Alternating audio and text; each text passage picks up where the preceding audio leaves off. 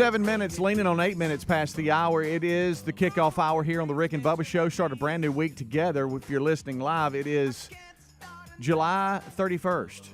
Hard to believe, isn't it? Alapuca is your intern today. If you're calling 866-WE-BE-BIG, he'll be screening phone calls, and he's lining up show prep as well. Rick, Bubba, Adler all join us in 1 hour from now.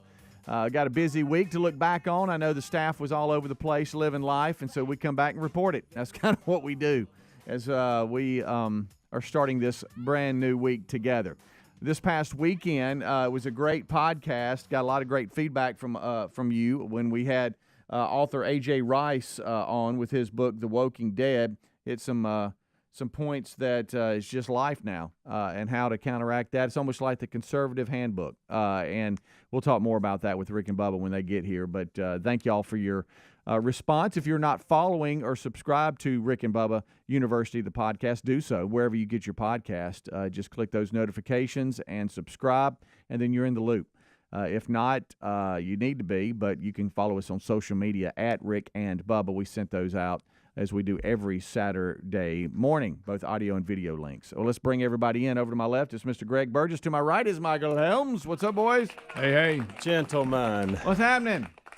Happening. It's happening? I just went to my car. I was about to say, you out of breath. Well, there's a sprinkler that is set off out there. I didn't know it came on at this time. Yeah. And my car was right in the path, so I got a little wet. Oh, boy. And I had to run around the other side. You didn't see a flat tire out there, did you? I didn't have time to look because I was trying to dodge a sprinkler. Look, the workers are getting after it this morning. They're already out there cutting grass and weed eating when I got here. Yeah, I got to tell you something. The parking lot in our building is so lit, you can see at night. Yeah. A, you knock it out. B, you're not in the heat of the day. Yeah. I'd be here too. Yeah. If you mean, And you got to worry about slinging something on somebody's car. No, except ours. It's a big project. It's a big job, and they start early. If sometimes you can hear a blower just going right on by us here while we're live. The reason I asked if he saw a flat tire, I had that daggum low light blowers. I had the low light sensor come on the truck today. And it wasn't. I don't know how it didn't just come right on. I guess it kind of the tires got heated up. And you know what happens in the winter? A lot of times when it gets cold, there's no hole in them. No. They just get low. So if maybe some hope here. Lisa's did the same thing yours is doing the other day, and I went and put. And it was at 28. I went and got it back right, and it's holding. Okay. Well, maybe that'll happen. It's something to do with the heat. I don't know. Yeah. Probably not, or we would have had it by now. I didn't feel anything weird. You know, like sometimes you can feel with. I mean, I'm not a NASCAR driver. I can't feel the tire going down, but you normally can feel a little something, and I didn't. And I got up on the interstate and getting up to speed, and old yellow popped up. Yeah. You know, the old yellow warning. Hey, low light. Too bad. It's not. And I'd have kept on. If it was, well, you know, I know, but I'm like on the interstate, and I'm like, I'll have a blowout or something. Yeah. So when I saw it, I'm like, well, I see an exit right up here. So I pulled over, and I have one of those little air compressors in the truck, which are amazing, that you can just plug into the lighter or whatever, and it'll pop it up. And so I got it back to 30, 34, 35, where everything else was. And got back up on the road, and so we'll see if it's either going to be flat, it's going to be back down, or it's going to hold. Yeah. But I tried to get a flashlight, and I'm looking to see, all right, is there the tip of a nail sticking out? I couldn't see anything. Yeah, I never can. Plus, so I was just like, well, I need to get on the road anyway. So that was my morning. Yeah, well, headed here. Could have been worse. Yeah. How was y'all's weekend? Good. Yeah, Saturday got out. I had them trees fall. Yeah. You know, I had that little storm come through Thursday, so I got out with the chainsaw in the woods. That was fun. Greg, I mean, Helmsy, please look at Greg. That was real fun. Yeah, he's sitting there with his chest out. Got a little chainsaw going. I got hot. It got hot. Hey, yeah. Saturday was real hot. Well, but you get them cut up and all that? Yeah, and then yesterday I go out and there's another one on other parts. Then failed yesterday. We had a little something come through. Good night. I'm about tired of it. But yeah, the heat makes such a difference. Yeah. And look, I get it. It's always hot. I guess it's been hotter, than normal. I don't know. Yeah. But anyway, it's always hot this time of year. And then when you run a chainsaw up in the woods, it's even better. Yeah. Yeah. That's good, isn't it? You kind of cut a little bit and then kind of look around. And you cut it up in the brush, and then you got to drag the brush off. And then it's just get after it. Pain. But I enjoyed it. It was an all day. Got them up. Oh, and all plus there were limbs in the gutters from the. Y'all don't understand the wind that came through last Thursday. Had your work day, it sounds like. And look, it was all in the gutters. So anyway, Mad. yeah, I was a little bit mad. Mr. Buddy running everywhere. Nah, he was chilling. He was hot. He was Okay. over there laying down. Mm-hmm. Millie, how's Millie? She's weird as ever. She'll be over minding her business, and you walk by, and then she'll come running at you and jump in the air. Oh, okay. It's just That's interesting. She's strange. Yeah. Very strange. And you said all the puppies that y'all are staying in touch with, they have longer legs than her. Yeah, they all look pretty big. Yeah. And so are you still looking up and down the road, seeing who could it be? I haven't really seen nothing. I mean, there were a variety of colors in all of them. Yeah. Some, like I said, we had 3 that were almost silver, and then we had the white and gray spotted. Then you had a black and white spotted. Yeah. Then you have one that was just solid black. I don't know where he came from. That's Right. Elvis. Had you a traveling man, I guess. But anyway, no, I've yet, because they're all long-legged. The ones that I've seen the pictures of, they look like they may be pretty big. So who knows? I don't know what the name of these things are, but they're the little bushes that they get real big. I'm talking about it's like they get so ginormous, and you see them just about in front of Eagleass. What's it called? Watch your Eagleasses? mouth. Crepe myrtle. Wow, your mouth. No, I'm kidding. You see them just about in front of every house Ugly. or on the corner. Yeah, hey, I do not like them. Gosh, I don't like them. But for some reason, the landscaper that had, I guess, the bid for all of the houses, he put them in front of every house, and he clumped 3 of them together. Actually, there was 4. Yeah, it's a good border, I guess. On the side of the house, I say the front left corner of the house, and they take over everything. It's Yeah. like they're on top of other bushes. If the other bushes could talk, it's like, could you get them off of me? Yeah, I mean, crowding me. so I pulled one of them out about maybe 2 years ago, and it has been it's been something that we're like, hey, let's rip them all out and then maybe just leave one big one. And so I was trimming up all the front landscaping Saturday morning, and it's a race against time because the sun hits the back of the house in the morning, and then come around 12:30 or 1, it hits the front of the house. So if you ever have work in the front of the house, you're racing against the sun. See, mine does that here. Yeah, here it comes, and hey, it's a game changer. Oh. And so we pulled 2 of them up and hauled them off, and then had to pull another one up and relocate it just a few yards away, and that ate up a lot of my day. Yeah, and then I quickly realized, hey, it's hot, and I don't do landscaping for a living. I don't see how these people do it It's really hot. at all. Yeah. At all. I know. We got it. We got out there and Terry was out there, with her hands on the hip, going, "Hey, no, it needs to go over here," Yeah, so and I had to make probably her. had to move it 3 or She 4 was real times. happy. No, it need turn it just a little. Yeah. Turn it just a And little. you Okay. were good with it. the Okay, way hold it was. right there. Hold it right there. Well, is it level? I don't know. Let it go. I let it go and it falls. Well, no, don't push it back to the. I'm trying to hold it. Is it level? All right, that's good. Fine. That was my day.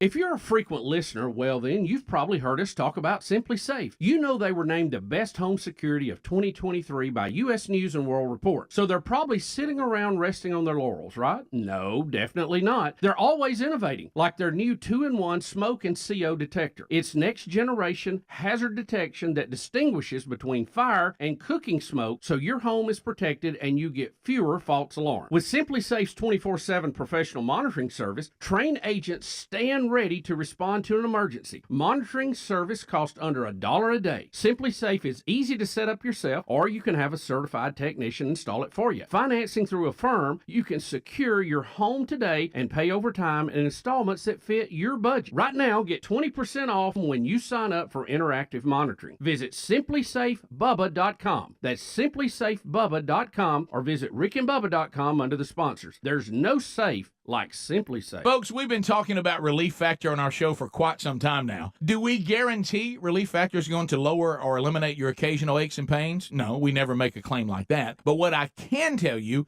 is that the majority of folks who ordered the 3-week Quick Start Pack for only $19.95 go on to order more. Now, what we really like about Relief Factor is it's 100% drug-free. It's a supplement that's made up of ingredients that simply help your own body deal with its natural inflammatory response. For a lot of us, that's very important. Getting older, working outside in the warm weather, even exercising can cause frustrating aches and pains, or maybe it's the occasional back, shoulder, or hip pain that's bothering you. Relief Factor has helped us and so many of our friends, so when you think of it this way, is $1 a day too much to see if you can get out of some of that frustrating pain? To order this 3-week Quick Start Pack for $19.95 plus shipping and handling, just go to ReliefFactor.com. That's relieffactor.com. Let's see if we can get you out of some of that pain. Also, you can go to rickandbubba.com. Look under the sponsors button for a link. Are you looking for peace of mind when it comes to your car's performance? Well, then look no further than our friends at CarShield. We know that auto repairs can be a headache, especially when they come out of nowhere. That's why we have CarShield. You don't have to worry about the rising cost of car repairs. Plus, you can lock in your price and it will never go up. Even if your car is over 3 years old, it's still prone to expensive costs. With plans for every budget, CarShield offers protection plans that cover more parts than ever before.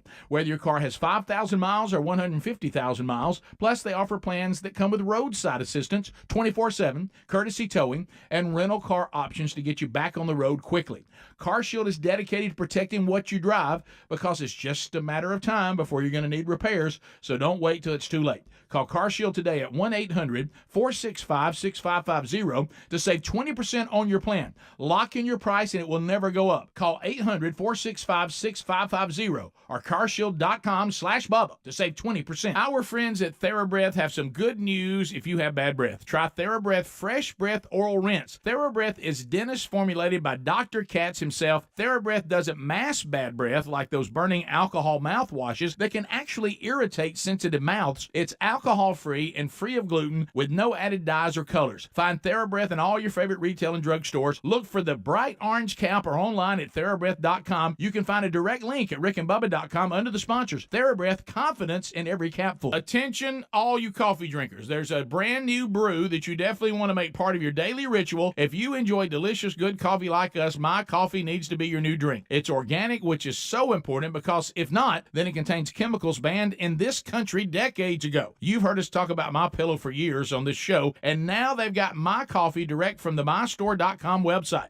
Go to MyStore.com, enter the code BUBBA to save 25% off your order of My Coffee, or find a link at rickandbubba.com. Have you tried the innovative Helix Sleep mattress yet? Well, nothing beats a great night's sleep, the kind you get with Helix. So we love them, and Helix has over 12,000 five-star reviews with customized mattresses that fit your sleep needs because they know everyone is unique. They even have big and tall mattresses and mattresses for the kids.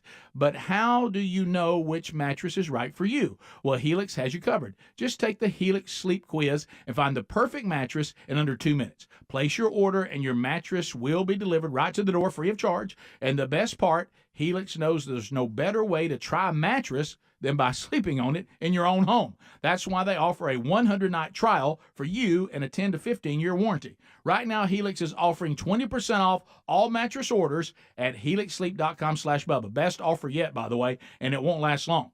So if you've been waiting to try a Helix mattress, here it is. Now's the time. Head to helixsleep.com/Bubba for 20% off your mattress order. Oh, look, honey, the ants are back. Wow. We leave one itsy-bitsy speck of food out, and they appear out of nowhere. Yeah, it's pretty hard to believe we used to try to get rid of these guys. Now they're just part of the family. To be honest, I liked our family the way it was before they came. I guess it's time to call Cooks. You don't have to live with pests. Get proven protection from Cook's Pest Control. Call or go online for a free quote. Cook's Pest Control. Our friends at TheraBreath have some good news if you have bad breath. Try TheraBreath Fresh Breath Oral Rinse. Rick and Bubba's in Bubba. Pass the gravy, please. Rick and Bubba. Ooh, it brings me to my knees. Rick and Bubba. I can't start another Rick and Bubba. Day without him, brother. Rick and Bubba. Ooh, there is no other. Rick and Bubba. It is 21 minutes past the hour. Thank you so much for tuning in to the Rick and Bubba Show. It's the kickoff hour, and we are off and running. Good time, gang. I'm Speedy. Greg Burgess, Michael Helms, Alapuka, your intern today. Rick Bubba Adler all join us right after top of the hour. So we're just looking back at a very busy weekend. Our weekend really consisted more of just being around the house and doing busy work and knocking some things out that you always put off. And I don't really know one person that loves trimming shrubbery around the house. That's not fun. So that was a lot of my Saturday. And then yesterday, guys, I talked to you all a little bit about this in the break. I have realized that I've become kind of weird when it comes to playing golf. I don't like playing in 100-degree temperature, and I don't like playing when it's cold. It's got to kind of be just a good day for it. And Tyler, my oldest, and Reese, the youngest, said, "Hey, Dad, let's play some golf Sunday afternoon." Well, where we live, there was a lot of rain that came through the area. It was it was hit or miss, but it was rain, and we needed it, so it was tough to complain. But I'm like, let's see how it looks. We had about a 3:30 tee time, and it really got through and got out of there. And so we show up and we tee off and having a good time together. It really had opened up because I asked the guy running the clubhouse. He said, "Yeah, a lot of folks just got rain checks and got out of here, and then we've had a lot of people cancel their tee time. So the golf course is pretty open for you guys, which I love to hear." So we go out, we're having a blast, and Reese is, I guess we're on 9, and Reese is just over the green, and all of a sudden I see him dancing around. I'm like, what is wrong with him? And he's doing the classic "I've got ants on me." Oh yeah, I've done that. And he is hopping, and I'm talking about he is hot. He has thrown his club, his glove is on the green, and he's not on the green. There's stuff all over the place, and he's got his hat off, and he's hitting his leg. And for some reason, he started going like down his finger down into his pants like they were in his shorts. And so Tyler was the closest to him, so he runs over there, and he's hitting him. He's hitting his legs and stuff. And I was in the front of the green, and so I go ahead and chip, and then I walk over to him, and his legs, y'all, have been eat up so bad. He didn't know, because he said there wasn't an ant bed. I guess we're just in the grass. Yeah, I've done that before. And it had been raining, so it was all wet. And he said, I looked down, and my legs were just covered in ants. And it takes a second for your eyes to focus in on, hey, what's eating me? Yeah. And then you realize, oh my gosh, there are ants everywhere. And so luckily we were making the turn to 10, and he was able to run in and get a little bit of relief, get something on his legs. But that feeling of I've been bit by ants stays with you. So he kept thinking for about 3 or 4 holes that they were still biting him. Sure, yeah. And he's like, "There's still on me. There's still ants on me." And I'm like, "No, there's not ants on you. Phantom ants. Yeah, you just still being feel like you're being bit."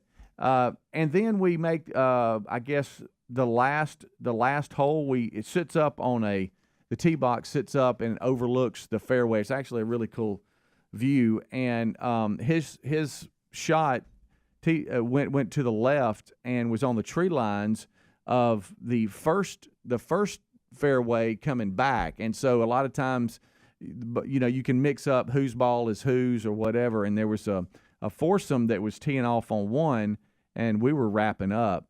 And in between them teeing off, he went and grabbed his ball and jumps back in. And we realize that everybody on that tee box is waving at us. And you can even hear them screaming. And they're waving at us and screaming. And he gets back in the cart and realizes, hey, this isn't my ball. He had picked up their ball, and it was a really good shot. I mean, the guy almost drove the green, drove the fairway. And so he quickly went back. He goes, I think it was right here, and he drops it.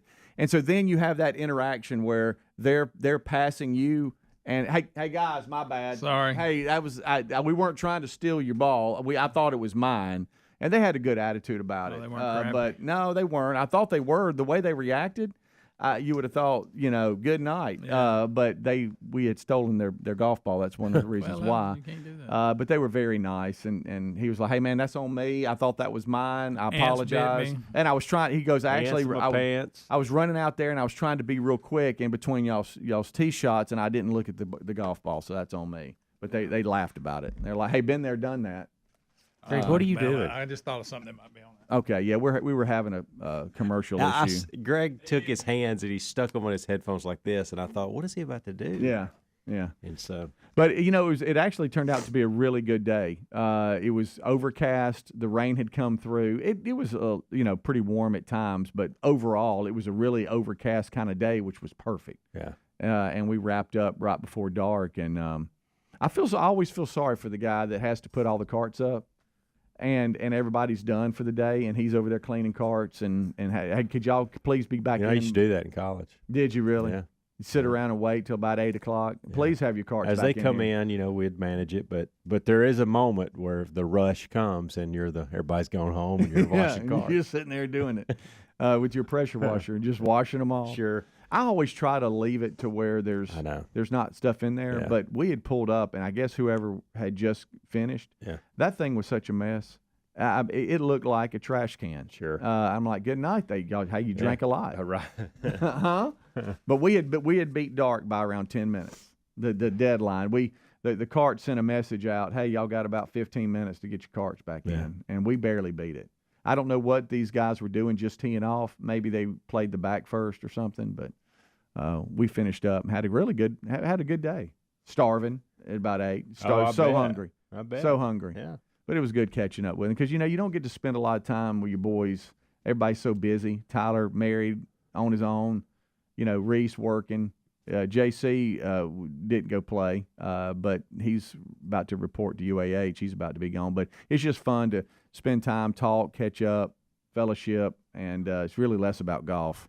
It gets competitive, don't get me wrong. Everybody wants to beat dad and all that, but it was fun to catch up and just be with them and just kind of escape reality and just have fun together. And some, during hunting season, it's hunting or just doing things that are recreational but just off on the side. So that was my yesterday. Late afternoon. We didn't tee off. It was a little backed up where people that didn't leave had to stop playing because a system had just come through. But we got off around 3:40, 3:45, I guess. Yeah, it rained a ton at our house, but it didn't.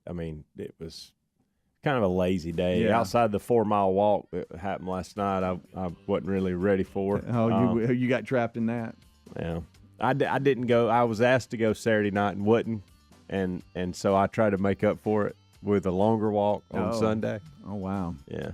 I got to binge a show, though, over the weekend. It was pretty good. Yeah? And got the weed eater out and got a Frisbee off the roof. Oh, that's always big. Yeah. Rick and Bubba.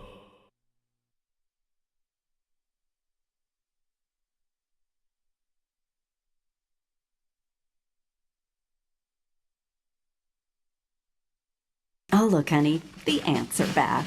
Wow. We leave one itsy bitsy speck of food out and they appear out of nowhere. Yeah, it's pretty hard to believe we used to try to get rid of these guys. Now they're just part of the family. To be honest, I liked our family the way it was before they came. I guess it's time to call Cooks. You don't have to live with pests. Get proven protection from Cook's Pest Control. Call or go online for a free quote. Cooks Pest Control. Our friends at TheraBreath have some good news if you have bad breath. Try TheraBreath Fresh Breath Oral Rinse. TheraBreath is dentist formulated by Dr. Katz himself. TheraBreath doesn't mask bad breath like those burning alcohol mouthwashes that can actually irritate sensitive mouths. It's alcohol-free and free of gluten with no added dyes or colors. Find TheraBreath in all your favorite retail and drug stores. Look for the bright orange cap or online at TheraBreath.com. You can find a direct link at rickandbubba.com under the sponsors. TheraBreath, confidence in every capful. Have you tried the Innovative's Helix Sleep Mattress yet? Well, nothing beats a great night's sleep, the kind you get with Helix. So we love them, and Helix has over 12,000 five-star reviews with customized mattresses that fit your sleep needs because they know everyone is unique. They even have big and tall mattresses and mattresses for the kids. But how do you know which mattress is right for you? Well, Helix has you covered. Just take the Helix Sleep Quiz and find the perfect mattress in under 2 minutes. Place your order and your mattress will be delivered right to the door free of charge. And the best part, Helix knows there's no better way to try a mattress than by sleeping on it in your own home. That's why they offer a 100-night trial for you and a 10 to 15-year warranty. Right now, Helix is offering 20% off all mattress orders at helixsleep.com/Bubba. Best offer yet, by the way, and it won't last long. So if you've been waiting to try a Helix mattress, here it is. Now's the time. Head to helixsleep.com/Bubba for 20% off your mattress order. Indulge me for a minute. Our friends at Field of Greens just got one of the best testimonials. Listen to this testimonial from a customer. I've been taking Field of Greens, and this is the second time my doctor has practically danced into the room praising my blood results. Credit where credit's due. Thanks, Field of Greens. Each fruit and vegetable of Field of Greens was medically selected for specific health benefits. Some support vital organs like the heart, lungs, and kidneys. Others, metabolism for healthy energy and weight loss. If you're busy, Don't get enough exercise or you eat too much fast food? Take Field of Greens. Look, Field of Greens can't promise your doc's going to dance into the room, but they can promise your doctor will notice your improved health or your money back. We trust it's helping our health, so let's get you started with 15% off. Go to fieldofgreens.com, use the promo code BUBBA, and get 15% off. Or you can go to rickandbubba.com. There is a link under the sponsors button. That's fieldofgreens.com, the code BUBBA. Let's face it, prices are up, our bank accounts are down. We're officially entering a dupe session. We know most products do the same thing but are priced differently solely based on the brand name. So we're here to tell you about a duplicate or dupe. You don't want to sleep on this one. Raycon wireless earbuds. Raycon's mission is to prove to you don't have to pay an arm and a leg for quality sound. You also get essential smart tech listening features like noise isolation, water resistance, and 3 customizable sound profiles. In this economy, every purchase needs to be perfect. So Raycon offers buy now, pay later options and an easy and free return guarantee. And check out their website. They have over 50,000 5-star reviews. Plus, you can get a pair of Raycons and a spare and still pay less than you would with some of those other big-name tech brands out there. Right now, you can get an additional 15% off your order at buyraycon.com/Bubba. That's 15% off at buyraycon.com/Bubba. Are you looking for peace of mind when it comes to your car's performance? Well, then look no further than our friends at CarShield. We know that auto repairs can be a headache, especially when they come out of nowhere. That's why we have CarShield. You don't have to worry about the rising cost of car repairs. Plus, you can lock in your price and it will never go up. Even if your car is over 3 years old, it's still prone to expensive costs. With plans for every budget, CarShield offers protection plans that cover more parts than ever before. Whether your car has 5,000 miles or 150,000 miles, plus they offer plans that come with roadside assistance, 24/7, courtesy towing, and rental car options to get you back on the road quickly. CarShield is dedicated to protecting what you drive because it's just a matter of time before you're going to need repairs, so don't wait till it's too late. Call CarShield today at 1-800-465-6550 to save 20% on your plan. Lock in your price and it will never go up. Call 800-465-6550 or carshield.com/Bubba to save 20%.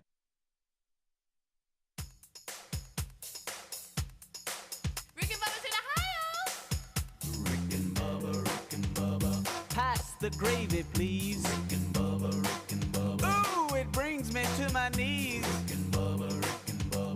I can't start another. It is 25 minutes until top of the hour. Thank you so much for being with us. It's the kickoff hour with the Good Time Gang. I'm Speedy. To my left, Greg. To my right, Helmsy. And our intern today is Alapuka. He's got phones and show prep, getting that ready. For those of you that chose the TV version, hello and thank you as well. To all YouTubers out there, Ada will be here shortly and has that covered. So we've kind of been just sitting around shooting the bull about our past weekend, which is sometimes what we do on Mondays. Helmsy, you had said that you got trapped into a long walk. Well, hey, Terry loves a long walk. Good night. Look, I know it's important. Wives like to go on walks, and I know it's important for us to say yes to those things. Great time to catch up and talk about life. It is, and we needed to do that. A lot going on, and Friday I got out of it because she was tired. She had worked all day and had a long week, so I didn't have to do it then. And then Saturday I got weed eater out and blower. It wasn't quite the day that Greg had with his chainsaw, but it was a couple hours of knocking some things out that I've neglected.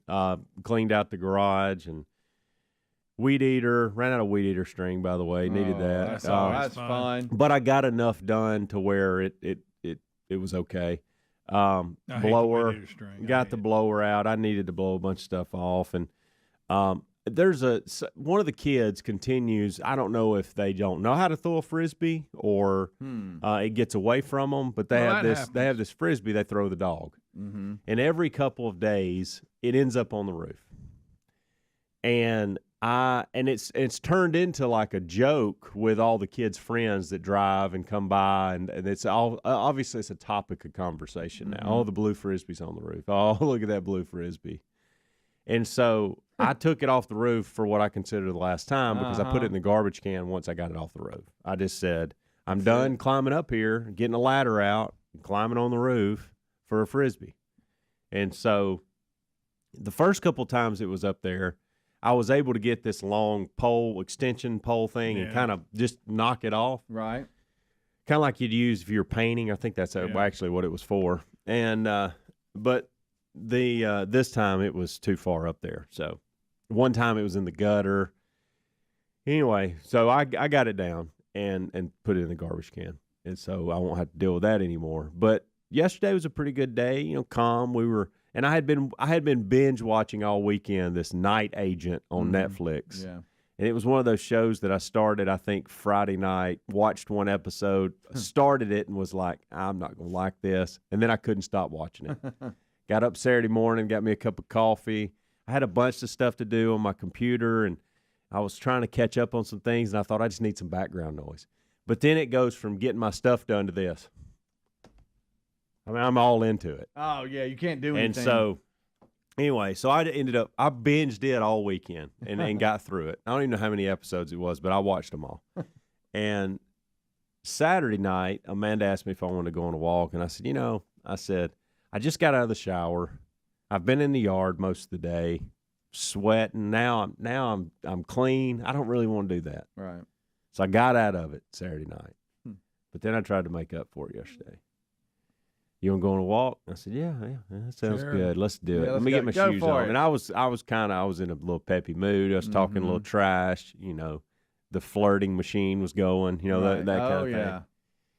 And then I said, listen, I don't want to go on that same route we always go. Let's go left this time, and let's hit some of these roads and streets that we never hit. And where we live, we don't have sidewalks, so you have to be careful where we're going. Unlike some people out there, we don't own the road, so when somebody's coming, we'll actually get over in the grass. Interesting concept. Instead of acting like you're a vehicle. It's like we're playing in the yard. The street when we were young. Car. I don't know the arrogance behind some of you that get out like in the road and just think you're supposed to be there and not going to budge, and cars have to actually shift over into another lane. It amazes me.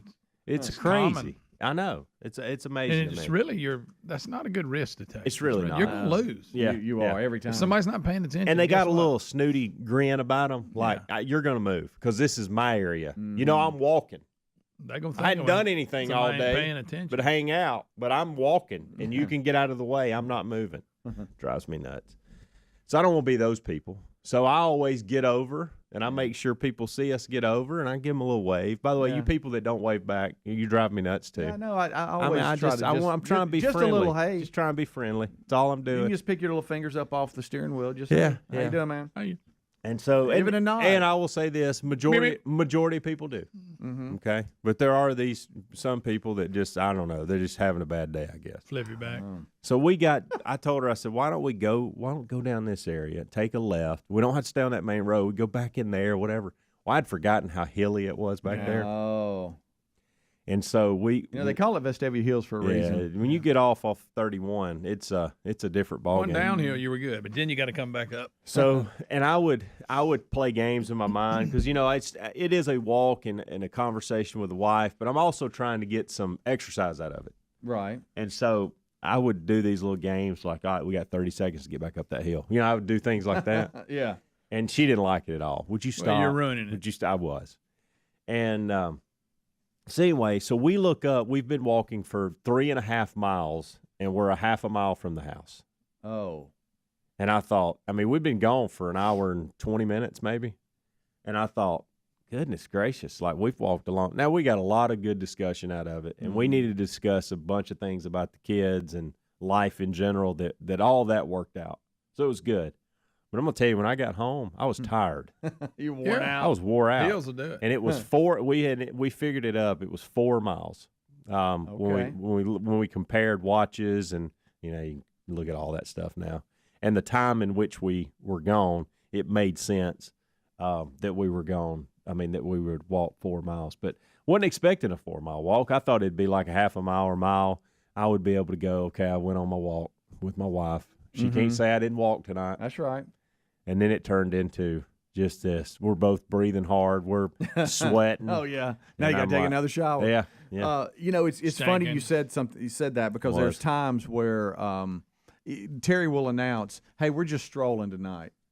But if she's serious about it, and I've even mentioned it on the air. Oh, should we just be doing a slow jog? Yeah, at least because you're walking. When they start doing their arms like that, right? Yeah, exactly. You're walking so fast. We can't talk, okay? Because I can't keep up with you. I'd be like behind you, and so and so I'm like, I'm gonna jog. I'm doing a slow jog. Let's just go. I asked her last night. I said, "Can you not walk this fast when we head into church?" Like you and. I told Caroline yesterday when it's a turtle's. I don't know. I don't get it. I don't get why we walk so slow in the church parking lot to get into church, but we're moving our legs so quick I can't keep up with you when we're doing our walk. And Caroline does the same thing. I told her yesterday. I said, "Would you picture that Shades Mountain Baptist sign is a Lululemon store?" Yeah, let's go. Because I think you'll move a lot quicker. Yeah. Pick the pace up. Well, they're dressed for church. Well, so they always throw this. Well, I mean, we don't have tennis shoes on. That's right. Yeah. And here's my question: I'm not asking you to wear tennis shoes, but I don't get why y'all wear uncomfortable shoes. I know those shoes that women wear. Some of them. Wow. Just they feel so. That has to hurt your feet. I know you're trying to impress other women because us men do not care. We don't look at your shoes. No. Greg does. I've never said, "Wow, look at her shoes." He's got a shoe. Not fetish. one. Never. But you're right. It's just a different pace. It is. It's a different pace. It's crazy. I'll have fun with Terry. Sometimes we'll go. We'll just be running to the store. Yeah. And I'm out the car and I'm walking, and she is just now opening the door. I'm like, we're just at a different pace. I think. Well, I have more to get than you. I've got my purse. I got this. Okay, that's fine. I mean, that's okay. Whatever. But I'm 4 cars ahead of you. Yeah. We're just at a different pace, I guess. And there's points that you can make on that front too, but it's not even worth saying because they get frustrated. No. Like it didn't sneak up on you when we pulled into the grocery store that you should go ahead and get all that stuff ready. Like the minute we get the car turned off, we can both get out and head in. Right. I have a good time with her with that. Oh, That's funny. too. I do too. Then I chase her with the buggy all the way through. She's tough to follow with the buggy. A lot of, I'll hit her heels sometimes. I'm like, honey, I didn't know that was an abrupt stop. That's on me. Sorry. Rick and Bubba, Rick and Bubba.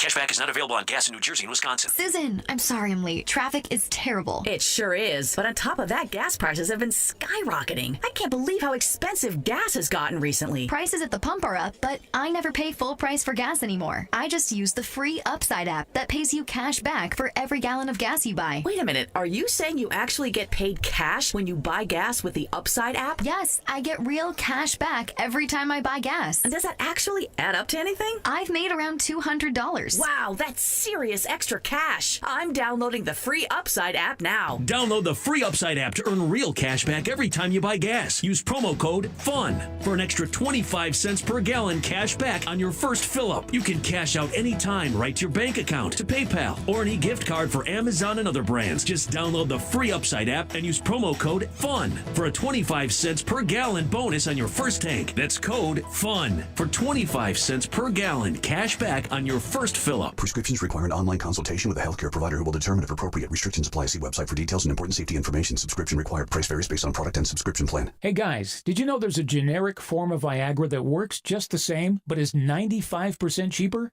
And you can get it online? Just go to 4hims.com/joy. Through Hims, you'll get a free medical consultation, discreet shipping if prescribed, a 100% online process, and trusted generic alternatives to the name brands at up to 95% off. That's right, get generic for Viagra, the same active ingredient as brand name Viagra, but for 95% less. It's the same medication, still prescribed by a licensed medical provider, but with zero copay, no expensive appointments, and no awkward face-to-face conversations. To start your free online visit, you need to go to this exclusive address, 4hims.com/joy. That's 4hims.com/joy for your free online visit. FORHIMS.com/JOY. Paid for by Christian Care Ministry. If you are 65 or older, you know this. Watching your hard-earned dollars fly out the window on healthcare costs is so frustrating. But here's some great news. If you were just notified that your Medicare costs are increasing, a program out there can really help you with your medical bills, and it's worth taking a minute to look into.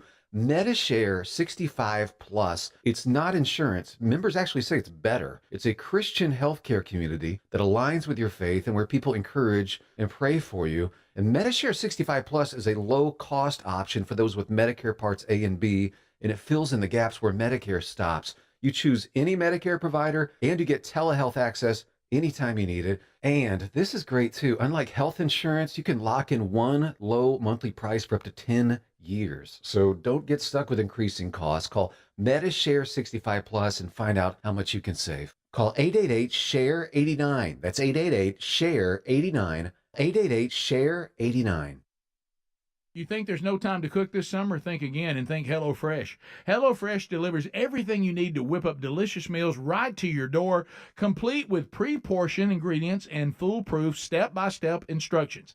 They take care of the meal planning so you can spend more time having fun and less time stressing about dinner. With 40 options to choose from every week, you'll always find recipes that suit your lifestyle and your schedule, including fast and fresh recipes ready in just 15 minutes or less. And summer entertaining is a cinch with mouth-watering selections from HelloFresh Market, like a crowd-pleasing backyard bratwurst bar or tangy key lime pies. You can even skip an extra grocery store trip and choose from over 100 sides, snacks, and more delivered with your order. Sign up for America's #1 meal kit today and take 50% off plus shipping with the code BUBBA at HelloFresh.com/Bubba. Let's face it, prices are up, our bank accounts are down. We're officially entering a dupe session. We know most products do the same thing but are priced differently solely based on the brand name. So we're here to tell you about a duplicate or dupe. You don't want to sleep on this one. Raycon wireless earbuds. Raycon's mission is to prove to you don't have to pay an arm and a leg for quality sound. You also get essential smart tech listening features like noise isolation, water resistance, and 3 customizable sound profiles. In this economy, every purchase needs to be perfect. So Raycon offers buy now, pay later options and an easy and free return guarantee. And check out their website. They have over 50,000 5-star reviews. Plus, you can get a pair of Raycons and a spare and still pay less than you would with some of those other big-name tech brands out there. Right now, you can get an additional 15% off your order at buyraycon.com/Bubba. That's 15% off at buyraycon.com/Bubba.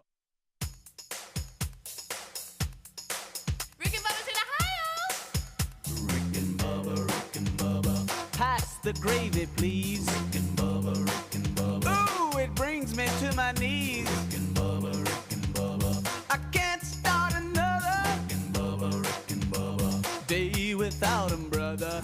10 minutes until top of the hour. Thank you so much for tuning in to the Rick and Bubba Show, the number 866-WE-BE-BIG. We're wrapping up the kickoff hour, and Rick and Bubba, as well as Adler, joins us here in about 10 minutes or so. Now Cam Solo has joined Alapuca. They're your interns today, getting their degree in common sense here on the Rick and Bubba Show. And it's quite a degree. They'll put that one up on the mantle. Oh, yeah. You know, yes, I have a degree in common sense, which is a superpower. And if you don't know that, just live life and go out and meet people, and you'll realize that common sense is... Oh, just read the headlines, guys. Yeah, it has left the building. It has absolutely left the building. It's insane. Yeah, it really is. We've kind of caught up on how each weekend went, which we do here to start the week. This one is a weird one, and I know it was something you were looking into. Do you want to do that one, or do y'all want to do the radio host being fired, or we could spend? We could actually be funny. We could also talk about the Japanese man who has spent $22,000 to become a dog. Really? Yeah, there's that one. I kind of want to go there. Is that one we saw before in that suit that looks so real? The furry. Don't they call them furries? Yeah, but remember, we had video. Yes. Yeah. We had video of that. So we've done this story already on air. I must have been off that day. I mean, I'm talking about a long time ago. Oh, it may have been at the old studio. Oh, well then this is a new story. But I remember it showed. It looked like a real dog. We've talked about furries before. No, this isn't furry. This guy looks like the suit he has looks like a dog. It could possibly be a reprint, but it is stamped July 30th, 2023. Maybe they're talking about it again, but we've done a story about it. Maybe it's a different guy, but I think he was, did you say Japanese? Yes. I think so. I mean, I don't know why it's out. No, I mean the dog looks like a real dog. Huh. Yeah, the that's furry crazy. bunch. I know exactly what you're talking about. Yeah, there. yeah. We'll That's put a that one little, aside then and just find out if that's the same one or if not. the video, it's It's incredible. weird. He's going for walks and he's got I think he's is got weird. 30,000 YouTube subscribers and he plays in the backyard. And I think that's the same. But, I mean, it he's looks like a seen dog. being walked on a leash and everything. And it's just I became a collie. Yeah. Fulfilling a dream I had since I was a little child to be an animal. Okay, well, I'll give him this. If you want to pretend to be an animal, he's really pretending because he actually looks like an animal. Through your research, because again, I must have been off if we discussed this. Was weird, it like a taxidermist deal where he gets inside of it? Yeah, he's inside of it. Okay, and it moves and everything like a real dog. Right, correct. We were at the old studio. That's not long ago, and I'm saying they may be something. Maybe there's an different update. I happened, don't know. Or sometimes some of these websites and places they'll just an old story they'll just redo it, but it is stamped as yesterday morning. A Japanese man spent $22,000 to become a dog, has taken his first walk and made some canine friends. Maybe that's the update. Maybe that. I don't remember that part. Know. So he's actually got other real dogs that are his friends. Okay, now that's probably. And the lady that's walking him is talking to him like he's a dog. Okay. Yeah, See, like, I just good remember the story boy. about his suit and how and we were like, wow, look at that. Yeah. I don't remember him having friends for play dates or any of that. Does he have to smell their butt like they do? I don't know who's crazier, him or the lady walking him. I talking think to they're him both like right he's there a dog. together. You're right. In fact, she may be crazier if that's possible. Right. You know there's a man in The there, footage is incredible. Yeah. I mean, Yeah. it looks like a dog. Good night. Oh, 22 grand. 22. 22. It's a lot of money. Whoever designed it, I grand. got to give them credit. They did. They did a very good job. We don't picture a mascot. No. Oh no. This is actually a dog. Right. Looks just like a dog.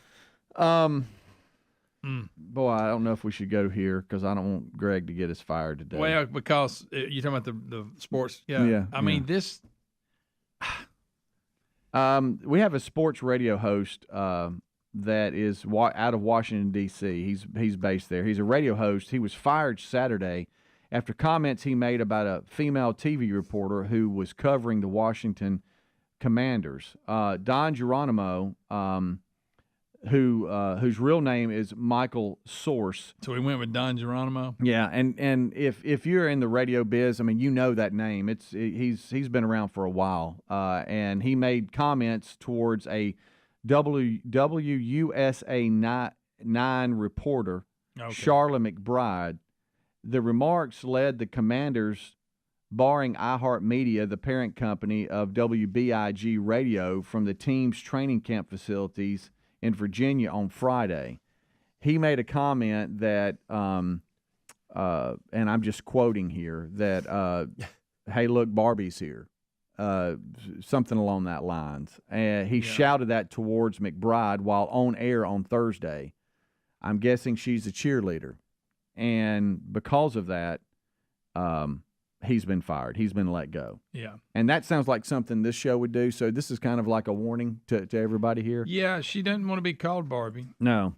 Geronimo. She said she was hurt by the comments that were made. Yeah. He was the co-host of with co-host Crash Young.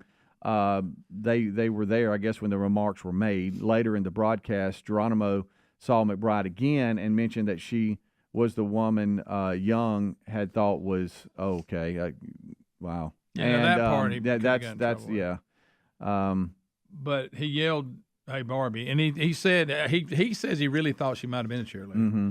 But of course, she said she's been 17 years a journalist, and maybe she was offended. But I get that. Understand. Don't forget, with the Redskins, Commanders, whatever you want to call them, under Snyder, some of the allegations they had were that type of stuff going on. So they're going to be real picky about it. Yeah. You know, the things used to be, hey, that was offensive, or you're going to, but now, I mean, you'll just be fired. Oh, yeah. I mean, I'm talking about not even reprimanded. Done. And you look, you got to be respectful and all that. I got it. But man, I don't know if but it's a fireable offense for it. Good night. You said Barbie, and I know that's in the story, but it made me think of the movie.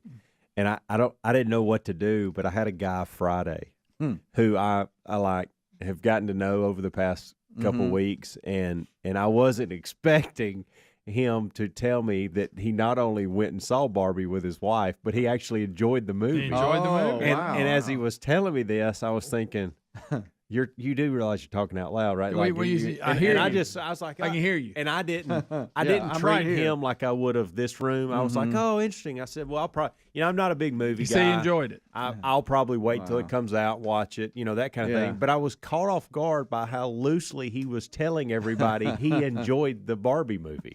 Good night.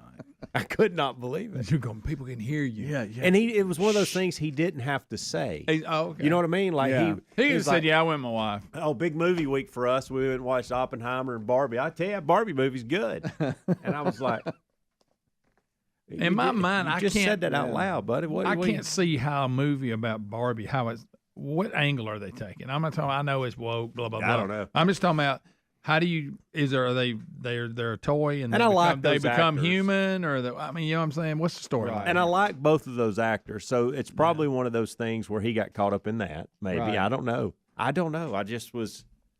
wasn't expecting him to say, babe, we don't do the movies much. But we got out this week hot and heavy with Oppenheimer and Barbie. And I got to tell you, Barbie was good. Out of the two, you were like, huh? And then went on about it. Like, proud of it. It was a lot better than I thought it would be. What? And I'm like, okay. All right, then. Well, never said anything about Oppenheimer. For it to be better than I thought. Hey, all right, then. We watched 2 movies Saturday night, and we normally don't. We'll normally watch an episode of something, or that we're binging or whatever, but we don't normally have time to sit down and watch a movie. And I've noticed that all the Marvel movies are extremely long. They have one thing in common: they're long. And there was a trailer that came on for the new Guardians of the Galaxy that's going to be released. And Terry mentioned in passing, I've never really watched those. And I'm like, really?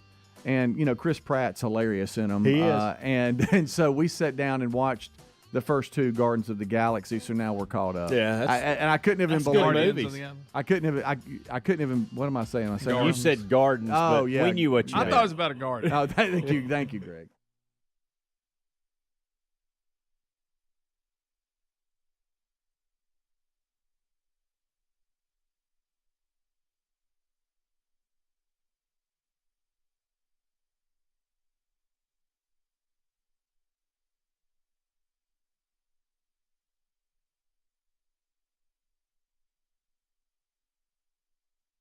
Wagon rolling with the changes. Rolling with the changes. What about it? If you're tired of the same old story, baby, turn some pages. That's right. You got to do something about it. You can't just sit there and wonder what's going to happen. You got to make something happen. Get it done. Sorry, I'm still at practice last night. Yep. That's right. Good night, people.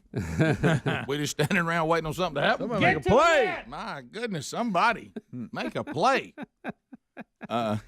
Hey, Rick, I heard somewhere you got some pretty sharp whistle you use out there. I got one of those new battery operated whistles. So we have does it sound like a whistle? Not really. Not like it should. It's supposed to sound like a whistle. Please tell Dad about them. I won't. No way. Please. No way. No way. Let me be there when you tell him that the whistle with the tape on it has been replaced. Greg, it was a gift. I didn't go get it. With tobacco spit on it. I didn't go get it. I dropped by lacrosse practice it's in my truck. night before last. Really? And I saw Rick had something in his hand, and I said, Rick, what's that? And he said, that's my whistle. Oh. And I thought he meant like he had, like the referees, wind up their. Yeah. And I had never seen an electronic whistle. That was, and I know it was a gift, and that's very thoughtful of someone to do that. I just had not seen that before. I wish it sounded more like a whistle. Well, I really want to hear it. It's in the truck. Of all the things we automate, you'll make him get in the brain. You've got to. Rick, of all the things we automate because it makes our life easier, I just never thought blowing air through a whistle was something we needed relief from. And let me tell you this, this will explain, because normally I would Greg, because let's be honest, normally I would. Can I send code with it? I would reject this at the word go. But let me tell you what happens. It doesn't seem like your thing. This is going to make more sense to you, because it's the battle of me not liking new things versus no hassle rig. Okay, so here's what happened. My truck is full of the old school whistles. Oh yeah. One of them pinches my lip till it bleeds because it's got a crack in it. The other one was plastic, and the top part has broke off. They don't make them like they used to. So whatever. So they're all broken. So when this was presented to me, it was the only thing that worked without some sort of lip pain or whatever. And is there anything better though? And y'all know this. We've all had whistles in the past. Or something. When you get a new whistle and it's got like a vinyl cover where your lips, and it just feels so good. My favorite, was the metal one that has the plastic covering on top of it. Yeah. But that one is messed up and won't work right now. And plus, with a whistle, you can use emotion. I can blow it real hard because I'm mad. I can give you a little quick beep. Yep. All right, you know what I'm talking about? And then I can also give you where I've got it in my mouth and I blow it, and then I just let it drop out of my mouth while staring at you. Last night, Greg, that means I'm disgusted. With the team last night. That's when you say, what the? Yeah. And it applies to life, too. All this applies to life, as sports so many times do. As I said, guys, here's what I want you to understand. Nobody's perfect. Let me be clear on that. I said, but let me tell you what I want us to make a commitment to in our lives and out here on this team. We're all going to make mistakes, but for the love of God, let's stop making the same mistakes. I mean, that's what drives me up the wall. Hey, we all going to make mistakes, but let's not keep making the same ones. Good gracious. Can we fix some of these? I mean, this is the same stuff every single time I turn around. I say that to myself too. Look, we won't get perfection on this side of heaven, but let's just stop making the same mistakes. Of course, that ties into the State of the Union. I started to say it sounds like a State of the Union address. But anyway, so and we'll talk about that a little bit. I know the boys, if you had the kickoff hour, they kicked that around a little bit, and I don't know how long it lasted. I couldn't stay awake past an hour. Once we hit the hour mark, I had to go. I think I made 35 minutes. I panicked and started running to the bed. You're kind of like the little guy named Trump that fell asleep. Boy, he was out. Little 13-year-old. Did little man fall asleep? He was out. Sitting right next to Melania. Well, here's one that got me. And next to the 10-year-old. And I put that out in our group text last night. Who was the grown woman asleep behind Alice? The first woman we recognized. I saw that, Rick. Yeah. The woman that. And the thing hadn't been going on long. The one that the Kardashians and all them got out of jail. Yeah. And the woman right behind her was sound asleep. Ow. And we just getting started. Well, it wasn't Ruth Bader Ginsburg because she wasn't there. No. You know what that means? She's dead. RBG. No, Rick. That is not what it means. I'm telling you, she's passed. Are you calling Weekend at Bernie's over at the Supreme Court? Write that down. They don't want to say it. I think there was only 4 justices there. They don't want to say it. For what? 4 justices. Say that. Try saying that. Justices. Justices. And it's always a big mystery. Rick Perry was the lone survivor. Yep. How long did the thing last? About an hour and a half. Yeah, right at 80-something minutes, I think. Yeah. This is odd. I was asleep when it started. Right. And then woke up during it and saw the rest of it. Speedy and I were all alone on the group text. Then Helmsley finally chimed in once he got home. 101 standing ovations, Rick. Look at little Trump. He's out. We'll be back. More Rick and Bubba next. Bubba, Rick and Bubba.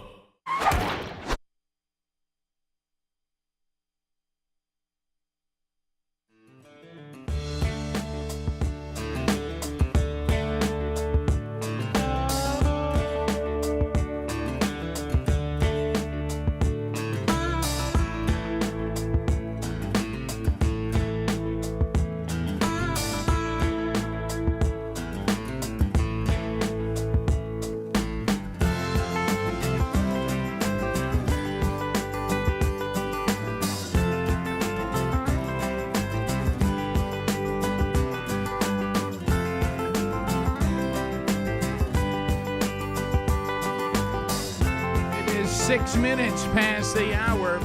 Rick and Bubba show. How about it? Brand new hour on a brand new day, on a brand new week. This hour starts with the national anthem.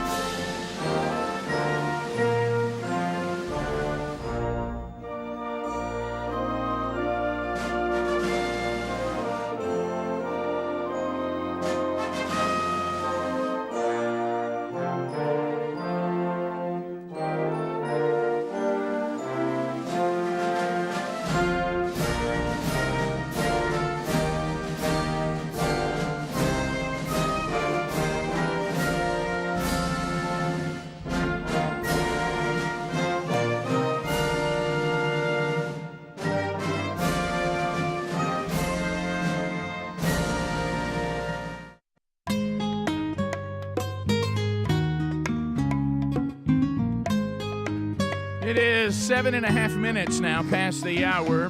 Rick and Bubba Show. No Name Studio out on the bleeding edge of technology. We come to you from Sweet Home, Alabama, to the world.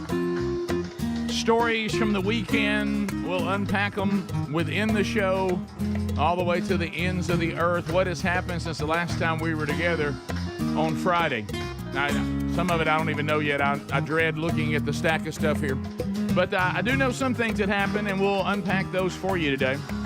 The kickoff hour is behind us. Speedy, Helmsy, Greg do that. Eddie Van Adler joins you for the YouTube experience, either live or archived. That's available for you. Rick and Bubba University interns Cam Solo and Alapuka still working on their degrees in common sense from Rick and Bubba University. Speaking of Rick and Bubba University, the podcast that carries that name. Rick and Bubba University, the podcast is out. It came out over the weekend. Our conversation with A.J. Rice and unpacking his new book, The Woking Dead. And if you haven't caught that conversation, it's now available for you wherever you get podcasts.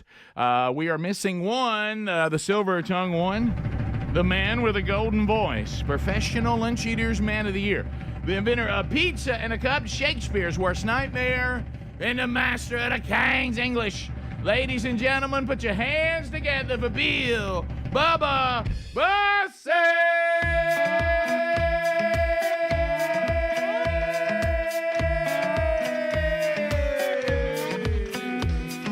Howdy, Bubba. How about it, Rick Burgess? Friends, neighbors, associates everywhere, welcome to another edition of Rick and Bubba. It is Monday, time to get it back in gear. Of this rock and roll.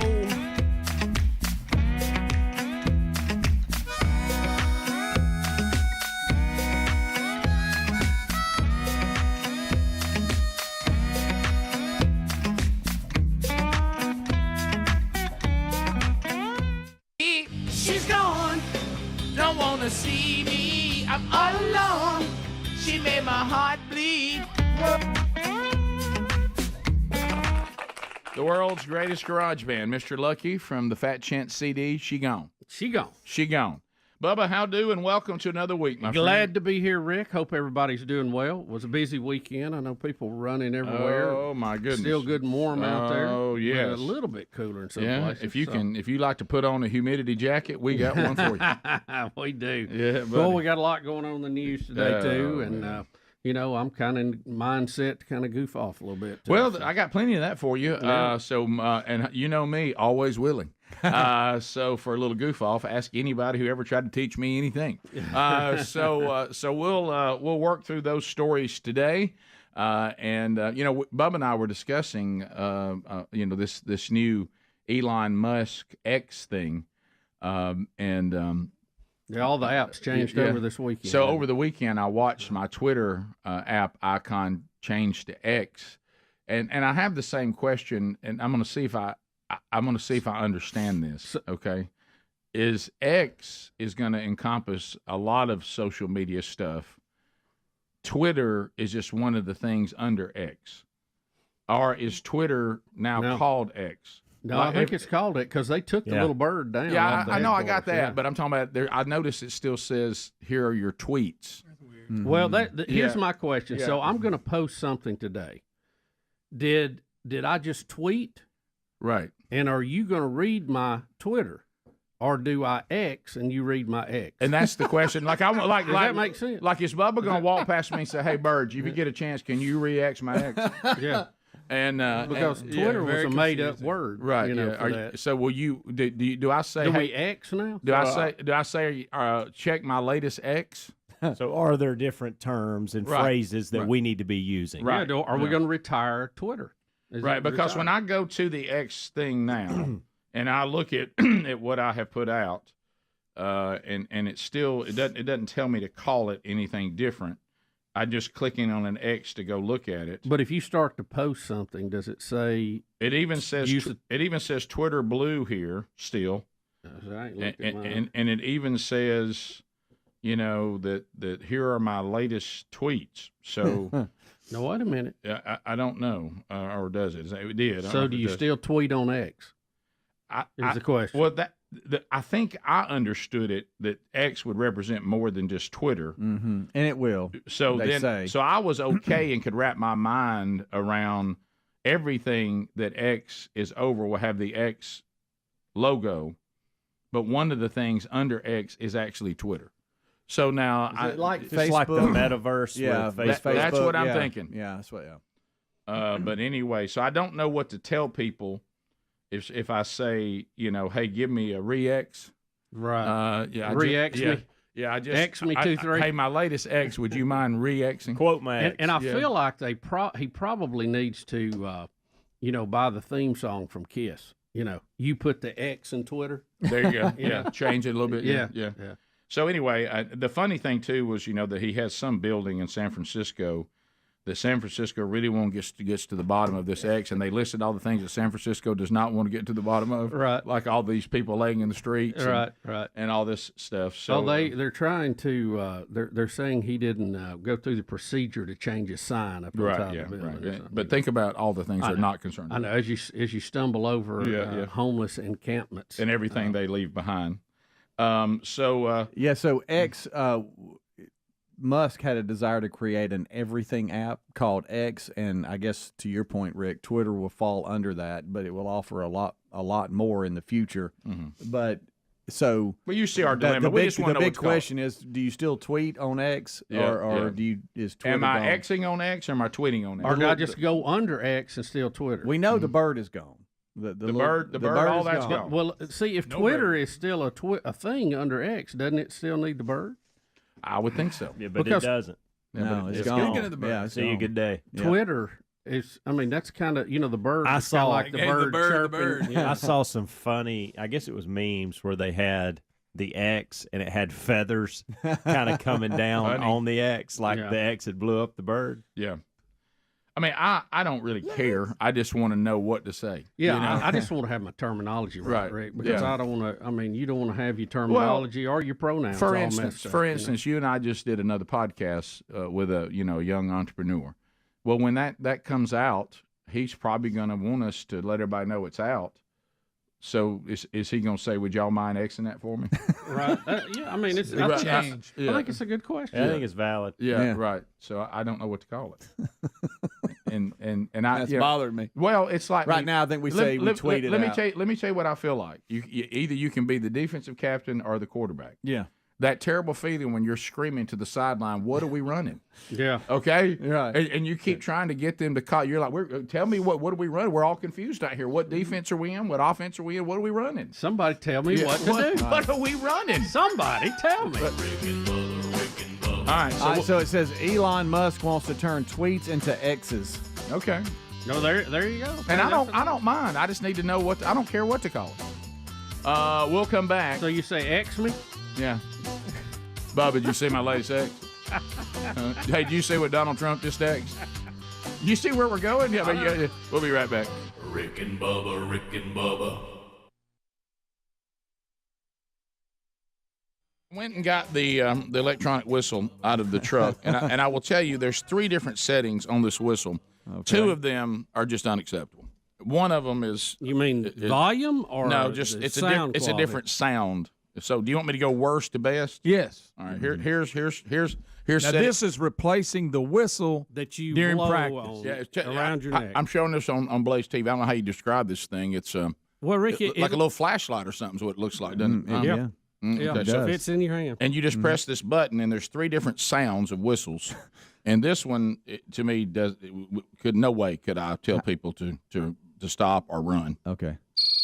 Yeah, so no, we can't do that. That sounds like an I bet alarm. everybody starts reaching for their phone. I bet you every dog in the neighborhood's coming. Yeah, then there's that. Then here's 2. So this is setting number 2. No. Yeah, I don't even know. That sounds like somebody's breaking in the car. I don't know what you do with that. No. Like a bird. And then here's the one that I actually use. Rick, you might as well use the first one. I mean, Rick, I'll be honest with you. I don't. In my mind, you didn't go from worst to best. You can't tell me that I'm playing and I'm going to hear that and stop. Hey, Rick Burgess. Greg asked you the question in the break, and I got to ask you live. Does your dad know this? No, he didn't. No, because I want him to talk to me. I mean, I want to have a relationship. Rick, please let me be there when you show him that. No, I want to have a relationship with him. Can the kids hear it? Yeah. Rick, that's like somebody's. Rick, it sounds like one of those screech owls or something. It's like a bird with a sore throat. It's a screech owl. This is unacceptable. Until I go buy another whistle, that's all I got. Rick, I may run out in a break and buy you. Would you mind? This is ridiculous. Would it be too much trouble? Goodness I think I got some extra ones in an old bag. It's never been used. Rick, go Has back. it been in your mouth? No, it says you said never been used. Because I'm not Tom Brady. If you just tuned in, I'm gonna teach him. Rick, you got to have a whistle in your mouth. So. wow, Everybody up. Greg, you can't even hear it. Mm-hmm. No, Greg, please don't do that. I'm just saying I've asked you not to do that. I mean, heck, that's better than that. Rick, how long have you call been using line this? 2? Not long. Pick up line 2. And I plan on getting another whistle. I just don't. I don't have a whistle that works in my mouth right now without it being a problem. Who thought that was a good idea? I mean, I'd rather you have an air horn and blow it. Yeah, for real. I thought it was life alert. But by the way, some people are trying to move into the high tech world. Well, let me tell you something. You can't replace a good whistle. No, it needs to sound like a whistle. That's the problem. If it sounded like a regular whistle, I guess we could live with it. Yeah, but I'd Won't rather you just have a record whistle. Greg whistling? No, I don't like that whistle. But there's like some type of like. Stop it. I don't know what that is. It's like you're playing. You know what it is? You're playing laser tag. So you point it. Yes, that's it, Bubba. All right, get on the line. Get on the line. He got you. Get out. Hey, your light's on. Get out. Change direction on the whistle. Now, stop it. Run it out. What about the real quick? Because like with the whistle, you go. Can you do that with that? By the way, they hate change direction on the whistle. That's the one they hate the most. Oh, yeah, who likes that? Who don't? Some up down, Rick. Give me some up down. All right, let's go. Run in place. Back up. Run. Hey, move your feet. All right, hey, Fletcher, is that moving your feet? Fletcher. All right. Does Blake know you have that? No. Nobody knows who would hate it. Boy, I'm going to tell you, my dad, I would love to hear We've got to do something about that today. Greg, for you, I will bring, because that's the day it'll be thrown away. I'll bring it to Dad and say, Dad, what do you think about this? Oh, please. Oh, yeah, and record it. Say, wouldn't you love to have this when you were coaching? Mm-hmm. What if I waited all the way to right before he was inducted into the Hall of Fame and said, right before you go up, I want you, what do you think about this?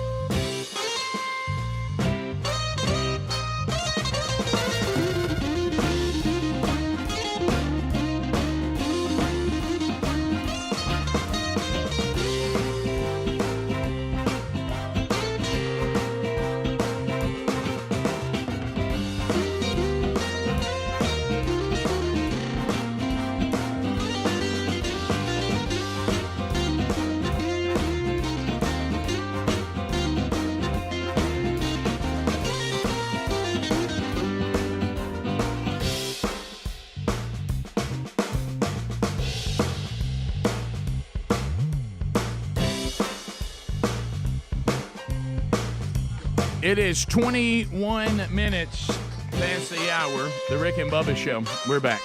Thank you for being with us. Excited about a week that is ahead, and it is an active week. So we'll kind of update you on that as we go through the show today. 2 things you need to be aware of this week.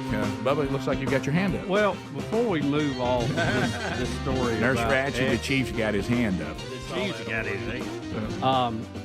I don't know if you've seen the new X. Have you seen this? Mm-hmm. It's lighted and flashing. Oh, yeah, I saw that. On top of the building in San Francisco. Yeah, I had not seen. I knew they were complaining about it, but I had not seen the actual thing. I understand now. Yeah, and he's doing this in more than one place, I think. And so, but San Francisco, of course, who would have thought they'd be drama queens? Yeah. Of course, again, priority on things. It's bothering the criminals down on the street. Yeah. Right. They said the homeless, they appreciate the light while they defecate on the sidewalk. Right. But anyway, so I went into the weekend, and this we talked about this on the show last week. And you ever notice when everybody says, well, y'all exaggerate things. Mm-hmm. And there's true, we have a license to have some fun, comedic license. And I honestly did not think this would be reality. And I realize now that in this particular topic, apparently there's no scenario we can come up with that we can say, well, that'll never happen.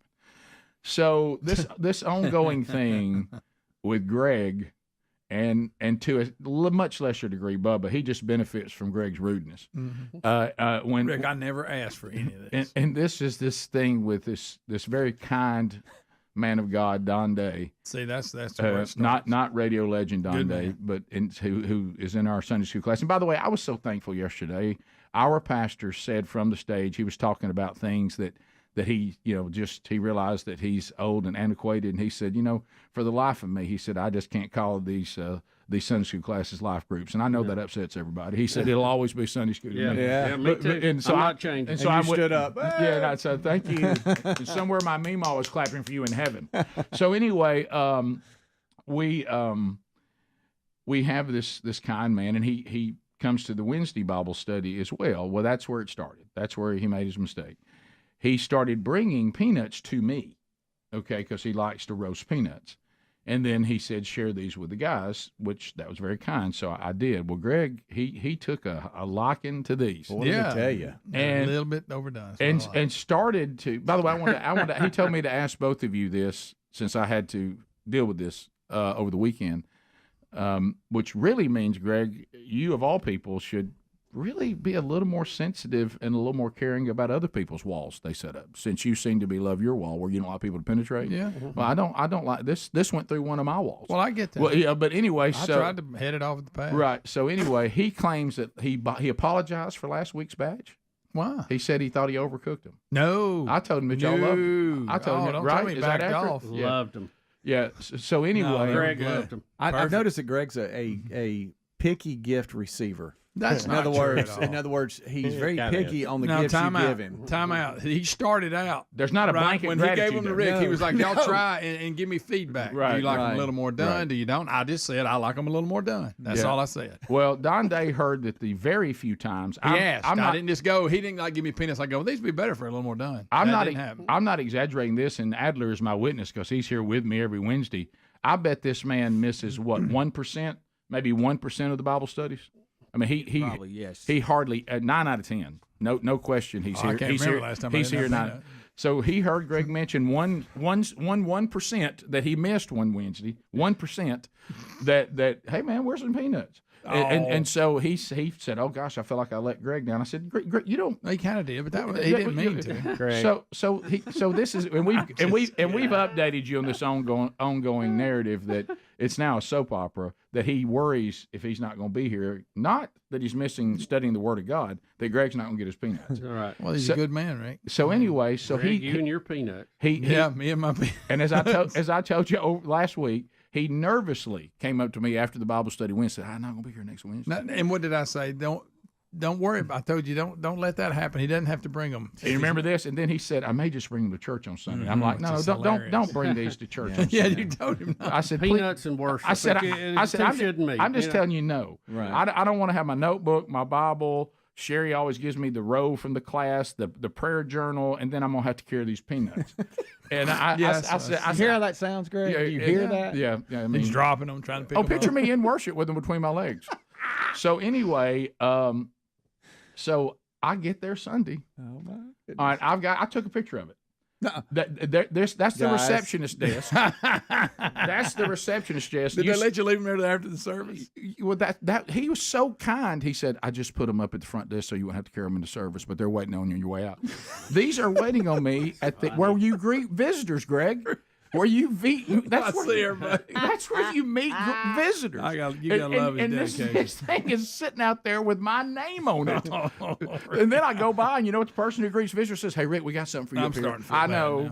You just starting. So you know what I did? now. So I turned in all the visitor cards, and then in return, I was given a bag of peanuts With your name on it. with my name on it. Look. Greg, do you realize I had to haul Wow, that that's around? outstanding effort. That is. So there, I got them. Here they are. Rick, I appreciate you holding your end of the bargain. I'm getting them here. Here you go. Okay, all right. There's some peanuts. Bubba, don't grab them. Oh, yeah. Can y'all believe I want this? to thank Don Day right now for these peanuts, and I hope he has a great vacation. Yeah, and here's the thing that gets me. Like, God forbid that Helmsy want to come over the wall and come into Greg's world. I and, didn't. and Y'all the did all. valley. I didn't say any of that. You don't want nobody over at your house. I didn't say one thing. And Greg takes a bag of peanuts and throws them through my wall. It's I'm gonna be honest. When I was dragging brush Saturday, I was looking down the driveway hoping Helms hadn't to come by. I was gonna wave you in. Hey! Suddenly, that coach didn't seem so bad. Yeah. Hey, coach. Hey, coach. Hey, grab a limb. But so Grab a limb. It's hot. So I want to announce. Hotter than hell. Greg, I know, Greg. So hot. So I want to announce that I'm sure as he's getting up to get on his airplane today, because I'm sure he's frantically listening to be unnecessary, and he didn't have to do it, but I do appreciate it. I'm gonna tell you, you've come a long way, Rick. Old Rick would never have brought those in. Well, you would have lost them. You'd have forgot them up front. That is, you holding your end of the bargain is amazing. Let me be clear. Have we looked in the parking lot? Right. There may be a bag out there. That's a good point, But let me be clear. You got to look at my playoff. Yeah. My one thought was 4 hours to fill Monday. That's good. And I thought that's a pretty good segment right there. Oh, it Because is. it's a follow-up, because we had talked about it, and you heard me go, I don't expect that. Oh, I started laughing. That's amazing. Yeah. Your name on the tag is the best. And you know what that part. costs? You know what that costs? Deacons. Hey, man, there's a bag for you up there. I saw peanuts. It. Got it. Hey, did you see there's a bag up here at your front desk? I saw it. I wish that announced it during the worship service. And just a special note, Rick, you have a package. Rick, you do have a package up here. Don't forget it on the way. But here's the one I hated the worst. Hey, there's a bag up here. It's probably some of those things y'all hand out, and y'all go down to the park and invite people to church. Say, y'all print some more of those? No, those peanuts.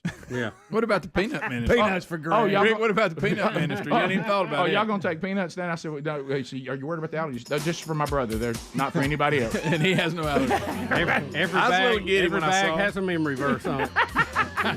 When you came in this morning, I saw him under your arm. I got a little giddy. Hey, Rick, that bag probably tracks y'all ordered. It's up there at the front. No, that's peanuts. Look, he's already wanting to get in them. Look. Name on them. Yeah, the sticky note is the best. All right, so Don, I delivered them. Greg, Thank you, Don. Thank you, You're a good man. Bottom of the hour. Rick and Bubba, Rick and Bubba. Golly. Cannot believe you're doing that. Everybody Stop up. it. It sounds like the easy bake oven's done. I like when Rick said, now the first two are unacceptable. This is what I use. It sounded just like the first one. What? It did not. Listen to this. I didn't even listen That's to this a thing. telephone. This Right? second one ain't even a whistle. This second one, I don't know what it is. None of them are. What is this? What in the world's that? I guess I was thinking It sounds like somebody opened the security door. I said third this. one I said this. sounds different. I said the third one's the only one that sounds like a whistle at all. Or our hard drive just locked up. That doesn't sound like a whistle. It does too a little bit. I like it better than the other two sounds, Hey, I but it love doesn't it. sound That's like all a I whistle. said, But it Greg. doesn't sound like a Greg, whistle. how about this? It's Katie's.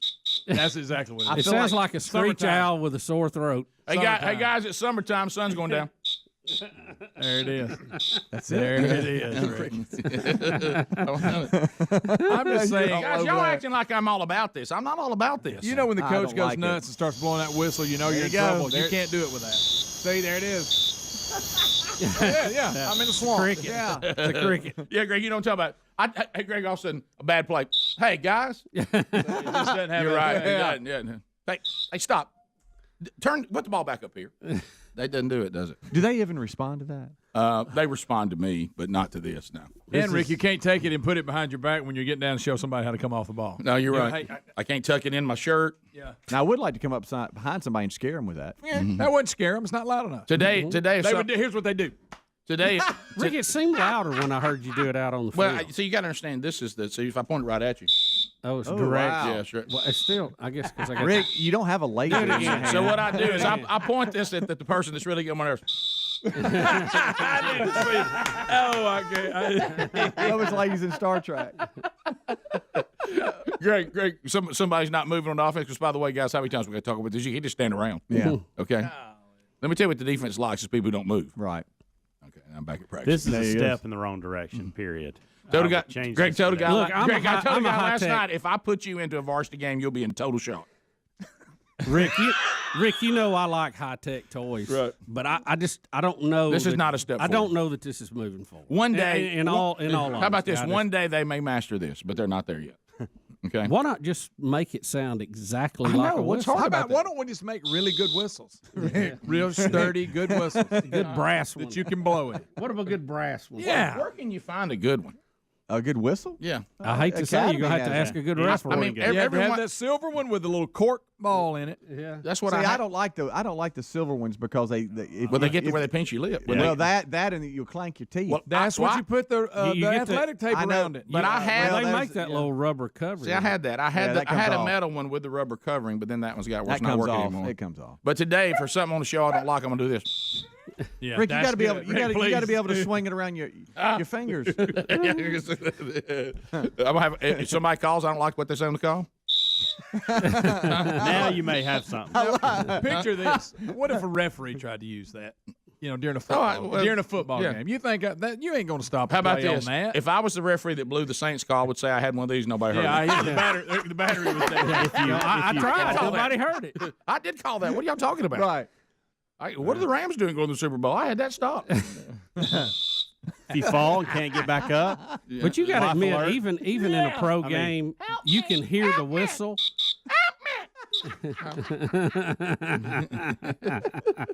Yeah, this thing's terrible. Yeah. I had to convince myself it was acceptable. He just threw it over his shoulder for those of you who can't see. It was a kind gesture. It was. Let me tell you what should have been a heads up for me when the guy who gave it to me isn't using his anymore. Okay, there it is. I noticed that last night at practice. Before we know it, you're going to have Apple Watch on. We really, really have enjoyed, teaming up with participating Buffalo Wild Wings and getting involved in a little something we call the Rick and Bubba Buffalo Wild Wings Charity Charge. And this has been already very successful and a lot of fun. And last week, the last charity charge, I should say, you guys went out at all participating Buffalo Wild Wing locations. And that day, 10% of all the food sales benefited the latest Rick and Bubba charity. And this time it was out of Helena, Alabama, Speedy's home community, and for the Helena Miracle League. And if you've never seen the Miracle Leagues in your community, take time to support that and go. It really is wonderful, wonderful to be part of that. But, a lot of times there's fields that have to be shared and you have to get scheduled. And a lot of communities have started building the Miracle League fields that are solely for that. And that's what they want to do in Helena. And you helped out with that.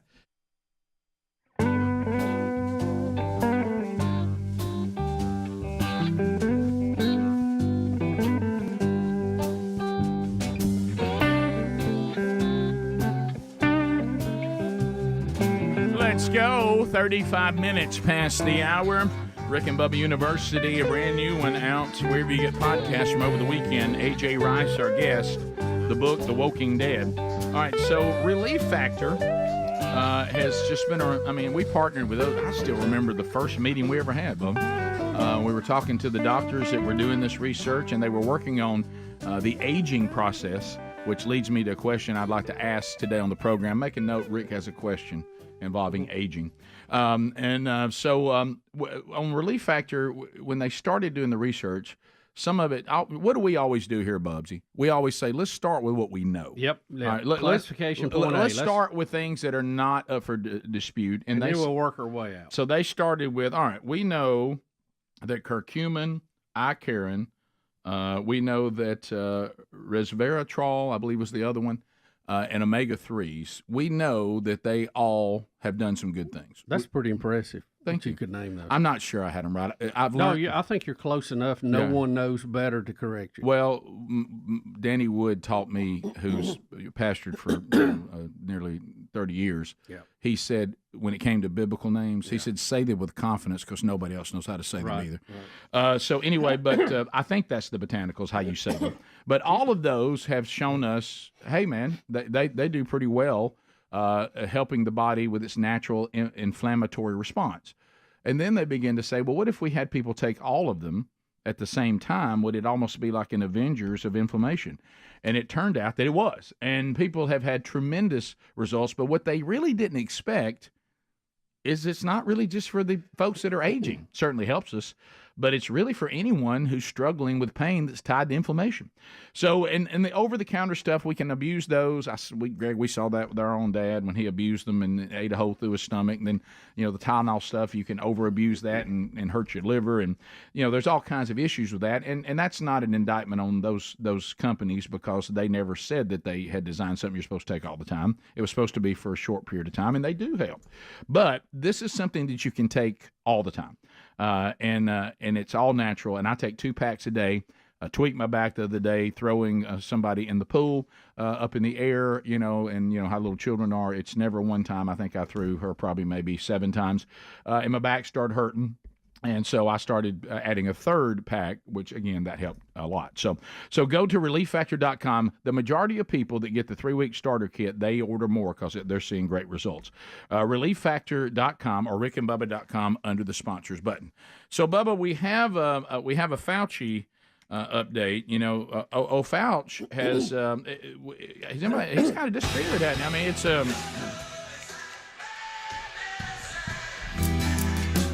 he was once the toast of the town, Greg. At one time, he was the women's pet and a man's regret. Oh, he was everything, right? He was everything. Celebrities wanting to marry him and talking about how handsome he was, and and at one time I think there was even a push to elect him king. But now things with Fauci not so rosy, as it's become evident that the old Fauci might not have been as clean as it was, and not allowed to be questioned as we were once told. Remember, if you look out through the history of the world, because I know there's a revisionist effort out there, the current fascists that we all must be afraid of will tell you you're the fascist for disagreeing with the fascists. Right. So remember what fascists do, and what fascists do is they decide who wins, who loses, what you can and can't say, and you pay a price if you have the audacity to object. And then you are now eradicated from society. You're not allowed to speak. You are canceled. And so that's kind of what happened. But as time has gone on, like I would ask some of you this, have you noticed that the public service announcements telling all of us to be vaccinated, that you don't hear that much anymore, do you? You mean Elmo ain't getting vaccinated again? You heard what happened to Elmo, don't you? Blood clots. That's right. So anyway, that was not pretty. Right. And remember this, you were also not allowed to question this vaccine. If you did, you were labeled an anti-vaxxer. Oh, yeah. No. My kids have had other vaccines, and so have I. I'm worried about how this one came to market, and this current, by the way, what everybody acknowledges, novel virus. I think we have a right to question this because we're kind of, shoot, ready, aiming, because we're all terrified and it's emergency. Oh, no, if you question this, anti-vaxxer, if this person had their way, nobody'd ever be able to get a vaccine ever, and it'd be the end of time. They're anti-vaxxers. No, I just have a problem with this vaccine. I'm questioning this one. And so Rand Paul, he's not going to let go of Fauci, is he? No, he's not. We had the story last week that he was considering a criminal referral to the Department of Justice. He says he will officially make that this week. He is charging that Dr. Fauci lied under oath, misled Congress intentionally, and committed perjury during his Senate committee. And he's pointed out exactly the wording of what he said, and he's asked Attorney General Merrick Garland to open an investigation. Now, will Merrick Garland do it? It depends on what the president tells him to do. Right. I don't know that he will. But at least Rand Paul is following up on this, because Fauci sit there, and I'm gonna go in street terms, Bubba lingo. Yeah, come on with it. And told, and it's not as much as what he said as what he didn't say too. He knew good and well that the NIH that he had approved was giving research money to this lab to investigate gain of function on this virus. Right. Now, he is splitting hairs with the definition of gain of function. Course, yeah, of course. But he knows good and well he should have immediately come forward and let this be known. Yep. This could have been a major step in tracking down how it got started. Technically today, we're on the other side of this. We're still dealing with the damage of it, with deaths and the economic impact. We still cannot say absolutely for sure how it started. But we certainly have a really good smoking gun. Yep. If he would have come forward on this right away It would have been a little embarrassing to him and his group, but we could have made big strides in absolutely knowing how this started. Right. Now, we do know that the first people who ended up in the hospital with these symptoms worked at that lab, and it was in October and November of the previous year. So it looks exactly like they had an accident in the lab. We know 2 years prior to that, upon inspection, the report on that lab was not good by U.S. inspectors. Right. They said they were sloppy, they were careless, they were cutting corners, and there was fear that they would mishandle something. And guess what? They did. The workers got sick first. They exposed people. It went from China and went viral worldwide. And that is exactly what it looks like. Fauci should have said that.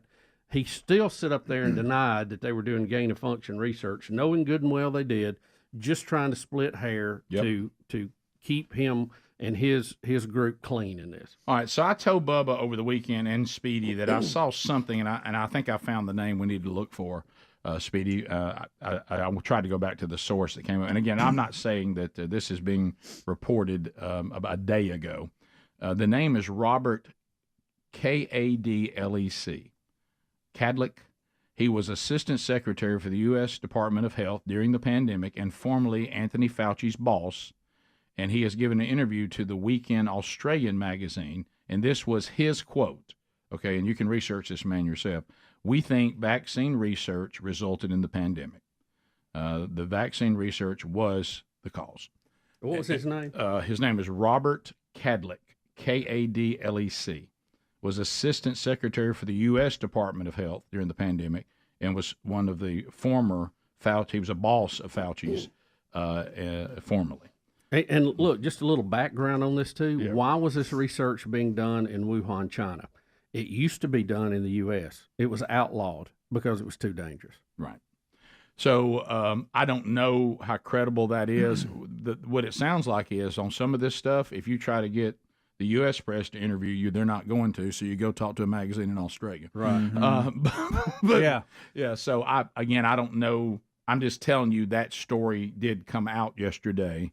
I do not know whether the man's telling the truth or any of that, but it sounds like slowly but surely we're going to see a narrative that at one time you were not allowed to even speculate on. Can't even say it. Yeah. They can't. I mean, boy, anytime we get to the can't even say it.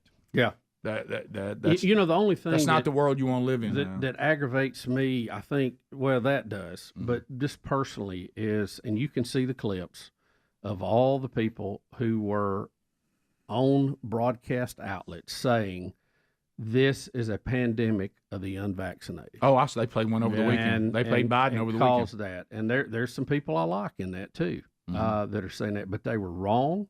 They couldn't have been more wrong, and I would have much more appreciation for them if they come out now and admitted that and owned it. Well, step one, you have to admit that you said it. Yep. And step two, they're on video. There's no doubt they said it. Well, I saw somebody play a clip over the weekend. I forgot who it was. Of Biden. I mean, he walks over to the reporter and says, "They're killing people. The unvaccinated people are killing people." And I'm like, well, I don't think he's ever going to admit it because he don't remember it, I'm sure. Right. But these people need to come back and first say, y'all have the recordings. We did say it. I'm even okay with them saying we were emotional at the time. We were getting bad information at the time. And we spoke out of emotion and concern. We now acknowledge that what we were saying was wrong. What's wrong with that? That would be a good start. Yeah. 15 minutes to the top. 866 We Be Big is our number. Cam Solo and Alapuca ready to take your phone calls. It does not have to be on this topic. It can be on anything that we have already talked about. You can reach us at 866 We Be Big. Our first time to chat with you here in the new week when the Rick and Bubba show continues right after this.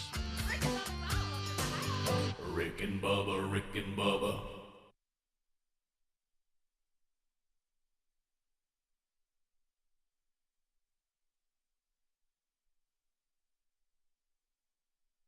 And, of course, Tim Spencer's back with Buffalo Wild Wings. Big Tim. And this is what you enjoy, buddy. It's time to hand a check I out. look forward to it every month. Now, yeah. I mean, we're just going to – I think we just keep it going. I like cooking some food, bringing up, everybody eating, and then just handing out a little money. That's a good deal. Yeah, but that food part's all right too.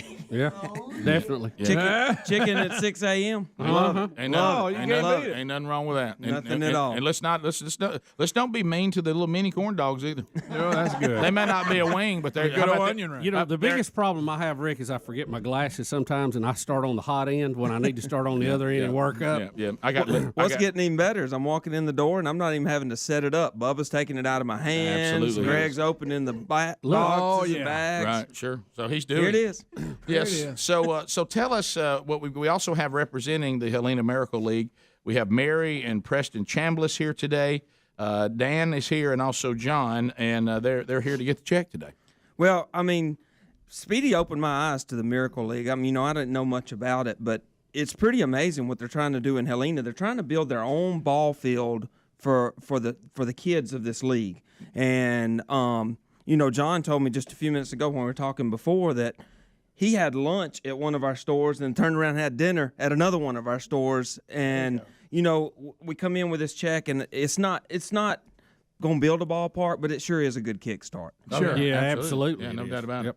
So we got what, $3,500? $3,500. We raised somewhere in the 34 and some change range, and we just round up. Makes it a lot easier. Yeah. So there you go. So that'll help. Mary Chambliss is here. So Mary, I know, like we said, this is not going to complete the field, but it sure does help. It does. It's been a blessing to have the Rick and Bubba Show and Buffalo Wild Wings to join in and help us build this ball field. And it is in Helena, but it's going to be open to every person in Shelby County, Jefferson County, Bibb County. Anyone can come out and play on our ball field. Yeah, so if some people are listening, and I certainly know I've been to multiple communities that are doing this now, maybe they don't really understand what we're talking about. Tell them what we mean by the Miracle League. The Miracle League is a special needs baseball field for anyone that has a disability, and we have a synthetic turf that they can play on. So our wheelchairs, our walkers, our wounded warriors, our elderly can come out and exercise, and they're safe on our synthetic field. So it's not just for our disabled community, it's for everyone that can come out and play. So I know Preston's here with us, your son. So tell us about Preston's story. Preston is 21 years old, and he's the one who really got me into the Miracle League. When we lived in Nashville, he played T-ball, and they told us that with him being disabled, he wasn't going to be able to keep up with the other children and wasn't able to play ball. So when I got home that afternoon, I Googled special needs baseball, and the Miracle League popped up in Alabama, which there was one built 13 years ago. So I traveled back and forth to Nashville for 4.5 months on the weekends just so Preston could play ball. He weighed 320 pounds with his disability, and playing ball, he lost down to 187 pounds. Wow. Way to go, Preston. How about that? So it helped him not just physically, but emotionally and mentally, it helped him. So that's what inspired me to bring one to our community. So children like Preston and adults don't have to drive an hour away. We have one in our community. So tell us about Prader-Willi syndrome. I had never heard of this before. Prader-Willi syndrome is a genetic disorder. It's the 15th chromosome missing from the father's genetic side. And the mechanism in their brain do not tell them that they're full, so they can eat themselves to death within 3 minutes because their stomach can erupt. So everything in our home and when we go out to eat and everything, he has to be monitored 24/7 because he can eat himself to death. They have very low muscle tone. These children do, but they're like 1 in 150,000 births. Wow. So anyway, this is going to make a huge difference in this community in so many ways. And then we're going to get an opportunity on Monday to do yet another Buffalo Wild Wings Rick and Bubba charity charge. And Bubba, this time you've picked the charity, and it'll be King's Home. Yeah, King's Home, formerly known as King's Ranch and Hannah Home. And Rick, they do a great job serving youth, women, mothers, and children who have found themselves in abuse, neglect, abandonment, homelessness, and other extreme situations. And Betty and I both know some ladies personally who have been through this and who have made it back, and they have jobs now, and they're taking care of themselves, and they do a wonderful job.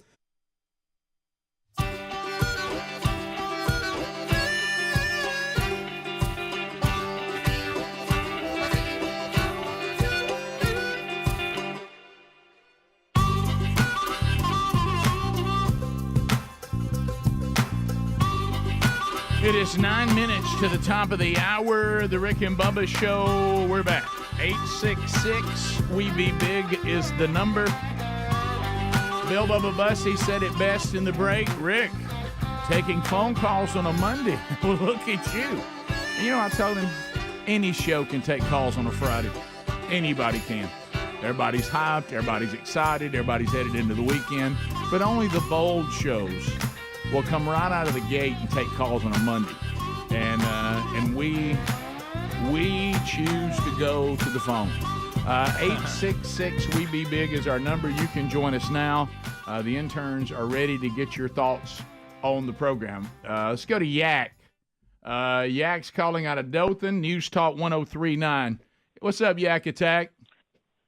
Hey, how's it going this morning? Bring it on, Yak.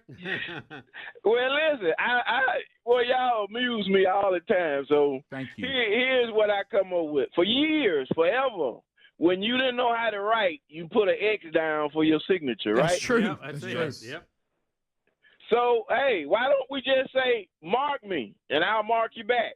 That's pretty good. That's pretty good. I had not thought about Hey, that. Yak, That's a good idea. Yak, do me a favor. Did you see my latest mark? Could you remark that? That's pretty good. Yeah. That's pretty good. That's pretty good. Yeah, we had a really good football player that would sign things with an X, but boy, he could play ball. It's key, isn't it? There's lines available. 866-WE-BE-BIG. Josh in Wisconsin. Hey, Josh, welcome to the show. How are you today? Go Badgers. I'm good. Can you hear me okay? Yeah, got you loud and clear. Okay. So my question was simply, should we even care about another Trump arrest? Nah. I mean, we're going to have one every other day. Yeah, it's a little bit like piling on now. Yeah. I don't think that if there was a Trump crime family, I don't think they could do as much as what they're being it's being implied they've done now. So yeah, it's just, I mean, look, nobody's above the law, but I think some of this is piling on. Yeah, a Trump arrest right now, you don't get as excited about them and like, oh, this is big news, breaking news. It's almost like when I come in every single day, and I still enjoy them. Don't misunderstand me. But I mean, I don't get as excited when Adler says, "Here's another 5." Audio clips of the president bumbling around and not knowing where he is. Right. You know, when that first started, I was like, oh, wow, I can't wait to see that. Now you're like, well, I've seen so many of them now. And, it's almost like I told Bubba, there was a time, when you would be like, wow, so this show I'm watching, there's a gay couple. Now, the gay couple comes on the scene so soon in the show, you're like, wow, that was quick. The gay couple already here. So it's okay. So Trump, they're going to accuse him of something else. We know what all this is. And if Donald Trump has done something that they can prove he did, then you know what? He's not above the law. Nope. But if it's all just a bunch of trying to keep him from running for president again, and all of these are false accusations, or then that needs to be. And it's honestly the least of our worries. Yeah. Yeah. We still got Barack Obama and Hillary Clinton walking the streets. We still got Anthony Fauci walking the streets. Right. Yeah, it's just to a large part of our country. Yeah. Almost half. It just all looks a little strange. Yeah. You make a good point, Josh. I have someone that I know that had a whole string of blood clots taken out of their body this week, and I promise you, while those blood clots, were being taken out, and they were, about to go into surgery, if somebody ran in and said, hey, they got another thing they're going to, try to arrest Trump over, that person didn't care. No. They had much bigger. Our society right now has some really major things that we're dealing with each and every day. So you're right. It's hard to even get to this stuff. 866. And go ahead. Rick, and two, what is really so, I think, going to hurt us as a people in the future is it looks like we're now a banana republic. Yes, absolutely. Because the guy who I beat in the election, okay, we're going to say it was straight up, he's running against me again. Right. I haven't had the best track record. So instead of debating him, instead of taking the issues on and talking about what's good for the country, I'm just going to file as many charges as I can 100%. against him and tie him up in circles. So, but here's the thing, guys, and we always forget this. It's such a short memory, and I've learned this as I've got older. Pandora's box on this. Once you open the lid on this, both sides will do it. Okay, so get ready. All you former Democrats, when you lose and you go out of office, they're going to prosecute you too. Yep. And it's going to be endless. And they're going to spend millions of dollars, and they're going to pile on everything from parking tickets right on up. So now that we play this game, it will be played for both sides. To the phones we go. Let's go to Zach Montgomery, I-92. Zach, go ahead. Hey, fellas. So I'm just looking for a little update because I'm the same as y'all. I've seen a bunch of clips and videos of people talking about the COVID virus and everything. But the problem that I've had is that with both of us being from Alabama, I've seen some clips of Governor Ivey saying some of the same stuff. And again, I understand how it's all emotional and everything like that and how we didn't really know beforehand. But they're starting to use clips of Governor Ivey coming out and saying the same thing about it's a virus of the unvaccinated, all that stuff. Right. Well, that was one of the things. She did say that. And I agree with our governor on a lot of topics. I think we would see very eye to eye on. But I think that was a huge mistake on that one. Said it when it came out and still think it is today. And I would have more respect if they would own it, all of them. Yep. We continue. Let's go to Thomas back down to Dothan, News Talk 1039. Thomas, go ahead. Hey, guys. I was just wondering, the cost of college tuition has just skyrocketed far ahead of the rate of inflation for about 2 decades now. And why is this not number one, why isn't this a bigger issue in elections? And number two, why hadn't anybody filed a class action lawsuit against the universities? I mean, well, it's kind of like, I kind of think colleges have found themselves in what I call the Taylor Swift. As long as people are willing to pay this much for tickets, why should I reduce the price of them? Yeah. And then you see all the people that work there want more money, right, and it costs more to do it. And, so many of these institutions are subsidized by our tax dollars anyway. Mm-hmm. But you're right. The cost is just gone nuts on this. But yet we still keep lining up. There's a supply and demand. You let that emission start dropping, and you'll see a change. Well, we got a story later. You'll see when the government tries to force people into something that the market isn't doing, it doesn't work. No. And as long didn't as work for Ford, did it? Yeah, as long as people are still begging to be admitted to colleges at any rate, that price is not going to go down. Top of the hour. Rick and Bubba, Rick and Bubba.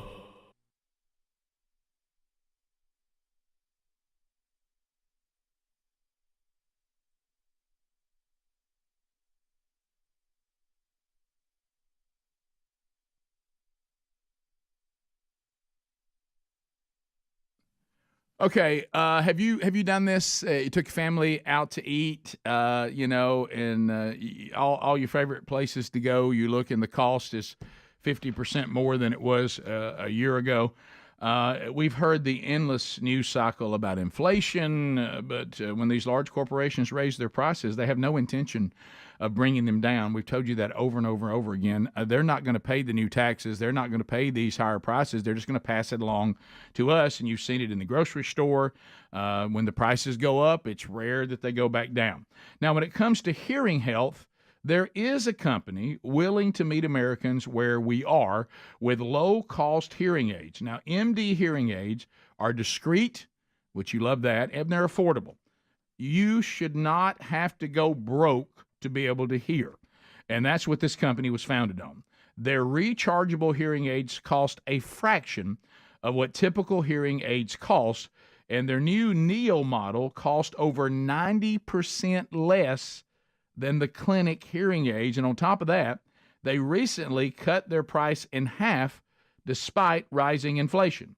Now you can get the Neo rechargeable digital hearing aids for $149.99 when you buy a pair. That's only $300 for a pair of hearing aids. On top of that, they'll throw in a free extra charging case just for those of you that watch and listen to the Rick and Bubba Show. So don't suffer in silence anymore. Take control of your hearing health and join the thousands of others choosing MD hearing aids. Now, all you got to do is this. You ready for the action? Let's go. Go to mdhearing.com. Use the promo code BUBBA. That's mdhearing.com, promo code BUBBA, a pair of high-quality, discreet hearing aids for $300. So it's $149.99 when you buy a pair, and we'll throw in the free charging case if you use our code. mdhearing.com, promo code BUBBA.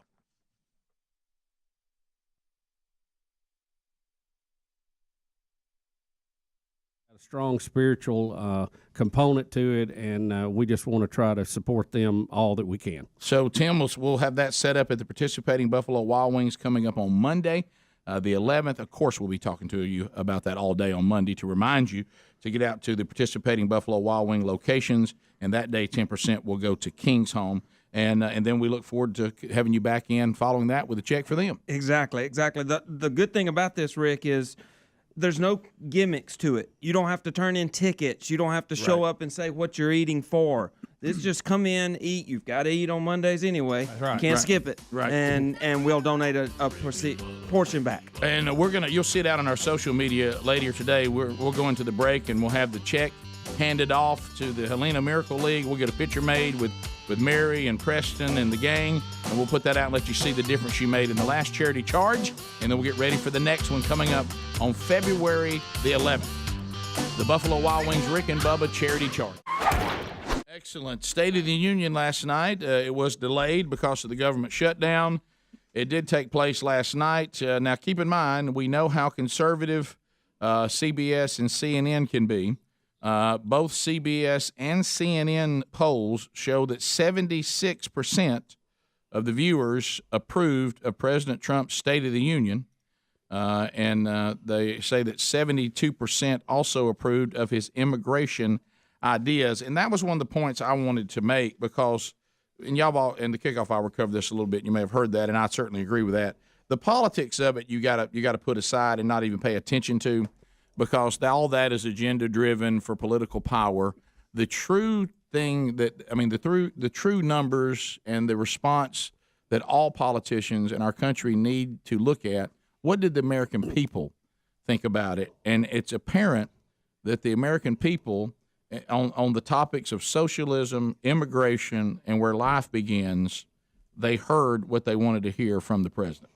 And an overwhelming majority. Well, and again, you have to remember each one of these representatives who are there, either Congress or Senate, they answer to their constituents. So a lot of them, it fell on deaf ears. You don't think they're going to have a change of heart. But I thought overall, and like I said, I missed the very first of the speech, but I thought overall that Trump did as good as I think Trump is going to do. I thought he looked presidential.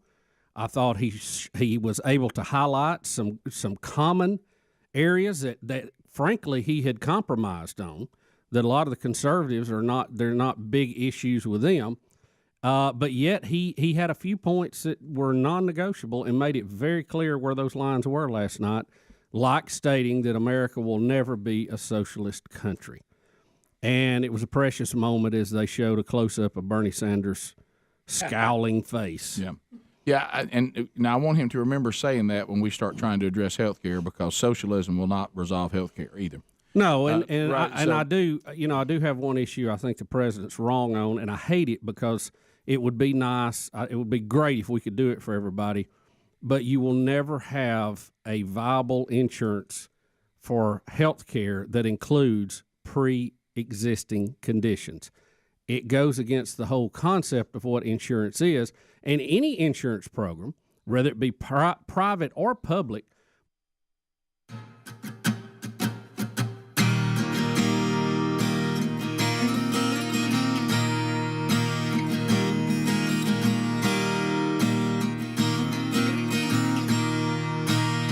It is 6 minutes past the hour. How's everybody? Rick and Bubba Show from the No Name Studio out on the bleeding edge of technology. Thank you for being with us. Speedy, the real Greg Burgess, Helmsy, Eddie Van Adler, all here. Rick and Bubba interns at Rick and Bubba University. Alapuca and Cam Solo. Get the Rick and Bubba Show on your own time or get it live. Catch it live on America's boldest radio stations, our YouTube channel, and our TuneIn app. catch it archived on our YouTube channel, our podcast channel, and you also get some archives on the TuneIn app after the live show is over. So there's really no reason you shouldn't get all the Rick and Bubba show either live or on your own time. It's totally up to you, or like a lot of you, a combination of the two. Welcome back, Bill Bubba Bussy. Rick, glad to be here. Thank all of you for joining us on the little party we call Rick and Bubba. Bubba, we must save the world. We must save the planet. It is end of time, doomsday. Now, you'll love this one, Bubba. Over the weekend, and I thought of you, and I nearly sent it to you.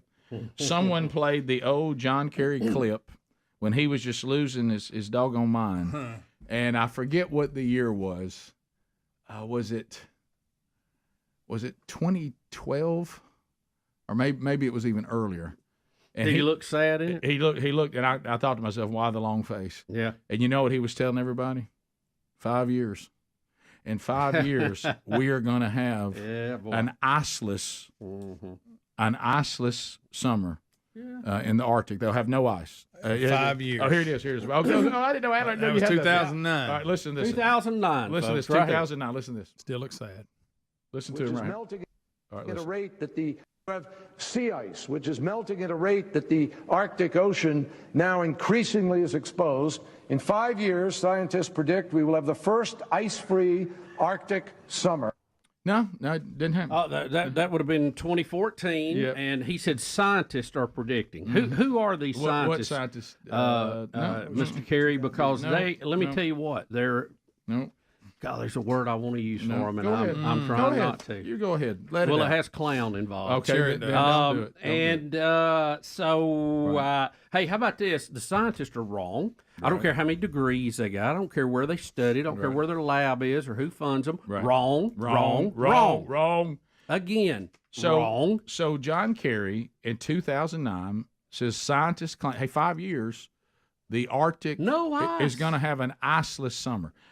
We are in 2023, and we're in the 8th month of that starts tomorrow. We're going to be 24 here. I mean, we're rolling. I was even thinking the other day, where's my Christmas tree? So is it true? Is it true that we can say that right now the things that we're hearing from the alarmists may not be accurate?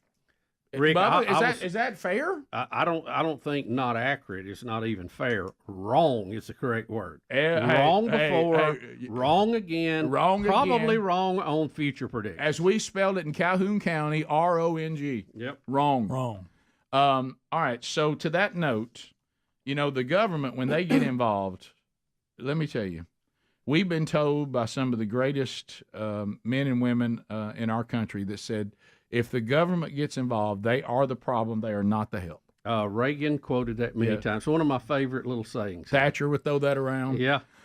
Government is a problem, and when it overreaches and gets out of its lane, they have a tiny role to play. Romans 13, and our founding fathers, they certainly keep order, and they're supposed to protect our borders. Now they're not very good with that. Well, and provide us a military, and those things are all good, and we should help fund that, but when they start getting where they don't belong and where they can do the most damage is when they try to create an artificial market. Yep.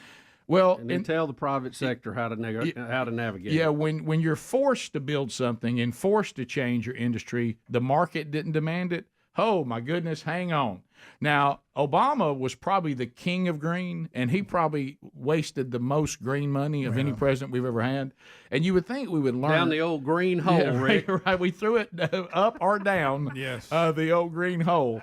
Now, do I think that the market is going to create and already is creating a demand for electric automobiles? I think so. I do too. Because people may have gone to hydrogen middle ways, right? But that's okay. Because people might prefer them. They might prefer that as a mode of travel for their own personal reasons. I see them on the road a lot now. I see a lot of Teslas now. You used to never see one. No, but what happened is the government says, no, we need to move to those right now, and by golly, you'll make them. Yeah. Yeah. So Ford says today in a hey thanks to the federal government, Ford says it looks like right now they are set up to lose $4.5 billion on electric vehicles this year, despite the increased revenue.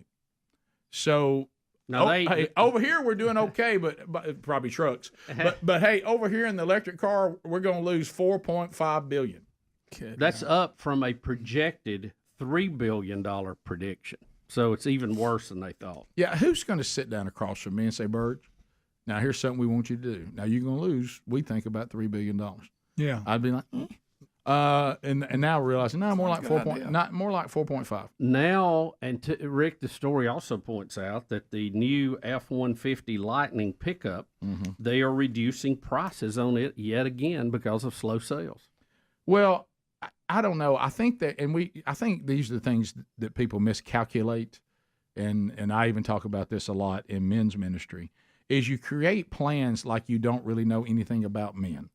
And I think when it gets into I think you create some of these plans like the way you wish men were, not the way we actually are. And of course, we're instructed by our Savior. Kind of understand how the world works. If not, you're going to be in a fantasy world and get destroyed by Satan. But anyway, in this particular case, I think that I think we can get some people to move to electric cars. Somebody say, hey, what about electric trucks?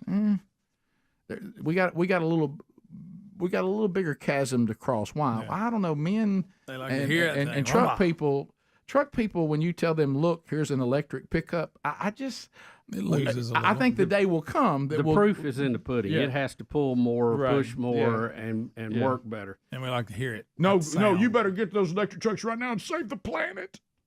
Okay, but nobody likes them. We're losing the thing that Bubba left out when he wanted to call us a certain kind of clown. Okay, we're losing that. And think about this too, Rick. What does this mean? Let's just walk this out too. So Ford is going to be able to show all of these losses against profits in other areas if they have that much. Right. Guess what? They'll pay less in tax to the government. The government will have less money to operate with because of this. The government will drive them down. Yep. And then the government will give them a break and then ask us to bail them out again when they're the ones that drove them down. I know it.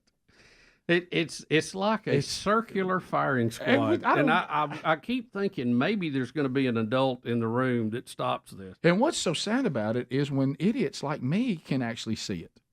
That's when it must really be bad. I'm an idiot, and even I can't be sold on some of this stuff that people go, "Yeah, it sounds good." Wait a minute. Wait just a minute. Are you telling me that they losing money on electric trucks? Ford? Nobody wants a Ford go-kart? Who would have thought that selling people golf carts would go bad? How'd that happen? I just let the market dictate it, and I think it's coming. I think that market is going to get better. The problem they got too is the fact that they went into a market that Elon had already mastered. And then they won't deal with him. They don't even invite him to the meetings because his plants are non-union. Right. So once again, circular firing squad. Yeah. So, but will anybody hold anybody accountable for this? No. Is anybody going to go to John Kerry and they say, "Hey, Burge and them were showing," and I saw all over X or Twitter, whatever it's called. I saw people run that video where you said that there'd be no ice in 2014. I've never met John Kerry, but if I do, I'll mention it. Please. Yeah. I'll bring it up. Please. Yeah. Is the Arctic iceless? No. Mr. Kerry? No. Because you said in 2014 it's gone. No. It's these 10 years after your prediction. And does anybody, still wrong. And these fantasy scientists, has anybody ever gone to them and said, boy, y'all are a bunch of idiots? We'll be back 15 minutes past the hour. More Rick and Bubba coming up right after this. Rick and Bubba, Rick and Bubba.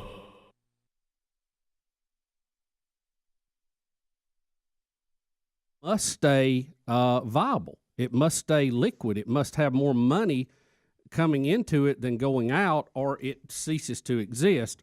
And, it's been tried. Experts have done it. There is just no scenario where existing conditions will be covered by insurance. And the example is old and it's been used. You can't let your house burn down, then call your favorite insurance company to get homeowners coverage. You see the problem with that. A premium's not going to cover that. So where is the other money going to come from? Obamacare tried to do it by forcing everybody into the system so the healthy would pay for the sick. It just doesn't work. It won't work. It never has worked. And gosh, I wish it did. And I wish every 16-year-old got a new Corvette. But it's just not going to happen. It's just not going to happen. Well, I want you to listen to what Bubba said because this is the crucial part. Doesn't mean I'm mean. I'm not trying to be mean to you, but I'm just telling you, 2 + 2 is going to equal 4 every time we punch it in. It will never equal 5 unless your calculator is malfunctioning. Or you're a socialist. Right. But and you're just bad at math and won't accept the facts. Right. But I wish we could come up with it. I really do. But understand what Bubba's saying. Take away the emotions of it. Take away what's nice and kind and mean. What we're talking about is insurance. We're talking about medical health. You can come up with all the things you want to do, but it has to stay in business to try to give you something. It has to pay for itself. It can't go broke because then it's not available to anyone. Right. And if you do the pre-existing part of it, the pre-existing stuff and people who get in situations like that, that is the responsibility of your citizens, your church, the private sector to say, hey, I got really sick. My insurance didn't cover everything, or I didn't have insurance. And then you hope that you can find people, especially with the GoFundMes now, you can really, that will help you with those bills. And the hospital also will put you on payment plans and all that. There is no insurance that exists, government-run or private, that can stay alive covering pre-existing problems. Yeah, maybe we need another vehicle. It won't survive. To help cover stuff like that, and it just be a grant-based system. Yeah. And you know that going in, and you finance it and you design it to be a grant-based system. But by the purest definition of insurance, it just doesn't work. And people have tried to do it. Think about this, too, because I know some people think it's all about the money grab with insurance companies. Could you imagine in the free market, if nobody covered pre-existing conditions because they can't, they'll go broke, that if one company come up and said, I'll tell you what, we are going to cover pre-existing, well, they would corner the market. Right. Everybody would run to that. That's the point. Especially the ones that had pre-existing conditions. Well, guess what? They can't pay those bills. They can't pay those claims. And here's another good point. We had and I don't remember the name of the company, but there was a homeowner insurance company in California that had quite a few homes out there. And, with these devastating wildfires, they have been overwhelmed. And guess what? They're going bankrupt. They're not going to pay for anybody's home who paid premiums. Right. Okay, they're going to go bankrupt. They're going to be sued, but you can't get blood out of a turnip. They have to be financially viable to continue.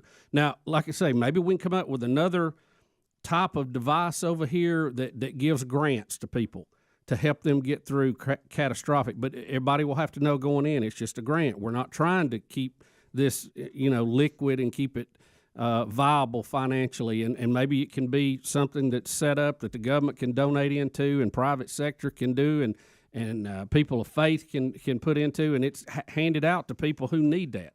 I don't know. I don't have the answer, but I'm telling you the other won't work, sadly. These Medishare programs that are faith-based, they're already doing it. Yeah. They're doing it the way it needs to be done. And maybe it needs to be bigger versions of that. Yeah, the way it needs to be done. Well, you make a good point. Like those of you that love lotteries, I got news for you. Lotteries don't hang around once they run out of money.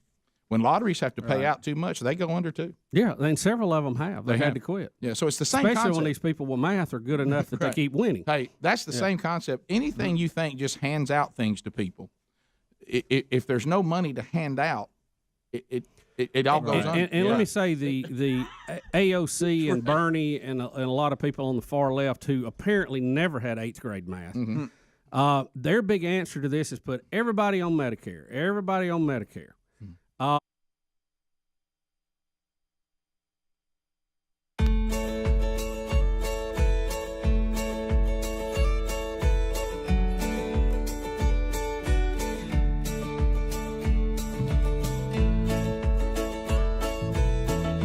Here we go, 21 minutes now past the hour. The Rick and Bubba Show. Thank you for being with us. Active week from themanchurch.com. It's coming up on Thursday night. This is their 3rd year to do this as they roll into year 3 of the men's discipleship strategy over in beautiful Philadelphia, Mississippi at the Neshoba Baptist Center. The whole association will come together. Rich Wingo will give the message to all of the churches that are bringing them in there, and then they'll roll into the next curriculum from themanchurch.com. If you want to be part of that coming up, they do a great thing too. They usually cook delicious fried catfish and hush puppies and all that. So go see Rich Wingo if you're in and around that area. You're part of that association coming up on Thursday night. Friday, I'll be in Austin, Texas, Lord willing, at City Reach Church for their men's conference and their men's gathering. They've got a couple of the different curriculum from themanchurch.com ready to plug men in, and I'll be there to give that message coming up this Friday night.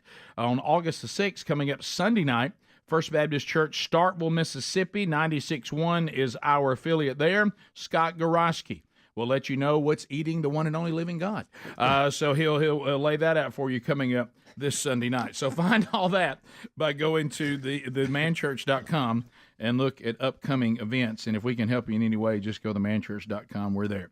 Bubba, you said you had a story and you forbid me to read it in the break. Well, Rick, I wanted to share this with you to get your feelings just raw from it, okay? Okay. A Washington, D.C. based sports radio host has been fired after comments made Saturday about a female TV reporter who was covering the Washington Commanders. Okay. His name? Don Geronimo. Oh, no, it's not Don Geronimo.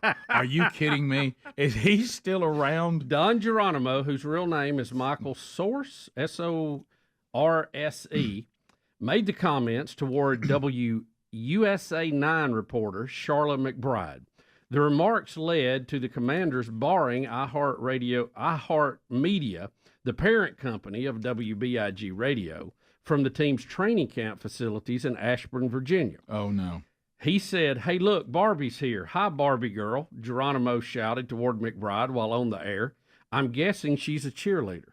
Now, that's pretty much all he said. There may have been something else here further in the story. Did you see the co-host? So he has a different co-host now. Yeah, Crash Young. What happened to Mike? Well, I guess they broke up after we saw him before. Days after the comment, the radio station decided to part ways with Geronimo.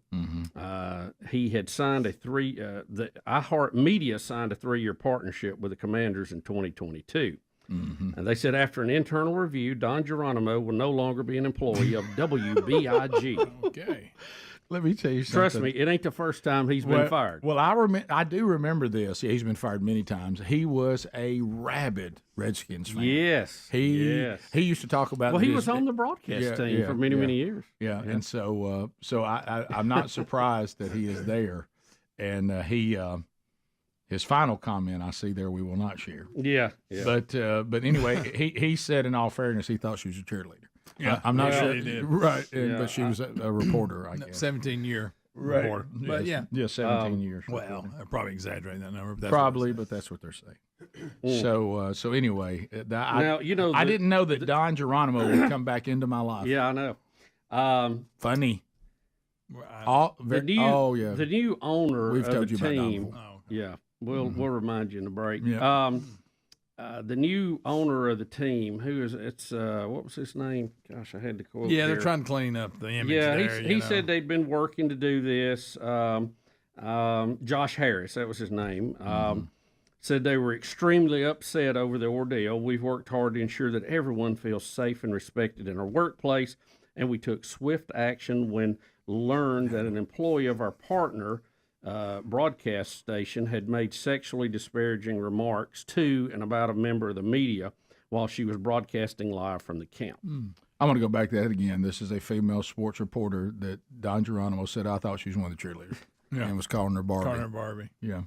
Well, there may be more here. There's if you're going down to I think his partner got quoted on. Yeah, he claimed his partner. Yeah, his partner had the final comment that got him taken completely off the air. Yeah.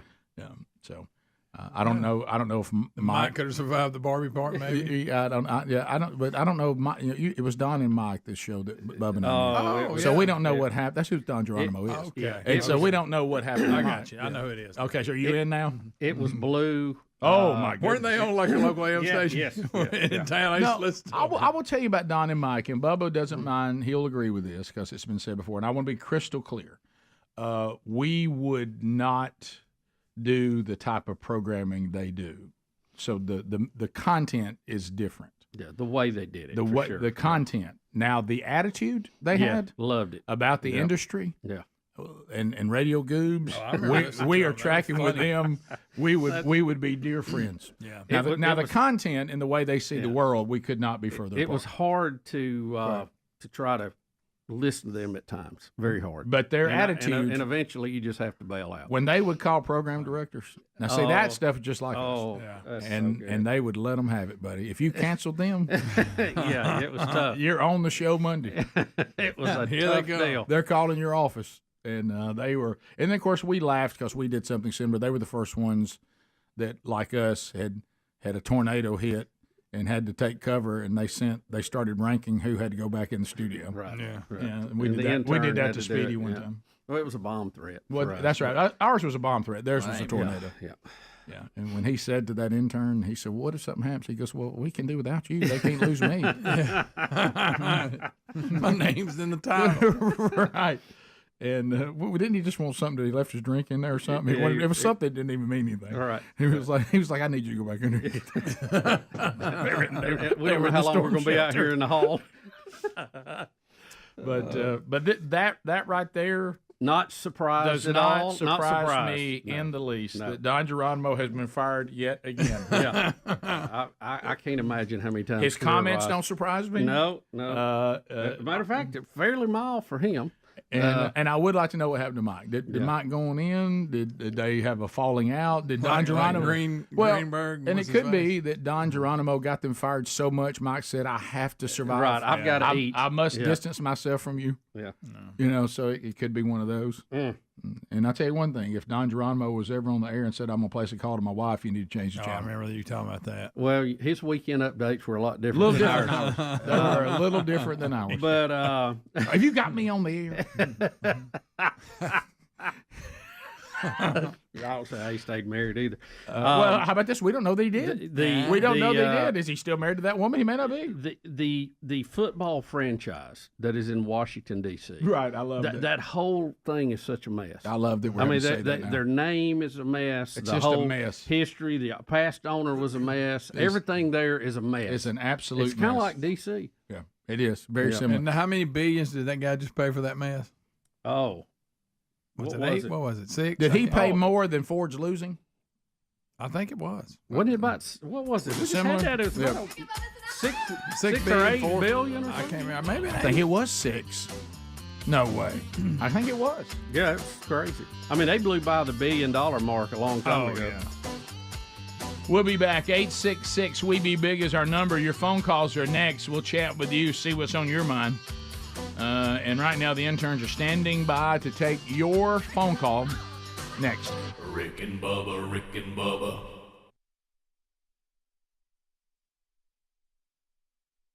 And the studies have been done, even by other Democrats. They've come out and said, look, our annual budget in this country is about $4 trillion for everything we do, okay? That's including spending more than we have coming in.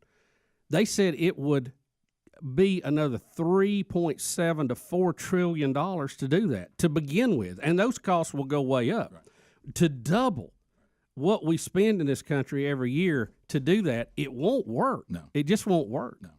Everybody will be broke, homeless, jobless, and there will be no bread on the shelves, and we still ain't going to have everybody covered. Right. No, you're right. It's been tried. It just don't work, guys. I'm sorry. So that was, and again, we'll see if we can work a plan out. But the biggies from last night, we'll come break them down. And again, Americans overwhelmingly hearing what they wanted to hear on the topic of immigration, which we'll unpack again. On the topic of socialism. Wow, hard line on the abortion, late-term abortion. Late-term abortion, all of that, very straightforward. We'll be back.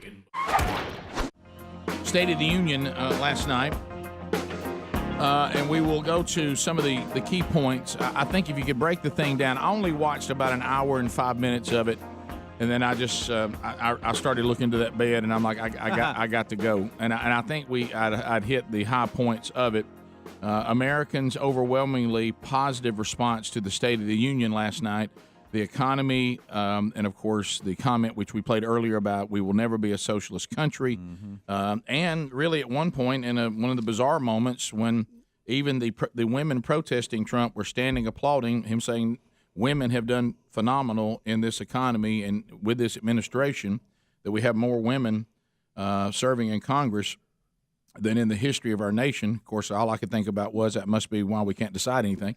But anyway, but I mean that thought did jump into my head. Send an email directly to Rick. Right. But anyway, they didn't know. At one point, they were almost like discussing, shouldn't we clap for that? And then they got up and clapped. And the women in white seemed a little confused about what they were for and against. Right. And it looks like they were told going in, we're not going to clap for anything. Right. Yeah. But then when the president actually conceded some points to them and said he was compromising on some issues they felt very strong about, you could see it was confusing to them. I think Pelosi. No, he's with us, but should we, because we don't like him. Right. What do we stand for? It was weird. Pelosi. Literally. Pelosi got caught standing reading the speech about when she was supposed to scowl and stand and sit. She got caught looking around a couple times. One time she clapped up by his head on something. Yeah, that was good. Yeah. But anyway, the bottom line is the American people, what do we want? We know what's going on and all that. What do we want? And one of the things that we all have been talking about, just like it always happens, that slow fade. You start out with Roe v. Wade. You start out with early in the pregnancy, and then the discussions from a spiritual standpoint and from science where life begins. And before you know it, we've got a governor in Virginia, and then the folks in New York doing a standing ovation, where the World Trade Center was attacked, that we're going to talk about babies that were birthed late term, talking about dilation, and one got birthed. What are we going to do? Well, we'll keep it comfortable, and we'll let the mom and the physician discuss whether they're going to kill it or not. And that's where we are now. And the president said, and I think on behalf of a lot of Americans, this has got to stop. That's right. There could be no greater contrast to the beautiful image of a mother holding her infant child than the chilling displays our nation saw in recent days.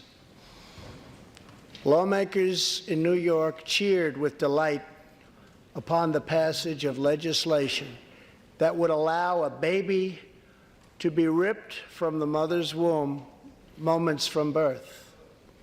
These are living, feeling, beautiful babies who will never get the chance to share their love and their dreams with the world. And then we had the case of the governor of Virginia, where he stated he would execute a baby after birth. To defend the dignity of every person, I am asking Congress to pass legislation to prohibit the late-term abortion of children who can feel pain in a mother's womb.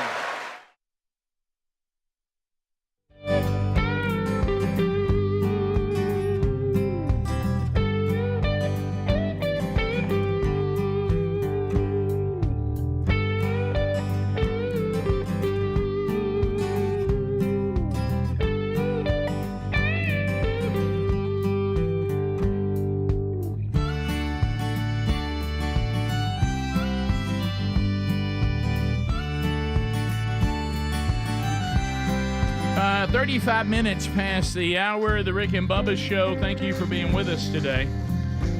Does your automobile still have warranty? No? Okay. Well, if you don't do something, the next repair job that comes your way is going to be on you. So what you could do is drive with peace of mind and do like thousands of Rick and Bubba listeners have done, and that's go to carshield.com/Bubba and get a protection plan from CarShield. The protection plan, if it's a covered repair, they'll pay the ASE certified mechanic of your choice directly. We've got 24/7 roadside assistance. We've got courtesy towing. We've got rental car options so that you're never without an automobile during the time of repair.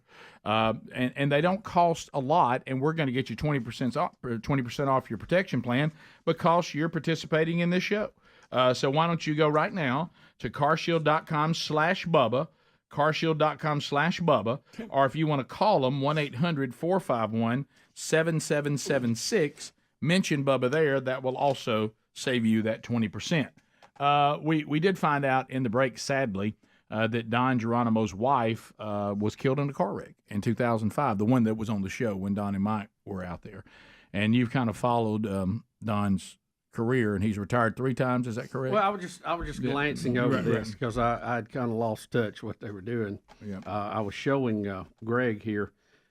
He has worked in his career a lot of places. 13 different stations. Yeah. I'm sorry. 30 different stations. 30. Some of them multiple times. Yeah. Being fired and let go and all that. So he's been a busy guy. He's been all over both coasts in Chicago and. He's been fired again, like we gave you that story which started all this, and we told Greg and the guys in the break, Don Geronimo was getting fired when you had to do a lot to get fired.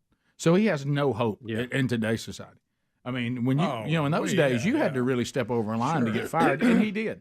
Mm-hmm. Yeah, so in this world now, forget it. Well, look what happened. To the phones we Barbie go. got him. Jacksonville, James is standing by. James, go ahead. Yes. Hey guys, love your show. Thank you.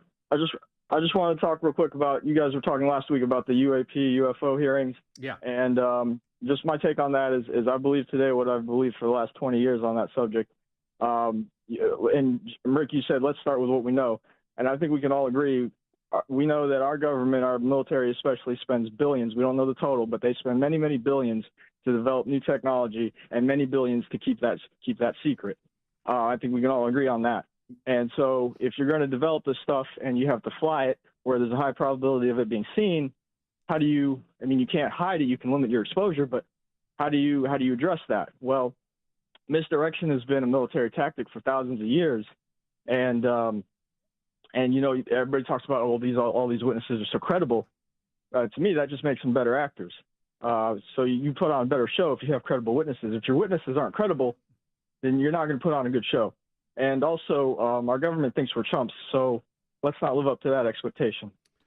Well, and that is one of the theories. You're right. That some of this stuff, just like when we had the stealth bomber, people were reporting it as UFOs, and so that's always been one of the scenarios we've mentioned. And it's documented now. Now I know there's some people who get on TV and say otherwise, but we know for a fact that was taken out at various times. It was exposed to various pilots, commercial and military employment at the time.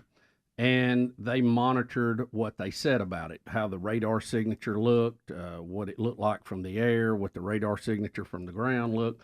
So that has happened before, and I think that is a logical step you go to in this.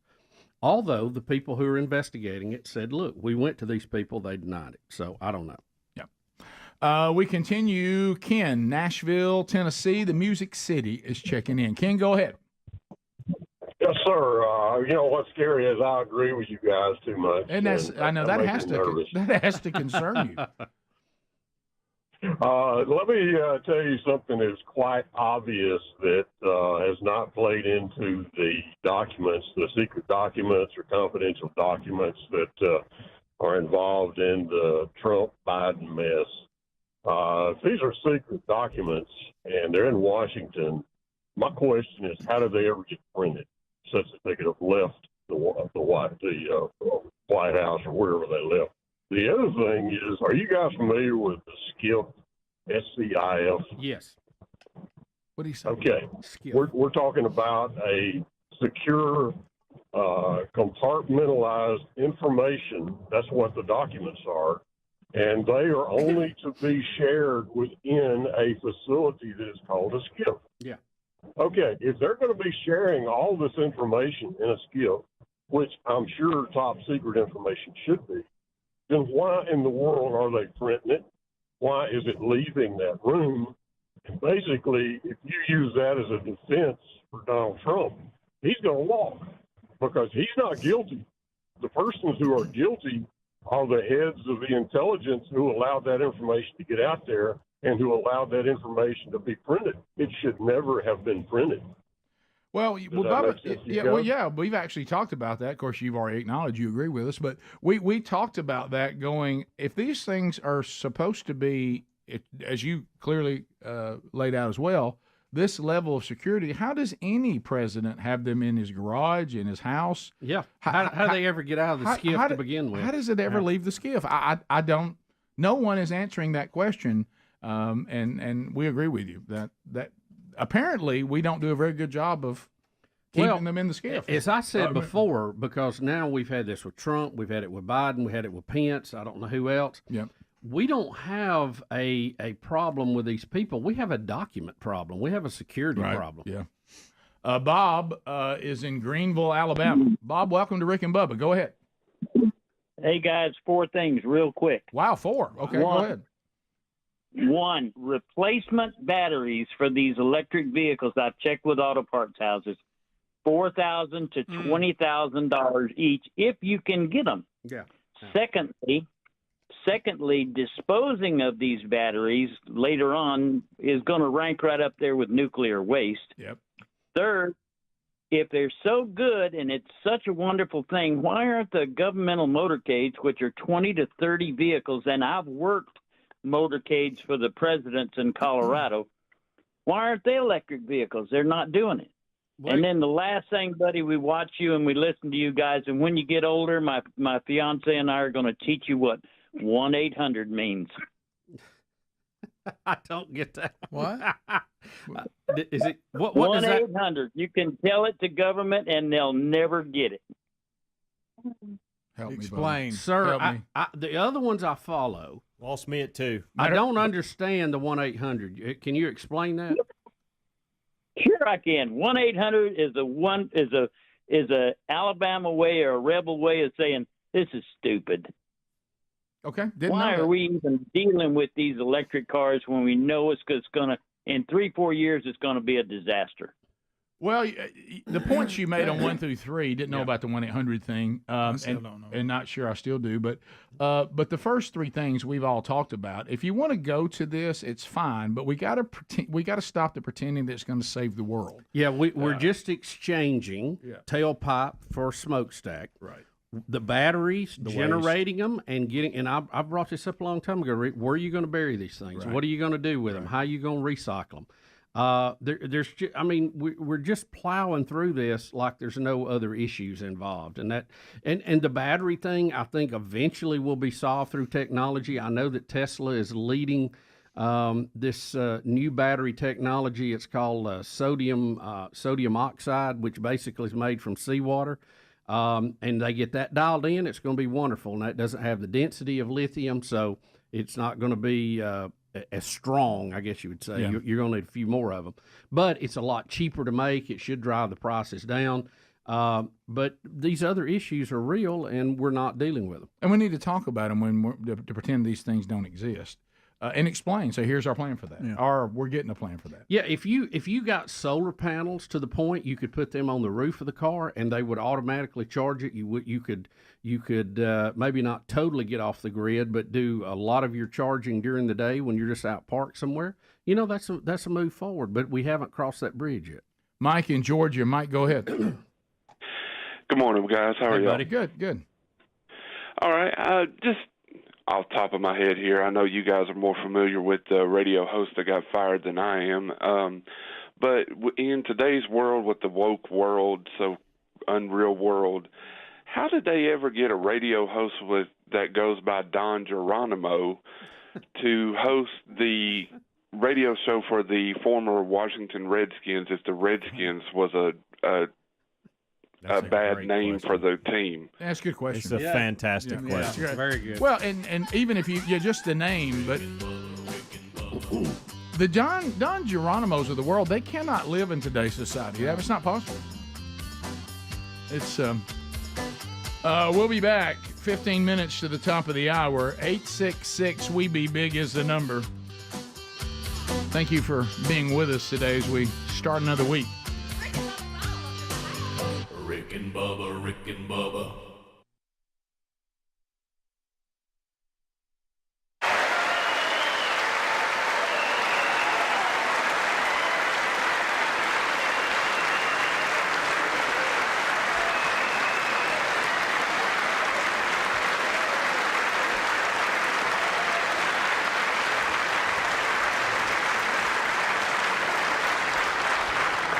Let us work together to build a culture that cherishes innocent life.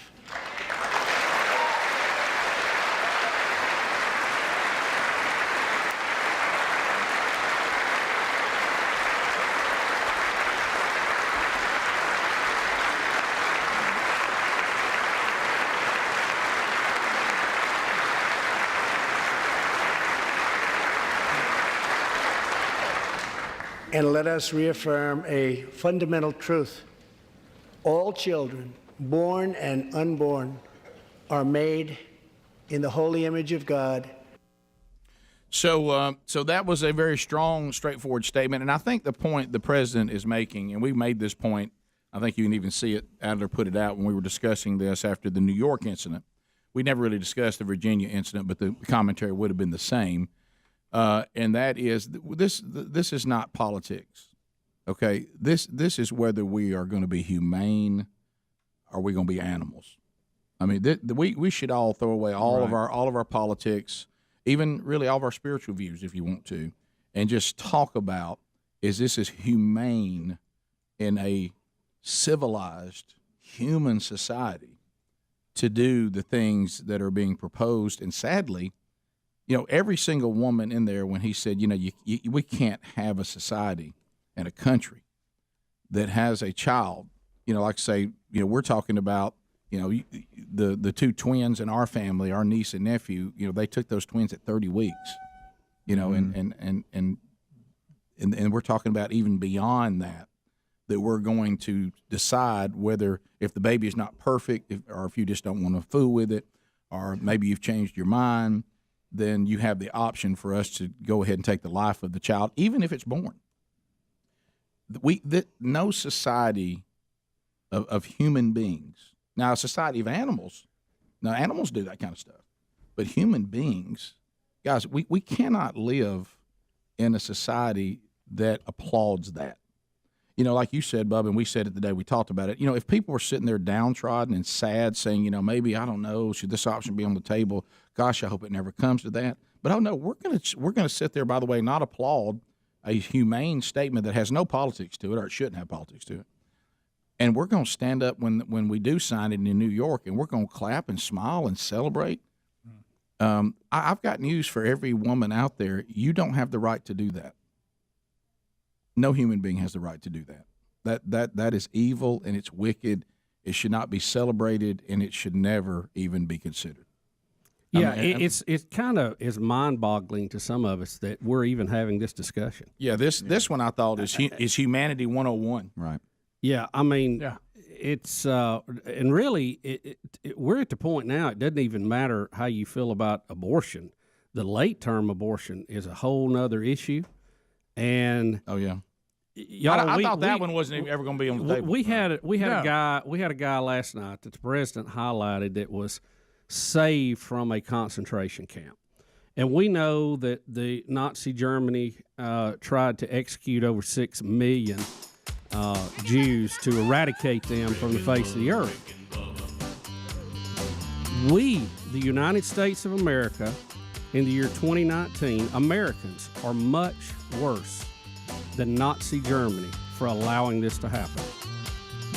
And I think our number now is about 60 million have been aborted.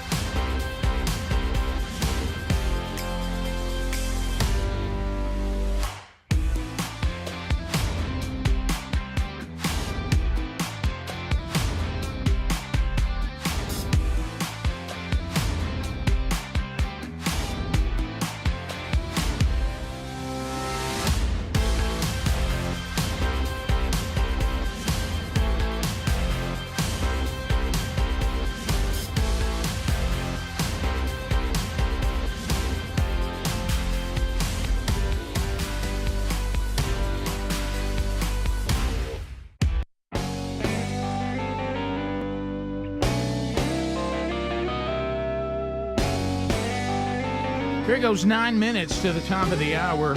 Thank you for being with us. Much still to cover on today's program, and we're excited to be with you today. So I was going to ask the crew here. So let's look around. All right, let me get an update. I want to ask a question to everybody. Interns will be excluded because I know they're too young to be in this survey. Adler, what is your current age? 37. All right, Adler, 37. Helmsy? 45. I can hear everybody. Well, I was thinking 44, but I think I'm 45. Speedy, what are you? I'm 54. Okay. 54. Greg? 46. No, you're 56, right? 57. Just turned 57. 57. Okay, Greg, 57. Bubba, are you 60 Can I take yet? the Fifth Amendment on this? Are you 60 yet? No. You'll be in March, 59. won't you? Will you be in March? 60? Oh, wow. That may be when we quit celebrating birthdays officially. Right, yeah, and you, of all people, to lose the birthday celebration, that'll hurt, won't it? Yeah, it will.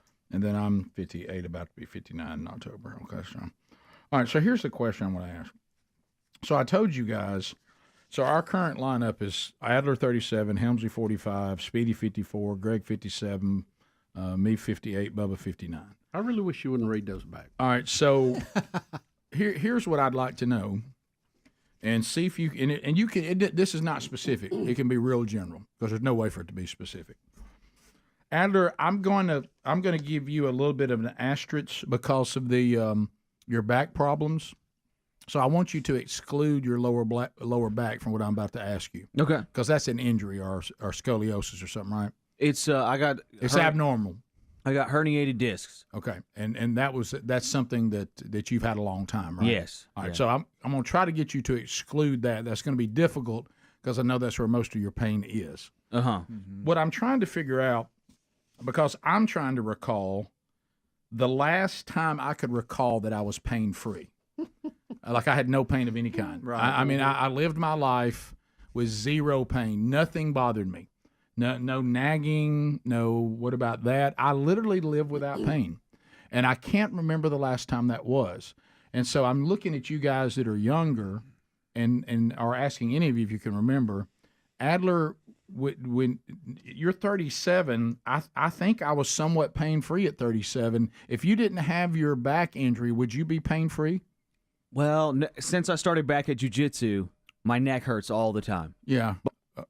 Before that, I was doing okay. Somebody pulling on your neck will do that. Yeah. Would you Yeah. say without you causing something, you are pain free other than the disc stuff, which is different at 37? For the most part, yes. If it's later in the day, first waking up, no. Everything hurts. Knee, neck, shoulder. Helmsy, are you? I'm pain free. No, of no kind. No kind. Now, I know you've had some back issues and had to have shots and all 2 that. 2 years ago, I can draw back to 2 years ago when I was pain free, and I've been that way since. Now I've made some major changes in my life to do that. Right. But, yeah. But I am currently pain free and have been for 2 years. So it would have to be really close to 3. It would have to be an injury. It would have to be an injury. Yeah. Okay. I don't wake up and hurt or sore. So there's a marker right there. Maybe it was in my 40s. Should I even ask the guys plus 50? Is this a waste of my time? Nothing major. Do you remember like something's always hurting a little bit, like you? Yeah, my toe. Yeah, see what I mean? Seriously, my big toe. I was not expecting my big toe. That's the kind of stuff I'm talking about. I would say for me, the last it comes time, and goes. Right. Yeah. I remember at least being able to work through it being manageable was probably 49. Because when we went to the national tennis tournament, right, and then shortly after that, I'd already had some knee surgeries, but everything was working, and I've got 2 herniated discs too, L4 and L5. Yeah. So after that, when I turned 50, everything really started falling apart. Yeah. At an advanced 50. speed. Yeah, 50 was a big turnaround. Yeah. And I thought reading glasses was bad at 40. Let me tell you where Speedy, any idea? It's things that I've caused, really. Yeah. Got me a little left. But do you left have ankle anything? problem. Do you have anything that hurts that you cannot draw it back to anything? No. You're just like, I don't know why that hurts. No, I do not have anything up to right now. I don't have anything. So everything that hurts on you is self-inflicted. Pretty much, yeah. Like weed eating a hill or something. Is silly it possible like if that. you weren't this old that wouldn't hurt you? Probably, yeah. Because I don't remember. In my 30s and 40s, really hurting a whole lot. Now, there's times that you you feel something, you're like, wow, when did that happen? You know, and you remember something in your 20s that happened. You're like, so why did it lay dormant for 20 years and then start hurting? Right. That's the kind of stuff. You know, I've got some shoulder issues, but that's throwing to the kids for 15 years. That'll do it. That will do it. So just little nagging things like that. Okay. Now, I mean, Terry has seen me get up in the middle of the night, go to the restroom, and she's like, "Are you okay? What's wrong?" I'm just walking, honey. Yeah. Just walking. Is you hear all that popping and cracking? Yeah. Is it safe to say that 50 is a real important number on pain? I think so. Yeah, I think so. I think that's a marker where you know the balance of power can tilt. Yeah. I have literally gotten to the point now where if it does not keep me awake, I'm good with it. Right. If I can sleep, I have to think and go, if that's the marker. If I can sleep, I won't even complain about it. Right. Now, because it doesn't really, as long as I can sleep. Yeah. Yeah. And it's funny to watch people dealing with me now going, well, I said, as long as I can sleep, I'm good. No, you're good. Yeah, and they're like, you probably need to set a higher goal than that. I mean, if it doesn't affect, I mean, sense to me. Look, I have a roll of biofreeze in my bag. Yeah, it doesn't Just had it with really. me. Yeah, it doesn't really. And again, I've said this. There's something bizarre. We've talked about it, and this is not some tough thing or whatever. It really, honestly, is. There's something with the men of Burgess, and we've all acknowledged it, that unfortunately, the signals we're supposed to be getting, we don't get when it comes from pain. I mean, every time I go to the doctor, they're like, "How long you been like this?" Right. You know, and I'm and What in the world? And I give them the number, and they're like, "What?" Just like with the gallbladder thing. That time. They're like, what in the world? How long? I said, well, I had some discomfort in here, but it didn't keep me from sleeping. It's and just part of my day. I've been told that the not keeping from sleeping that's not how they see That's it. not a good bar. They're like, if you're in some sort of pain, no matter when it is, and I'm like, no, daytime pain's fine with me. I just thought daytime pain's part of it. Yeah. Yeah. So I couldn't recall the last time that I could say nothing on me hurts. Nothing. And I really couldn't remember it. So are we saying maybe mid-40s? It's possible that probably mid to upper 40s. So you're saying change is coming. Yeah. Yes, a slight change. Yeah, I mean, I'm not talking about major things. Yeah, nothing that stops your day. It's just kind of nagging. Well, now keep in mind too, it goes if back. you don't mind walking with a limp. Yeah, it goes back to an automobile and the miles. Remember, hey, it's a one owner. Only an old lady went back and forth to church. Yeah, or the year model versus miles. See, my body has not been treated well. So you got to take that into account. Mm-hmm. If you've treated it well, it tends to be nice back to you. But some of this aging stuff, from talking, that's like, that's just. I told y'all this the first time somebody asked me what was wrong and I didn't know what they were talking about. What do you mean? I said, what do you mean? I said, why are you walking like that? I think that's just the way I walk now. Speaking of that, we got to update Bubba's knee. Oh wow, big lift really did do him in. I'm worried about it. It was just just getting it out of a truck. That's what I mean. Rick and Bubba, Rick and Bubba.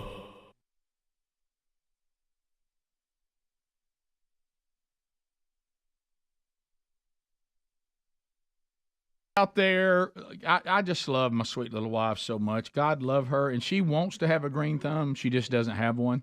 She loves to garden. She loves to do all this. But usually, any time that we've gone to get some plants, and of course you've made the mess in the back of your car and you've done all this, I go out and talk to those plants, and I say, you realize you've come here to die. And because we're really not experts in all this, but I've got a game changer for all of you that you want to have all the wonderful look and the feel and the joy of plants and trees, but you know that you can't pull it off. And you're sick and tired of going to these nurseries and paying an arm and a leg and, like I say, messing your car up and hassling trying to do that. You need to go right now to fastgrowingtrees.com. Game changer. Love them. Let me tell you, what I love about it is, have you ever made the mistake of you saw something you thought was cool and you brought it home and it is cool, just not in your climate?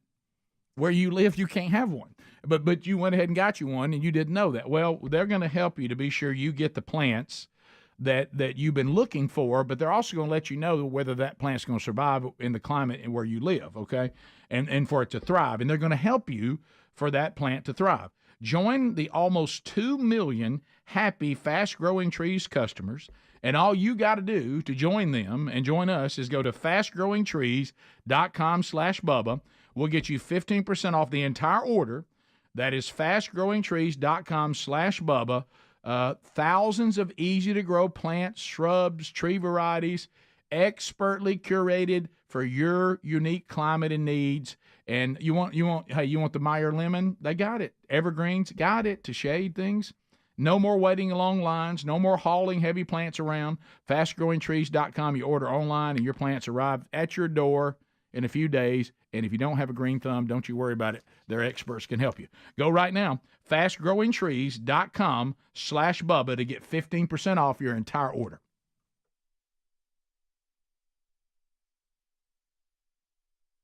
All right, let's get to the phones. Now, I want to kind of set the stage for you. We've talked about the State of the Union. We've talked about some of the big statements that were made. We talked about even the CNN and CBS polls have Americans approving of the State of the Union at 76, 72%. It seems to be a big win with the majority of Americans. One of the things was brought up, obviously we talked about the late-term abortion issue, socialism, border control. Those were all biggies. And we have an anonymous caller that's been holding and wants to be on the program. And thank you for your patience, and you're now on the Rick and Bubba Show. Go ahead. Yeah, I had a late-term abortion. And I think that if some of these kids knew exactly what happened with these late-term abortions, they might think twice about it. Yeah, can I ask you something? Because obviously you've been through something traumatic, and certainly it is not unforgivable, and I want you to know that. We can all be redeemed of any mistakes that we made in our lives. But one of the points that we've been making for those that seem to be pro-choice, they also seem to be education on exactly what you're going to experience and exactly what you're going through. And I always say, even if you believe a woman has the right to make this choice, she should be allowed to make an informed choice. And I hear that coming from you, that you wish you had been told a little more what this really was going to be like. Oh, my goodness. When we had to fly to Kansas to have this done, and it was a 3-day procedure. 3 days.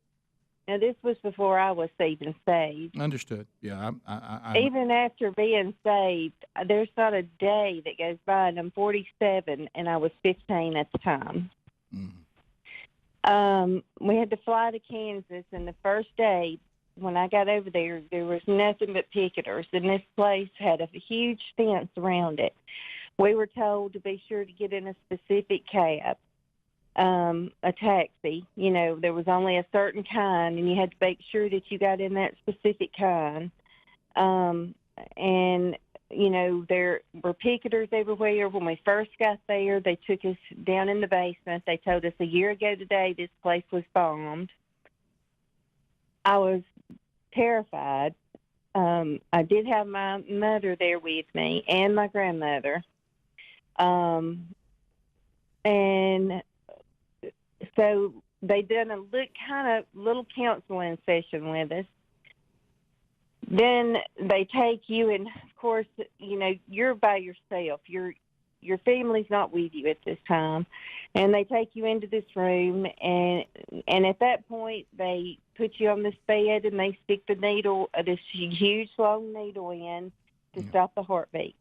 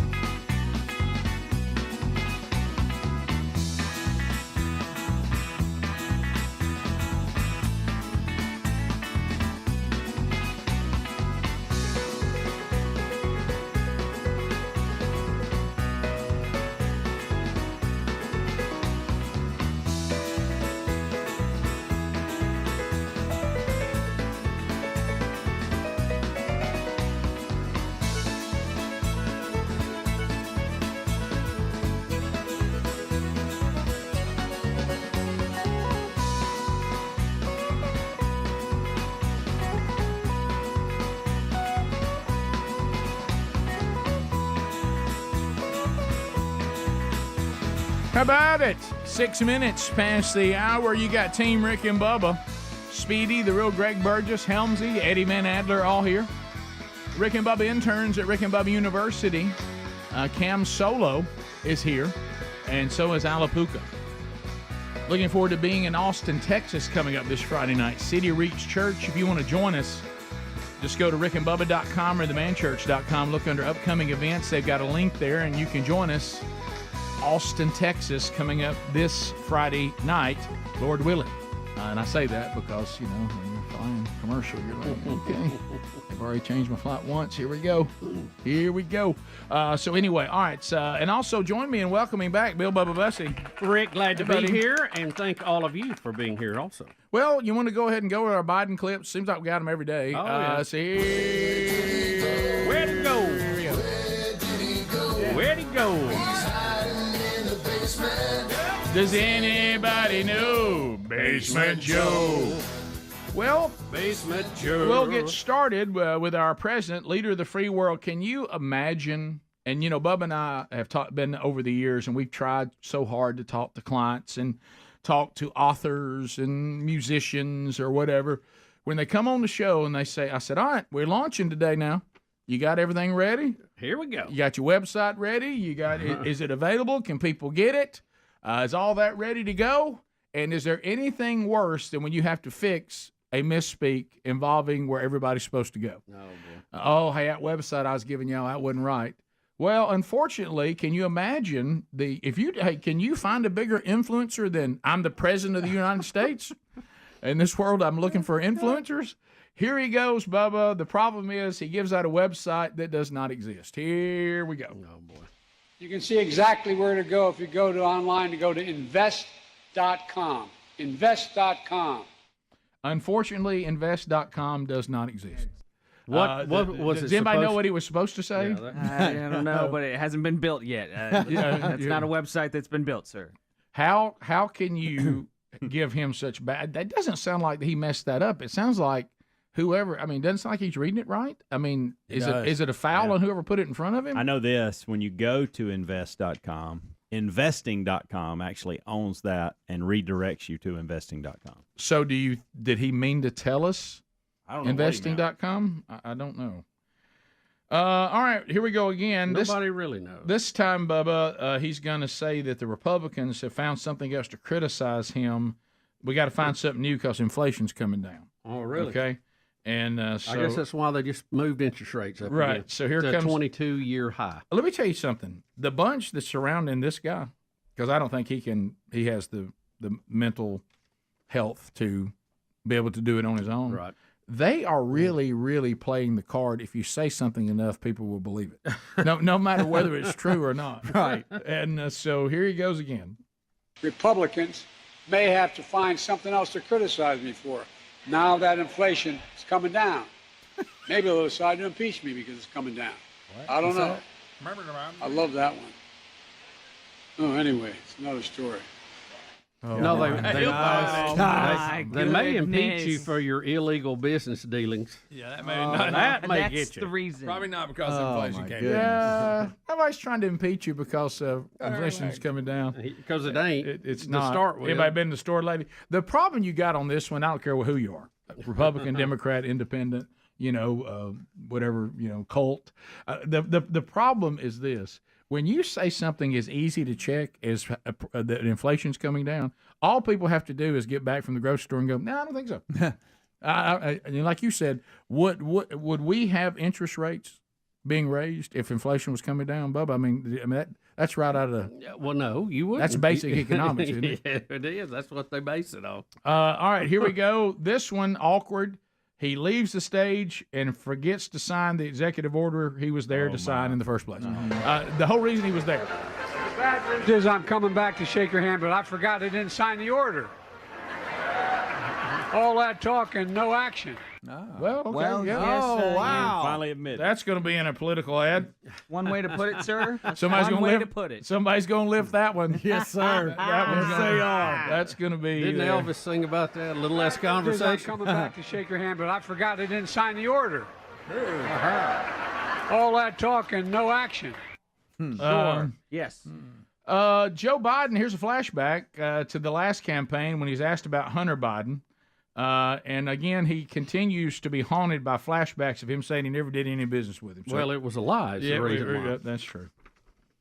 What'd they always say? I've never spoken to my son. Oh, there it is. I've never spoken to my son about going to 6 months. And so how do you know? Let's talk about, here's what I know. I know Trump deserves to be investigated. He is violating every basic norm of a president. You should be asking him the question, why is he on the phone with a foreign leader, trying to intimidate a foreign leader, if that's what happened? That appears what happened. You should be looking at Trump. Trump's doing this because he knows I'll beat him like a drum. And he's using the abuse of power and every element of the presidency to try to do something to smear me. Everybody looked at this, and everybody's looked at it and said there's nothing there. Ask the right question. Ooh.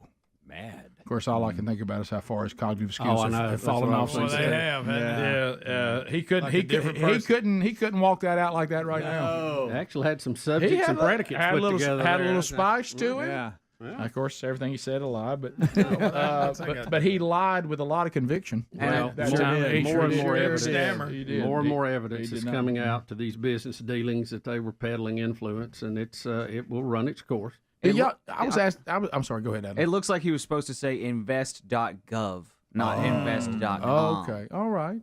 God love him. Well, I tell you who's God appreciating it this day is investing.com. Right. They're getting all that business. They really are. Yeah. And I know we've asked this before, but I'm going to revisit it because I got asked this again over the weekend, and I don't have the answer.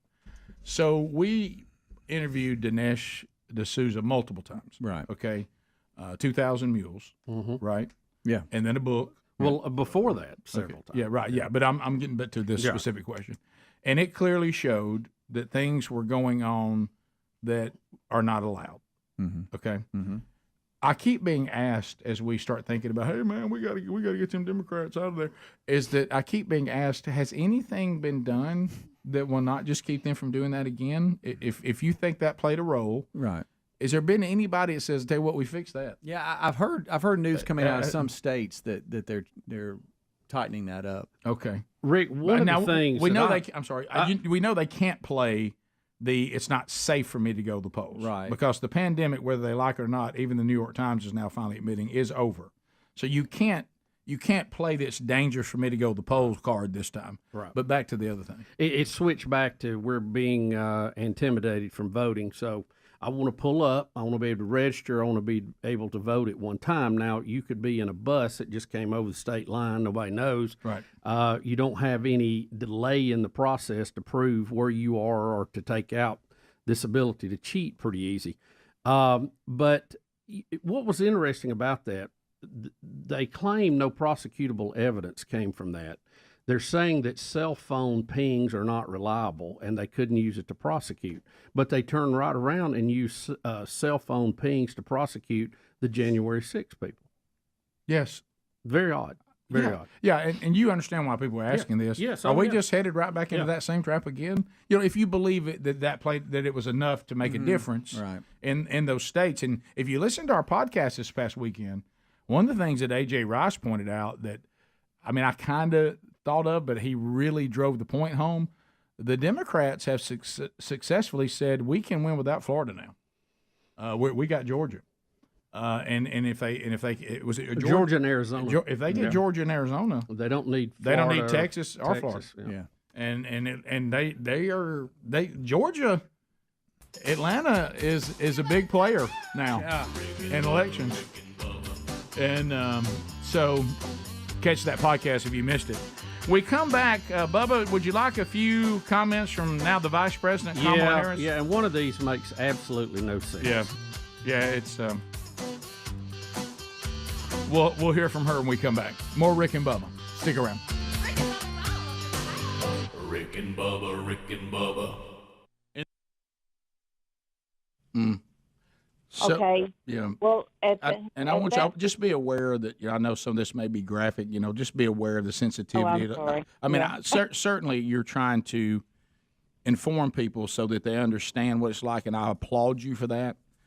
but just kind of understand the sensitivity of people listening right now that may have children or something, and certainly they can make a decision to turn away if they need to. But I think it's important that you're letting people know who may be in this situation. Yeah.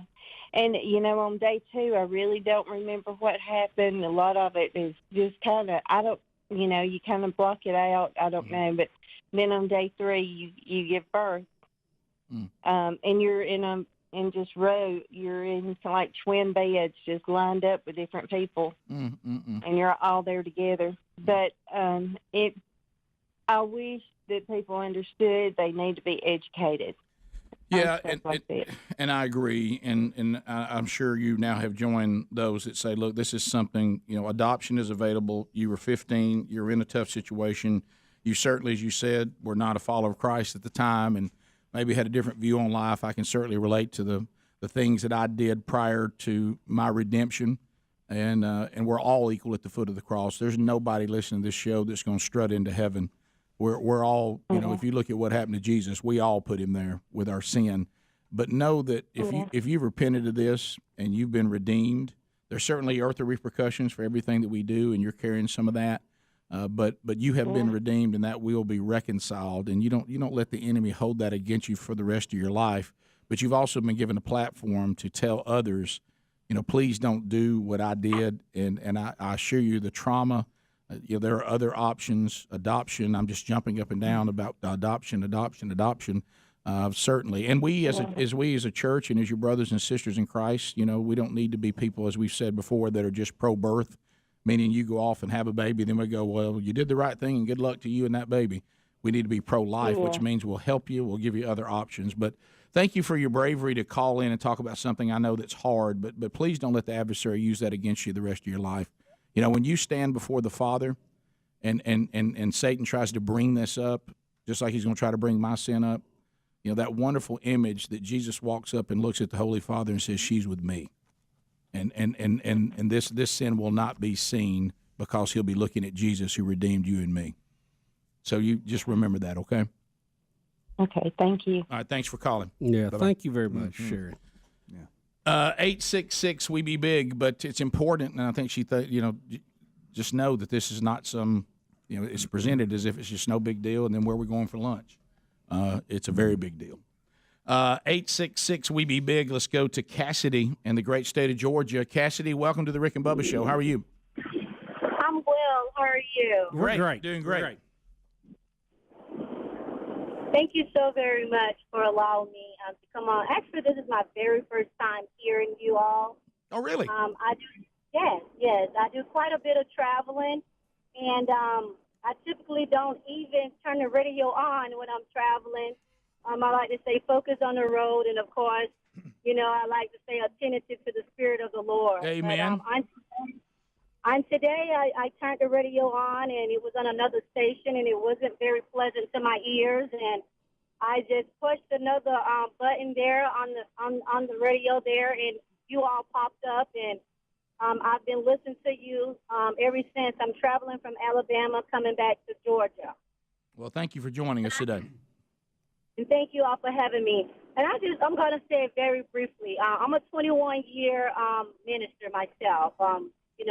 Hospital chaplain, and a lot of things that's going on. People really don't know what's going on, but there's no excuse for ignorance. It really isn't, because we live in a day and age now where God has given us a blueprint, and that blueprint is the Holy Bible. Yes, ma'am. It's pretty much into every language, and if you don't understand the language, you got people out there that are evangelists and missionaries and leaders, and they're just breaking it down in layman form so much that a baby can chew it up and spit it out.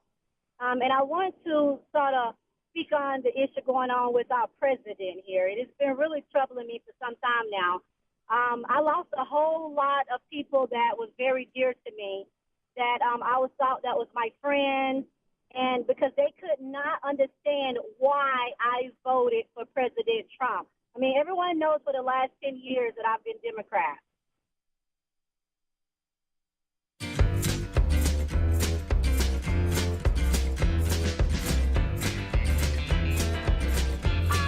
It's past the hour. The Rick and Bubba Show. Thanks for being with us today. Much to do. If you missed this past weekend, we mentioned Rick and Bubba University, the podcast, a brand new one, is out there. And also we hit up a couple other things that are going on this week. Find those all at rickandbubba.com. All right, so we've heard from the president, okay? And then we're about to hear from the vice president. And it is interesting the fact that these two are sitting in the 1 and 2 slots right now. And then if you start going down into the depth chart, it just doesn't get any better. And it's hard to believe, but so we're going to have her make a comment about abortion on demand. And it's only 13 seconds. Yeah, and it is going to be kind of a question that we can answer pretty easy, but she seems to be perplexed by it. So here we go. On this subject, one does not have to abandon their faith or deeply held beliefs to agree. The government should not be telling her what to do. Well, the problem is she says you don't have to abandon your faith or deeply held beliefs to agree with abortion on demand. Well, unless you're a worshiper of Moloch, and that sacrifice babies, there you probably don't. You probably can hold on to your faith there if you're an occult and a worshiper of an idol that demands it. But if you're a person that believes in, it seems that Bill Maher understood this, but Kamala doesn't. He's actually dead on about it. Yeah, no pun intended. Because we have two different sides. Right. And it's not about women's health care. No. It's not about all of that. The role of the government. It really gets down to one thing. Mm-hmm. When you perform an abortion, do you stop a heart from beating? Is it murder? Right. That's the bottom line. If That's it, where the if argument it is taking your tonsils out, right, there is not a problem. Right. If it's taking your appendix out, it's not a problem. If you are taking out a person that has a unique DNA, part of it from the mom, part from the dad, but unique to the mom, then we have to get to this conclusion. Are you stopping a life or not? And there's some people that are very much think that you are. There's other people that think that shouldn't matter, that the mother's wishes and her concerns should override that. That's the bottom line. That's the bottom. That's really the bottom line to all of this. Yeah, everything. And you can even, as I said, I think bring it down even more. It really gets to, are you committing murder or not? Because if you're not, or let's say this, if you are, that would override the wishes of the host mom. If you are not, then the mom can do whatever she wants to do. So it really gets down to that issue. Are you committing murder? And that is something that people are not going to give on. Now, how we handle it in our society, everybody lost, a lot of people were very unhappy with the Supreme Court ruling. But the truth of the matter was the original ruling was an error. And it doesn't matter how you feel about abortion. You can still get abortions in this country if you're in a state that allows it. Right. It was not a power granted to the federal government to decide that issue by the Constitution. And the Constitution clearly says if we don't cover it in this, it goes to the states. Right. So it was a state issue. The federal government, the Supreme Court, in my opinion, ruled inaccurately that they could give that right at the federal level. This court corrected that. So now each state has to decide how they handle it. And I think under a constitutional, if you want to keep everybody in the right lanes, that's the way it should be handled. Now, then you get down to the question, is it murder or not? And that's the bottom line. But you can handle that at the state level. If you want to have some fun with the Kamala Harris, because she's trying to play a game in saying, no matter what your faith convictions are on this, surely you don't think the government has the right to tell a woman what she can and can't do with her own body. But if you turned around and said, well, if you want to play that faith question, then I would say, then surely you don't think you have the right to make me fund abortion on demand and overrun my religious convictions. Right. Surely you don't think that. Right. Because, and of course, you would get a completely different answer Right. then. The bottom line is... she can't give you a consistent answer. Right. And I think what I said is consistent in that constitutionally it's correct, then we have to decide that issue based on that one question about where life begins. Right. But if someone's faith tells them that this is the killing of an innocent person, they will have to compromise that to go down the road that you, the government, want them to go down. Yeah. And so to say that is either highly uneducated on faith, or you're lying and you know you're lying. And the key is this. So that's just not a true statement. And again, they like to pick and choose. The government, they say the government should not be able to tell women what to do, but the government should be able to tell the church what to do. Right. And that, you can even walk that out too. Right. We can make this argument. The government does tell women they can't put their finger on the trigger of a gun and point it at somebody and pull it.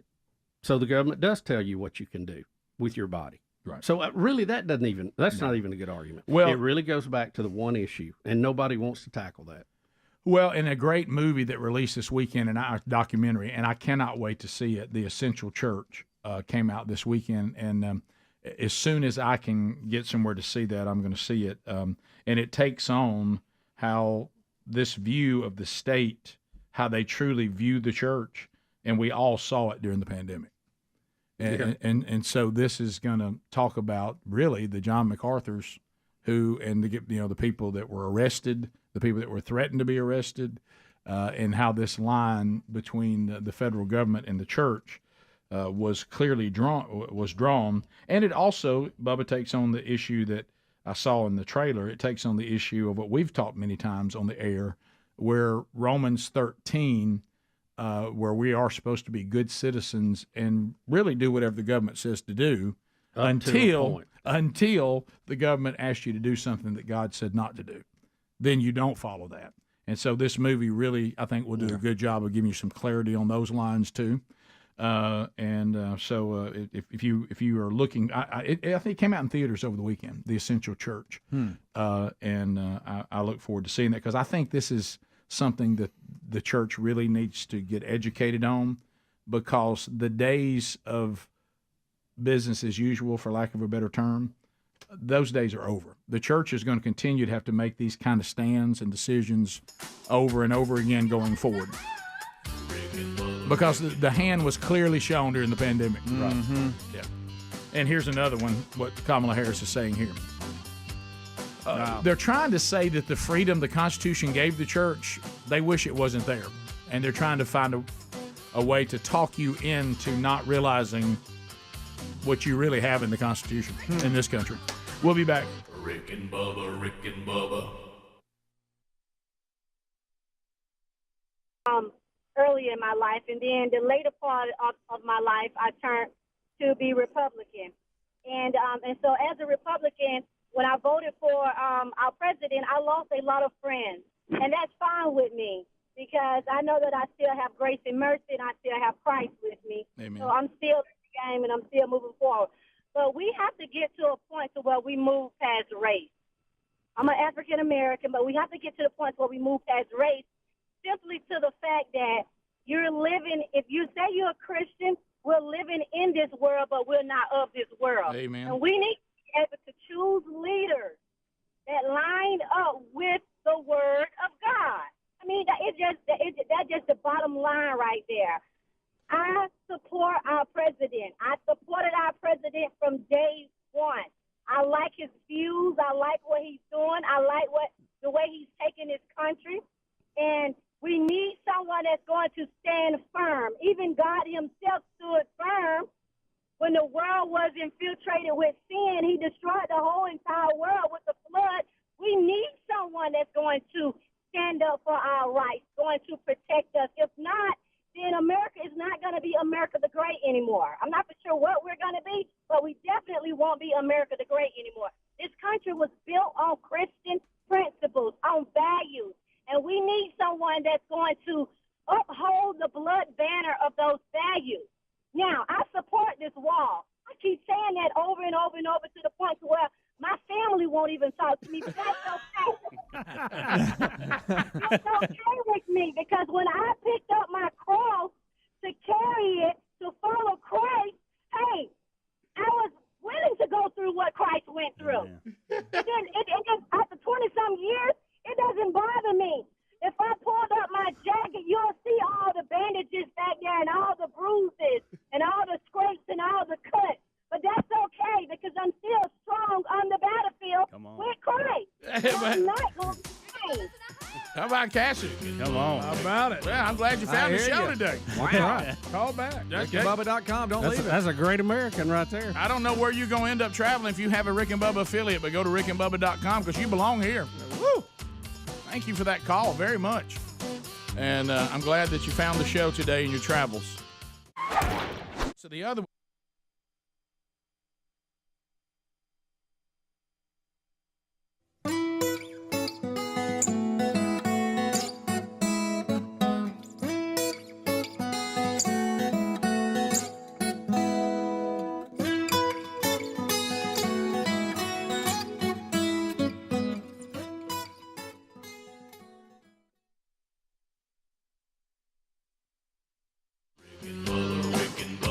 This is the Rick and Bubba Show. Watch more at blazetv.com/Rick and Bubba.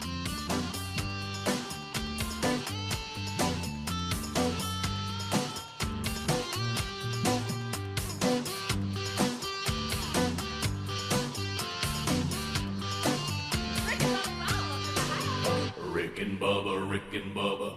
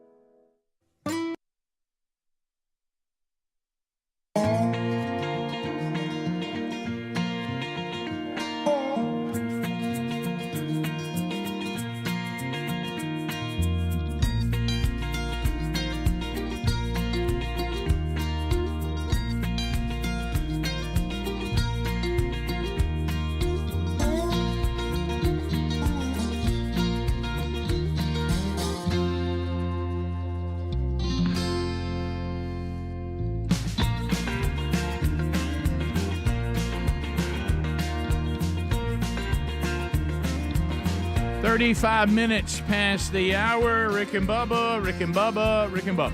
Thank you for being here today. HelloFresh.com/Bubba. Who's in? Who's in? The hands are up. Let me tell you what. This is a great company. And meal planning can be such a hassle. Hey, what we going to eat? Hey, can you run by the store? Hey, now what's the ingredients for that thing you do? HelloFresh.com/Bubba says we got it. Well, look, go there. Just pick your meals. Pick the meals. We send you the recipe card. It's easy to follow. Love the font on it. And then we send you all the ingredients you need for the meals you've selected. We can even handle snacks. We can handle, you're hosting, and I'll give you an update. Sherry and I hosted something over the weekend. I'll give you an update on that. Backyard bratwurst bar, would that work for you? You need some key lime pies? Got them. So full meals, snacks, big groups coming over, whatever you need. Football season's coming. Going to be doing more of that. I mean, look how Bubba's reacting. I mean, just look at his excitement over there.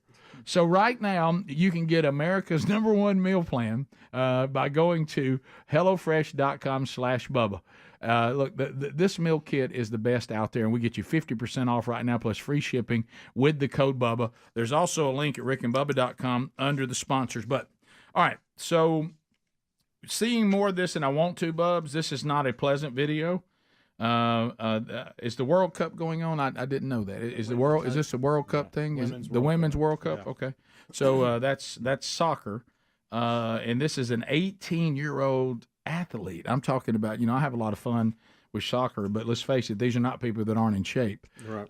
And so here is this really troubling video of this young athlete grabbing her chest and collapsing during training. Yeah, they're just running here, and it doesn't have audio. That's why I was giving play-by-play. She feels something, then goes down. She's holding her chest, and then other teammates come around her.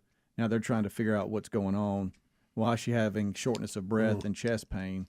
And it leads to an ambulance, and first response. People are running out now trying to figure out what is going on, and she's in a handle.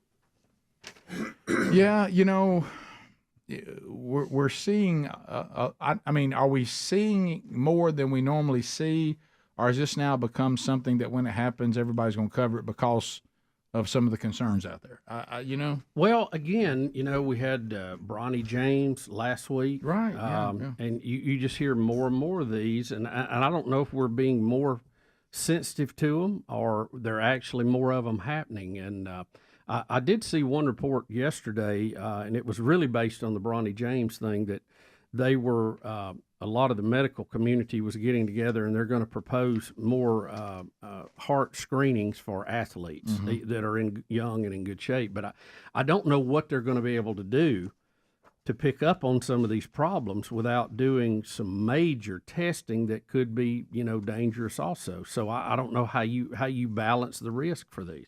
Yeah, she was rushed to the hospital, was unconscious for about 90 seconds, they said, as medics tried to revive her and figure out what was going on. They rushed to her aid. She was released from the hospital, but is unlikely to play against, or I guess maybe Germany was yesterday, I guess. I don't know. This is a story from a few days ago, so I guess they played Germany yesterday maybe. They're treating it, cautiously, which you understand. So she's you want to. And it says that they're saying the official word from a team official is what happened was just a symptom of all the stress and physical demands of a World Cup. But they do say that her medical history at 15, which is really pretty abnormal at that young, she was diagnosed with ovarian cancer. And they didn't think she'd be able to play anymore, and she did go through chemotherapy and all that. See, that may have had something to do. Yeah, and so she does have that in her health history. So we always ask the question, did they have COVID? How many times did they have it? Were they vaccinated? How many did they get? I think you have to look at all that. You do. If you don't, I don't think you're just being honest to the process. Well, as we've said, and other doctors, and it happened again over the weekend, so now this is the third time somebody's told me this, that we're going to, post-pandemic, there's going to be an entire group of doctors that's all they do, is I'm dealing with your symptoms of long COVID, or I'm dealing with your symptoms that may be a side effect of the vaccines and the boosters. Yeah, well, there's just so many people now. I just had at the deal I'll tell you all about later, we had a little gathering at the house on Saturday with our Sunday school class, and there was somebody again showing me pictures of somebody that had blood clots taken out, and they showed me all these nasty blood clots laying there. And this blood clotting is a serious thing. Well, I told you I've spoke with some people who actually do this testing in the hospital with the ultrasound, and I was told 3 times as many blood clot issues as we used to have. Oh yeah.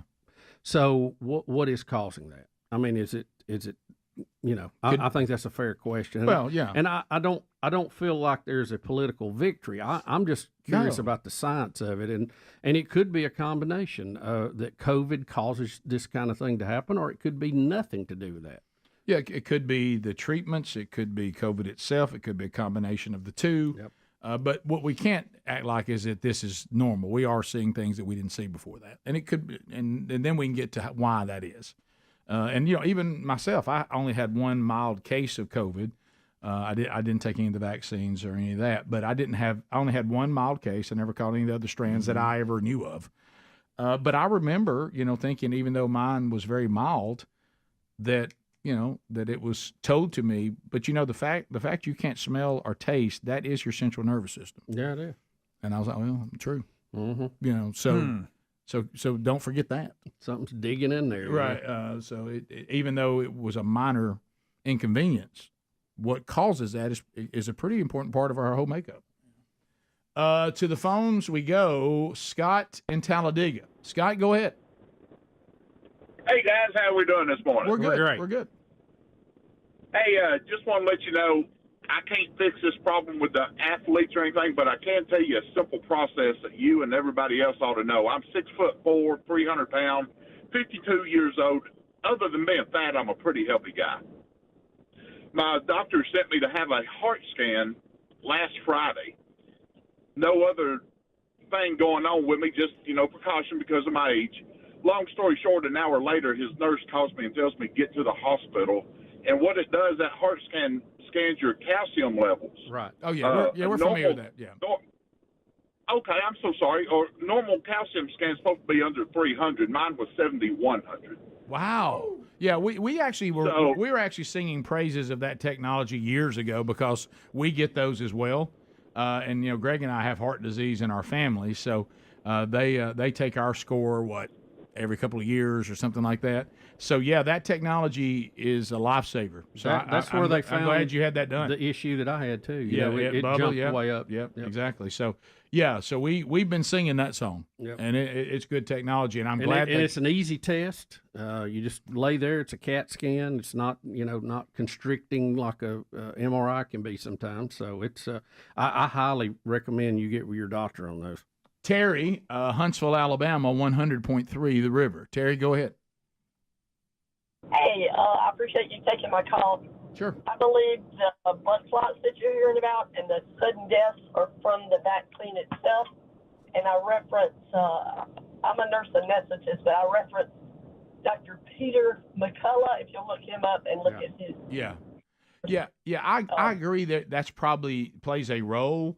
And I've read all that, but I will say this: I do know though people that I do know that didn't have the vaccine at all, but they did have a bad bout with COVID, and they have the blood clots as well. So, but I mean, it still all works in concert together because that mRNA technology and the vaccines were also giving you the virus. So it all kind of works in concert there together, but. There's no doubt to say that the vaccines are not causing any side effects or they were no big deal, no problem whatsoever. You're not allowed to even remotely suggest so.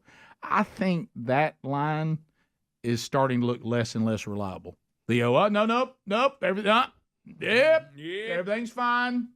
Doesn't mean everybody's going to have a problem. And I'm thankful that I think they helped a lot of people with the first generation. Now, after that, it's more questionable, but it all played a role in getting us herd immunity. Where the trouble's coming is when they realized when it became obsolete, kept pumping it, and they kept on doing it, and telling you things about it that weren't true. And the key is proving when they knew it wasn't true anymore. Right. Like that's how they got the tobacco companies. Right. But when you were given an exemption from the government, I don't know that anybody could ever get you, can they? I don't know. That's a legal question. Phone calls are next. Rick and Bubba, Rick and Bubba.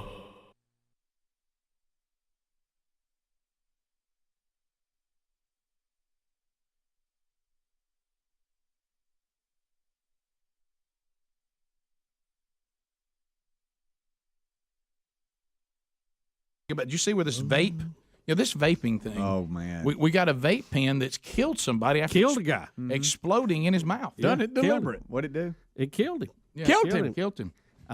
William Rick, Brown. Apparently, they think the battery exploded, and shrapnel from the explosion actually cut his artery in his neck, and he died. What kind of pen we talking about here? From vaping, guys. That's your time if it's that precise. You know, I'm talking about a dang vape cig blows up in your mouth and kills you. Well, if you don't have that in your mouth, if it messes your lip out up a little bit, but guys, y'all write this down. This is kind of. I think vaping to get people off cigarettes, even though it's still got nicotine, you're still addicted to it. But the idea was to taper off. It was that was the original idea. We're going to taper off. It's going to be a more controlled plan, you know. Yeah. And you could buy the little cartridge, and they were going to reduce your addiction down slowly. Of course, and you still had the, you got something in your hand and mouth, that part. But people are putting in these vape liquids. I do that with like Reese cups, synthetic marijuana, and so these Juuls. These vapes it's called juuling. Yeah, these things are full of all kinds of different stuff. I know. Yeah, but I mean it's legal and people are getting it. But I know. But they put a little doobage in it. The reason why the schools had to start reeling it in because people were saying, "Well, I'm not doing anything illegal." Yeah, but some of this actually is laced with stuff. It's not regulated real good.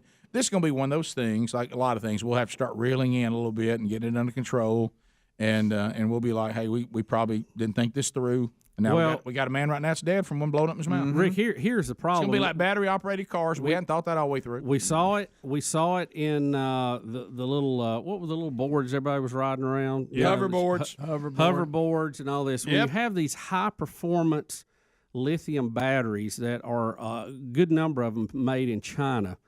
Sometimes the quality is not as good as it should be, and they're turning them out. There's a demand for them, and they're just building them a little flimsy. And when you short a battery out, any kind, car battery in a hoverboard, battery in a vape, whatever you call it, they blow up. That's what happens when you short a battery out. It blows up. Next thing you know, you got a burnt house. I tell you another thing. Next day, you're dead as a wedge with a pin in your mouth. That's right. You ever been behind a car with somebody's vaping? You think it's like and if you have a battery, the car's on fire. If you I have thought they had radiator trouble. If you have that battery that close to your face, it's not going to be good. Have you ever sit on a battery that has exploded or cracked or anything? Sit on it. And like I was on a golf cart one time when a battery exploded under it. No. And it feels like a shotgun. I had one blow up in a truck one time, and you're right, it's quite an explosion. It's very violent. That doesn't sound good. But thank goodness it was in an enclosed area, or I'd have might have suffered butt damage. Yeah, when it first projectile to the rump. Yeah, while I was sitting on it. If you're just joining. Can I ask you this? If you when it first went off underneath your seat, did you think this? Bless you, Taco Bell. Wow, that got me. I'll be honest with you, that was not the first thing that came to my mind. Wish I could have Cannon in that. It was shoot, what was that? Because it's loud. It sounds like you fired a shotgun. Oh, it does. Yeah. I'm thumbs down. Bad on deal. that. I'm thumbs down on that. And I don't want that on my face. By the way, we have not thought through battery operated cars. And lithium batteries, even if they are depleted, will catch on fire if you get them wet. I don't know if you knew that or not. Didn't know that. Short out very easy. Didn't know that. Learned a lot. I've heard that. I haven't tried it personally. Rick and Bubba.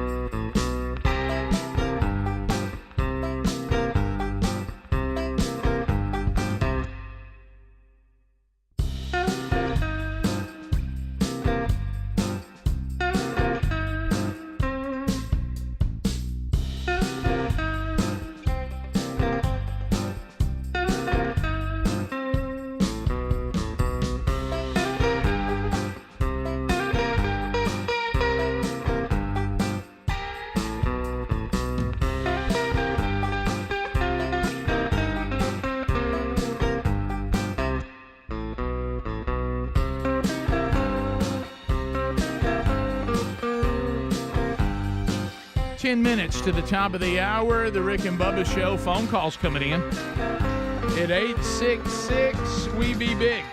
Thank you for being with us today. Bubba, I got to read this message I got. It said, hey, Rick, Bubba, and the gang, the men of First Baptist Church in Chula, Georgia, finished week number 40 this past Wednesday of their first ever man church curriculum.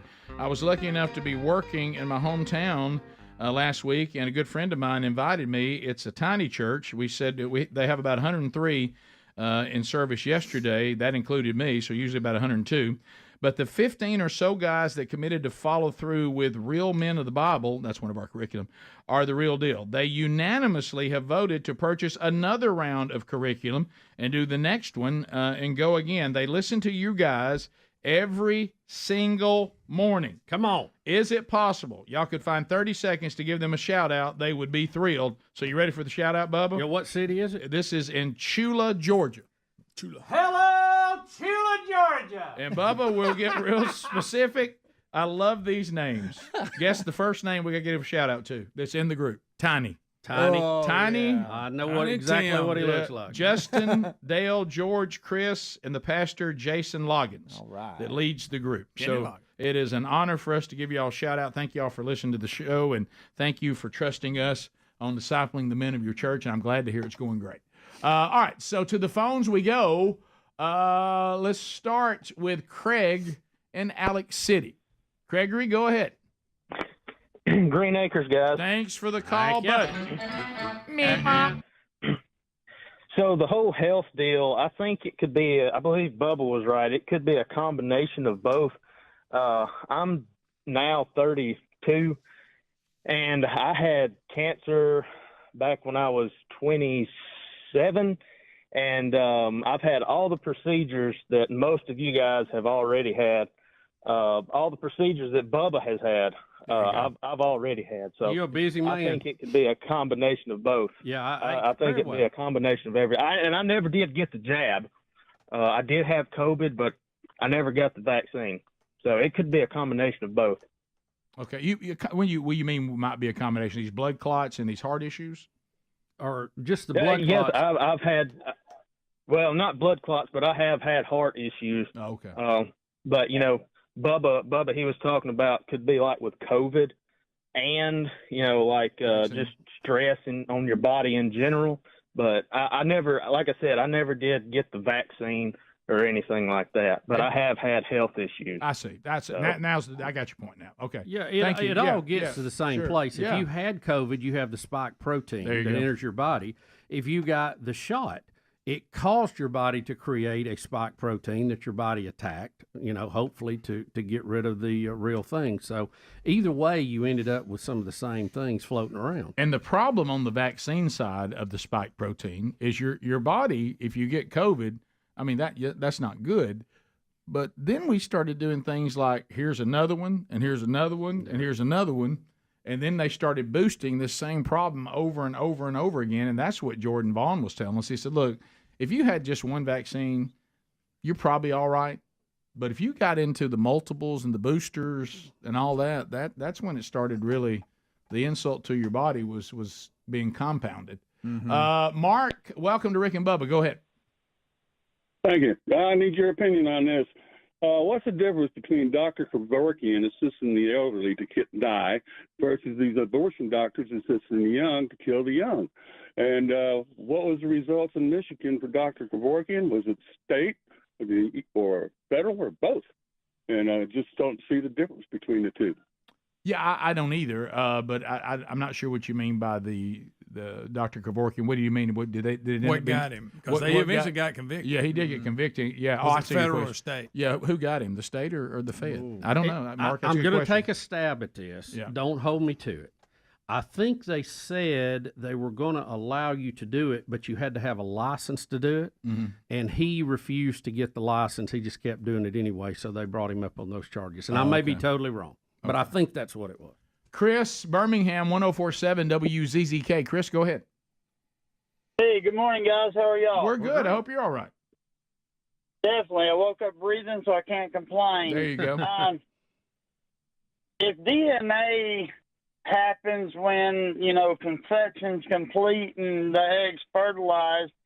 That, to me, that would be murder because we use DNA throughout courts to, convict people and stuff. So that could be definitely a thought on the abortion side of stuff. Yeah, Bubba's pointed to that many times and said, you can't say it's part of your body when it has a different DNA. Yeah, if you take your tonsils out, it has your DNA, your appendix, or your liver, or whatever. But this would have a totally different DNA. Yeah. So I think science has kind of answered that, and it's a very emotional and tough. Oh, it's tough issue. But you may say that your body is housing this person. Yeah. But you can't say that person is part of your body because the DNAs are different. Right.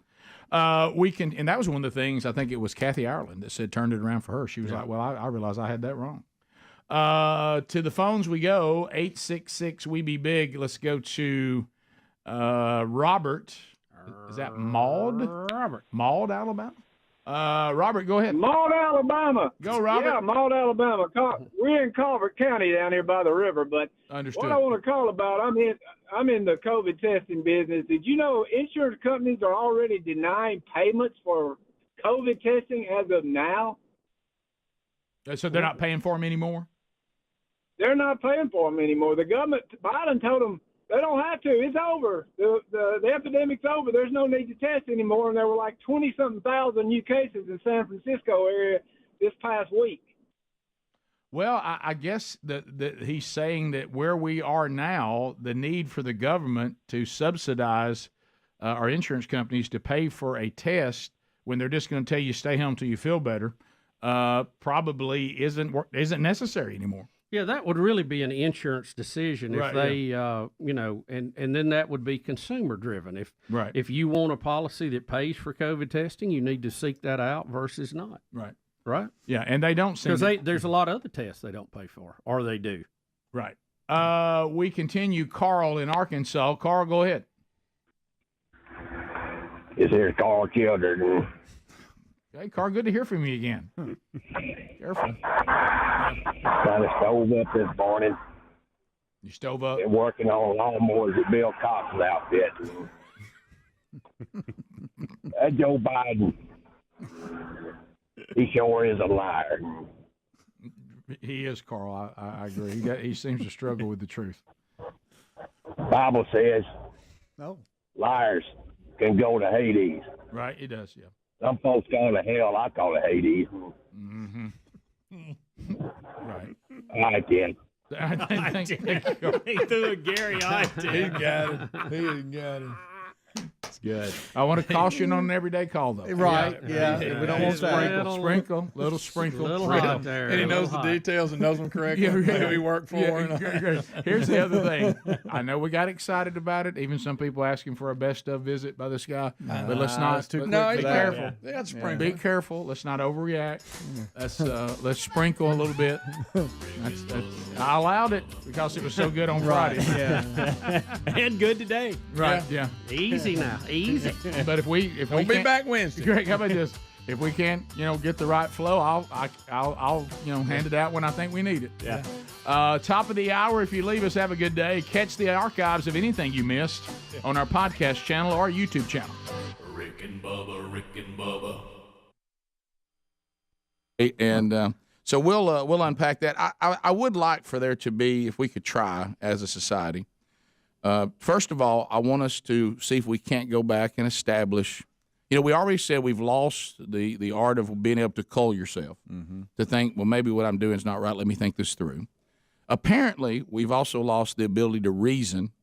If somebody says something to you, it's okay to hear it and then go, based on some things I know, I'm not sure that could be accurate. That doesn't really make sense. What would be the motivation for this person to do what you claim they're doing based on some things I know about the person? That would be in conflict with a few things. And then you think to yourself, you kind of reason it out and go, well, I'll get to the bottom of that. But I'll tell you right off, the first thing you said to me, that doesn't seem to make sense based on things I know to be true.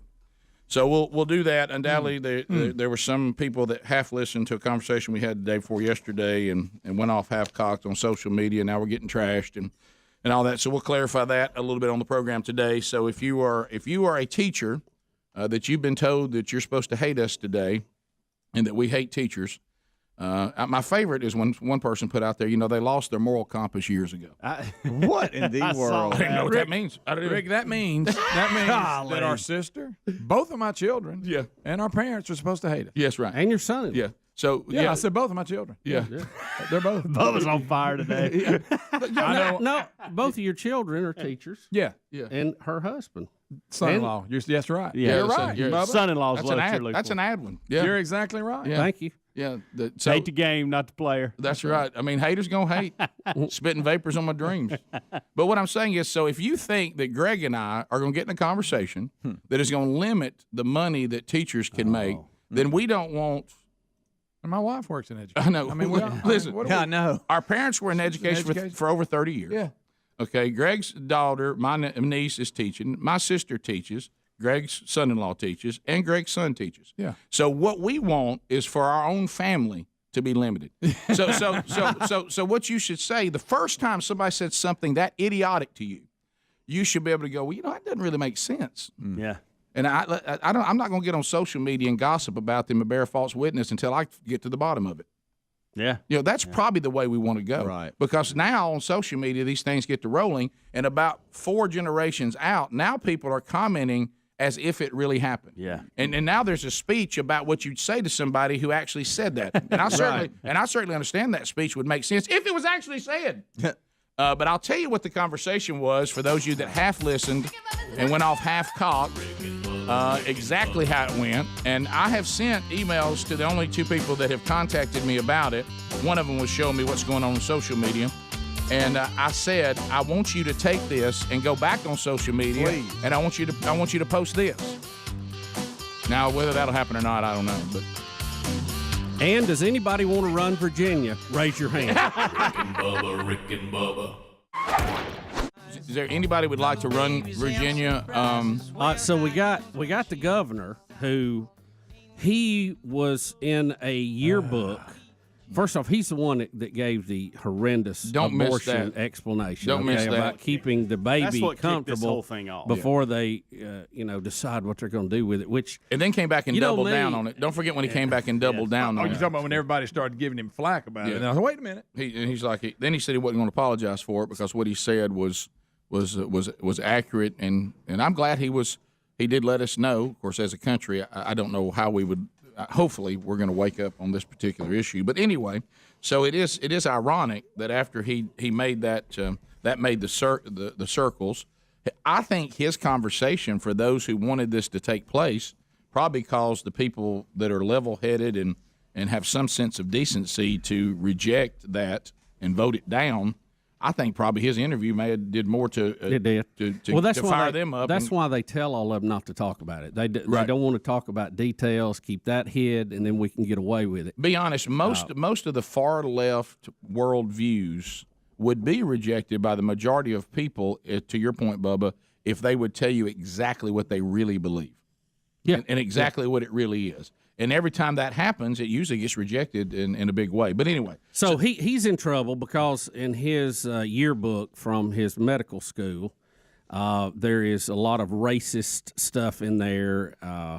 Really incredible that anybody would carry some of this stuff to that level. So he's in trouble. So it looks like, everybody says, we need the lieutenant governor to step up here. Well, guess what? He's got Me Too problems. Right.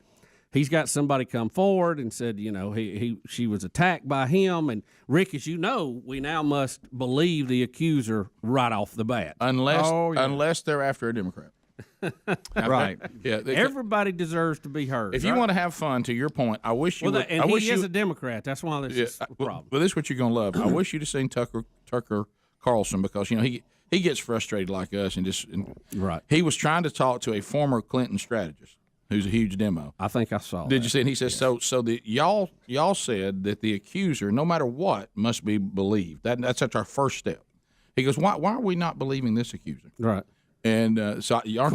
The Tucker. Now let me be clear. Now I think the things that happened back and some of the things that were said against Kavanaugh. He goes, I'm not talking about Kavanaugh. He said, I'm not even saying that we're going to go back and talk about Kavanaugh. Y'all said that this woman and all accusers If they make an accusation against a man, our first move is to believe them. He goes, now, I want you to understand. He said, I don't agree with that because I can show you examples where people have lied, and men and women will lie. Men don't have the corner market on lying. Women will lie. Well, I think we have a bigger thing that covers that: innocent until proven guilty. Right, but he said, but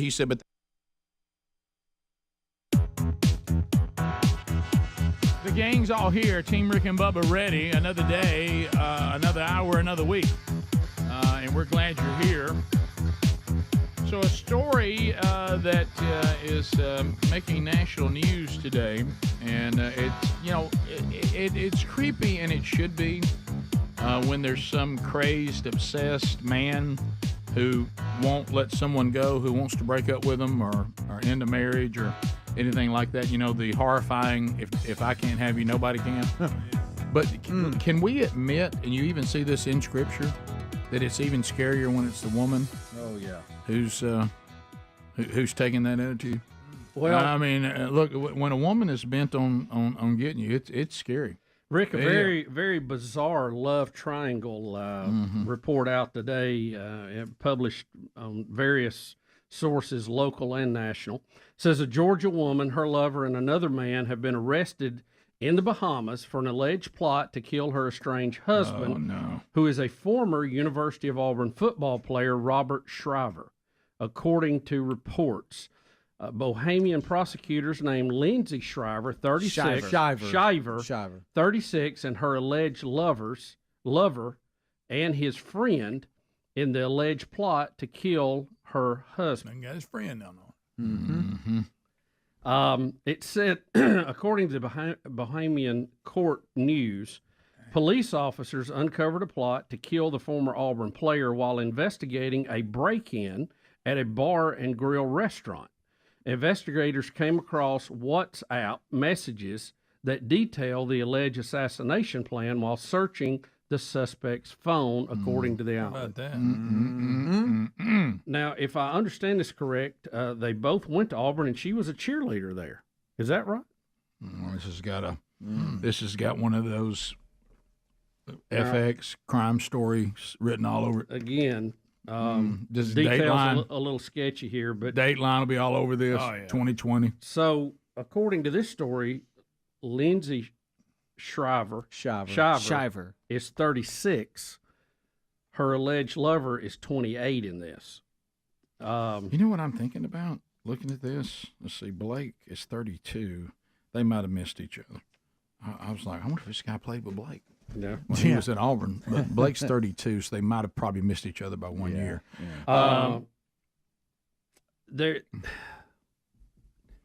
His name is familiar to me for some reason, but I can't place it. Maybe I'll come up with it later. We have a package on it, though, right? No, we thought we did. No, it's just a lot of written stuff. That's just okay. So Robert files for divorce. And because he found out because of the alleged affair, right? And then it all starts to unravel. And is that must have big insurance? Is Farron is Farron the friendly Henry? He's the helper in this. Apparently, was he the one that was there was allegations of? No, it's the other one. Okay. Apparently, the other and her they met. I guess near a home that they owned. They met somehow, I don't know, and he found out and filed for divorce after finding it out. Okay, so answer me. Affair. And I know the short story we have doesn't have a tremendous amount of details in it, but it has enough. But what I'd like to know, and Bubba, I noticed the picture they're using of the alleged murderer has her standing with a sign that said "Let's tennis." Right. Yeah, but anyway, I saw that. Yeah, but. That doesn't reflect upon the entire tennis community. It does not. It does not.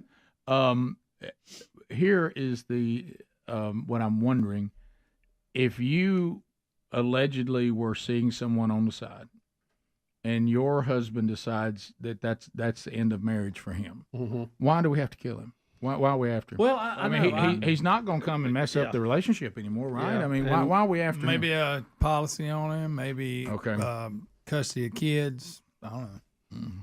Yeah, that's kind of what I was thinking, Rick. Because I mean, we have plenty of divorces. Yeah, she might. Why go this far? Why risk? And if he's taking himself out of the picture, you don't have to sneak around anymore. Right. If that allegation is correct, why are we after him? Is it a, like you said, a custody thing? Is it the I'm now, but since I'm the offended spouse, I probably can get custody now and cast you in a bad light? I don't know. I'm just throwing out. Yeah, I know, and it's a valid question. So this is crazy. And this is all allegedly, reportedly from the Bahamas. So probably getting information not as easy and clear as it is. So you got. I'm not making this up. I'm so sorry, but she has a post on Instagram of the two of them that says the key to a perfect marriage is having two imperfect people who refuse to give up on each other. You're making that up. I'm not joking. It's in the story. Yeah. Oh wow. But you talking about? All right, so we got her, Lindsay. All right. Wish she'd have walked the word imperfect out a little more. Yeah.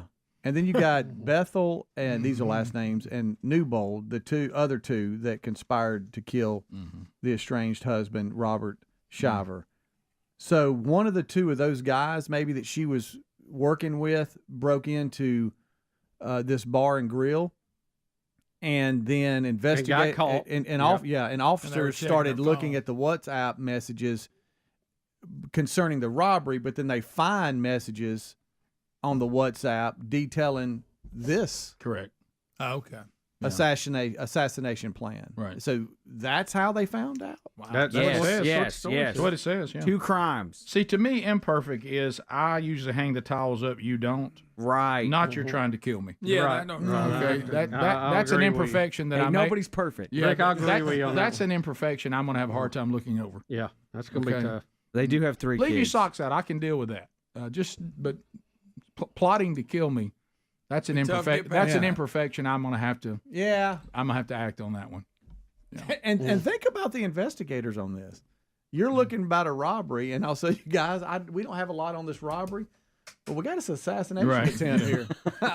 I did find something else. Yeah. How about this? I'm looking at this bar robbery. It doesn't look like a big deal. I was kind of going over WhatsApp here, and I kind of think, the loss to Grabber's Bar and Grill is not near as important now. Yeah. Good night. I think it says a little bit about knowing the background on the assassins you hire, too. Yeah. You probably want somebody dedicated to that profession. Yes. Hire a professional. I don't want to. Advice.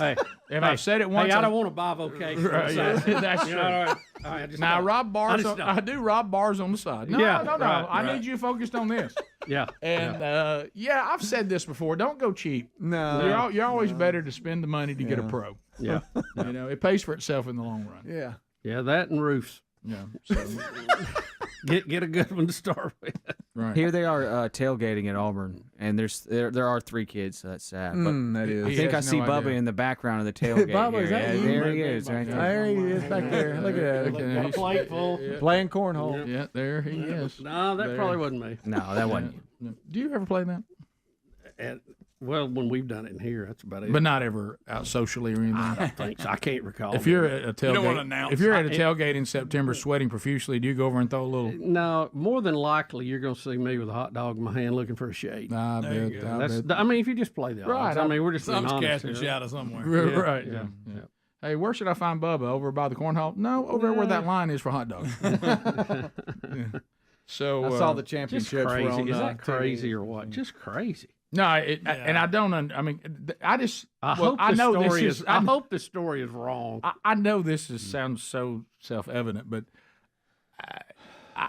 if you're having a rough go in the relationship, murdering the other person is not the option. No, just leave. Yeah, it's yeah. You can not work to it mention, out. You can work it out. That thing about trying to start a new relationship with this new person. Being in jail is going to hamper that dramatically. It will. You are there. It's going to hold it up. Well, now my husband, he's divorced me, and the guy that I was cheating on him was in jail. I ain't got nobody. Yep. Well, that's the way that can end up, right? I mean, look, even if you feel like there is no in or no out, let's put it that way. That's not. Don't go there. No, I mean, even if you feel like, hey, I'm gonna lose the kids, he's gone, all that, it's still not worth And if I was counseling, I'd go, all right, so I understand there's some things y'all are upset about and there's some things you're concerned about. So let's start right here. Murdering each other, that's out. Yeah. So we're going to take that off the table. There's other things we can do to make this work for everybody. Right. As best we can. Yeah. Surely there's another option. 15 minutes past. More Rick and Bubba next. Rick and Bubba, Rick and Bubba. They say you standard y'all set. Right. So I agree. He says, so I want to know why Democrats are giving a Democrat a different standard than they gave Kavanaugh and any Republican. And the guy, of course, never would answer. Right. Well, because he can't. Right. And this goes back look, to. Go ahead. No, I was just going to say this goes back to the 2004 Democratic National Convention in Boston, where he and Vanessa Tyson, who's the accuser, say that they got together and things started consensual and then it turned non-consensual, and that's what her accusation is. So let's be clear. The governor of Virginia wants to kill babies after they've been born, okay, and has been caught in blackface. You can keep them comfortable until the doctor decides with the mother if they want to kill them. Right. So that's him, and then he's also... This is post-birth abortion. Yeah, right? Some people were more offended by his blackface than that. Which is sad. Even by definition, that's murder. He's also had to admit that he admits to dressing in blackface at one time, acting like he was Michael Jackson, which that could be a hit or miss according to how far in his career If you it are. was after bad, you didn't have to put blackface on. Yeah, not at all. But then he says this is not me dressed as a Ku Klux Klan. One person with Ku Klux Klan, and then that person in blackface with a rope around their neck. Correct. Now, it was on his page. On his page. That's but weird. It's on his page. He said Do y'all know what the smoking gun and all this is, why they're trying to figure this out? The plaid pants. So the plaid pants that the blackface is wearing is also in the picture of the four standing there, which he's in. He's not in the plaid pants. So what he's saying is, what people are saying is, unless people shared pants back then, he is not in the plaid pants. He didn't have those. That being said, that doesn't rule him out on what's standing next to blackface. I got you. But he denies that. All right, so he's had this problem, and some people are already calling for him to step down. But wait a minute. Just 40 years ago. The lieutenant governor now has a #MeToo problem. He's working through. They said, well, all right, we got some problems here. Let's go down. The attorney general may be our best answer for governor. No. Well, he had to come forward and go, well, sorry, guys, I've been in blackface too. When I was so since we decided the Democrats have decided that no one ever evolves. Wow. No one ever changes. Yeah. So 40 years ago. So to Bubba's point, so the governor is trapped in his 40 years ago stuff. Ooh, slippery slope. Yeah, the lieutenant governor is trapped in a #MeToo for a few years ago. And then, as Bubba said, the state attorney has come out and said, I got to tell you, in 80, at the age of 19, I was in blackface too. What is this bunch with their blackface thing? By the way, don't forget this. Don't forget this. I didn't know. I mean, Virginia was big on blackface. It appears to be. Don't miss the point, gentlemen. We've been saying this on the show for years, and there's others who said it. We're not the only one. All of these are Democrats. And if you go through the history of the Democratic Party, like they want us to do with everybody, you're right. They do not fare well when it comes to race. They've been on the wrong side of it through all of their past existence. Yep. They have been on the wrong side of race, and they know it. And now they didn't think it through. If you're going to bring up that people will be defined by their past and modern day, Democrats in race will not fare well. Nope. I mean, you won't fare well at all. Especially if you can go as far as you want to go. Yeah, not as long as there's pictures out there. Guys, we can't find anybody in Virginia in the state government that hasn't groped somebody or been painted in blackface. And guys, now, Rick, here's the problem. If you go down to fourth in line, you have a Republican. And that is why you will see an all-out fight out of these. Well, who do you give it to? Do you give it to the #MeToo guy or the blackface guys? I mean, Rick, and understand this. Rick, this is where the left is doubling back on itself. Yeah. They will have to decide what's worse, blackface or groping. There it is. And y'all can make the call. It's up to you, Virginia. Now, keep in mind, post-birth abortion, they're not concerned about it at all. No, they're not offended by that. They're not offended by that at all. But by golly, if you did anything, you were 19 in a costume, and of course in the hashtag movement, the accuser has to be believed. Oh yes. That's what we've started, guys. Isn't that nice? Yep. Meet Virginia. We'll be back. Rick and Bubba.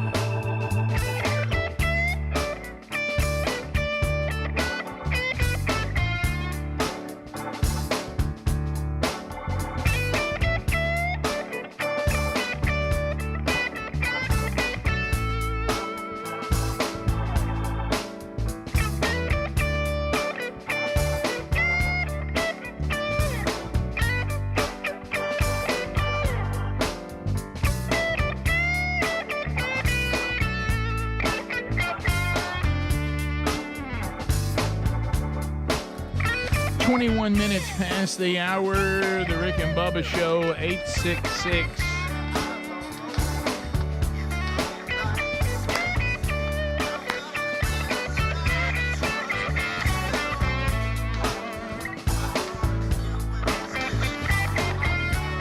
All right, so when we come back, we'll let you know. I promise you we're going to see this story that we just... I don't know, though, would Dateline in 2020 and American Crime Story, they're not going to really go with one that the person's still alive. No, if they would have successfully took the guy He out. likes to stop stuff, though, before it happens. You know what I mean? You got high profile, you got cheerleader, you got major university, Bahamas thrown in there. Yeah, I mean, you got it all. You got it all. On a beautiful Bahama day, Bohemian police think they've got a bar and grill robbery. But it turned out to be more. But what they found next would surprise us all. That's it. When we come back, a long snap that went over the punter's head. Oh! So anyway, he was a long snapper, yeah. It's going to be called Snapped. Snapped. And then she snapped, and so did he, but in a different way. A look at the Instagram, the hat misbehaving may have been telling us more than we realized. Can you believe it? Yeah. No, that's true, by the way. Bad influence. No, she there's wasn't kidding. One has to look over each other's imperfections, but the cheerleader's imperfection might surprise you. Well, that's a no. That's good. No wrinkle. Give the name of the bar again. Just what everybody thought was just a common robbery at Grabber's Bar and Grill turned out to unearth something no one was expecting. He was a walk-on. She wanted to make sure he never walked again. When we come back, no Auburn fan will ever hear Bada Gata the same.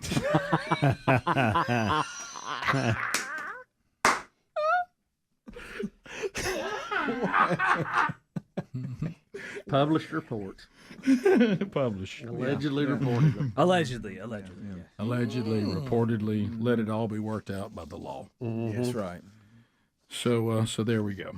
Bubba, we over the weekend, out of the other pictures I sent you, I'll call those up. So over the weekend, we all know this.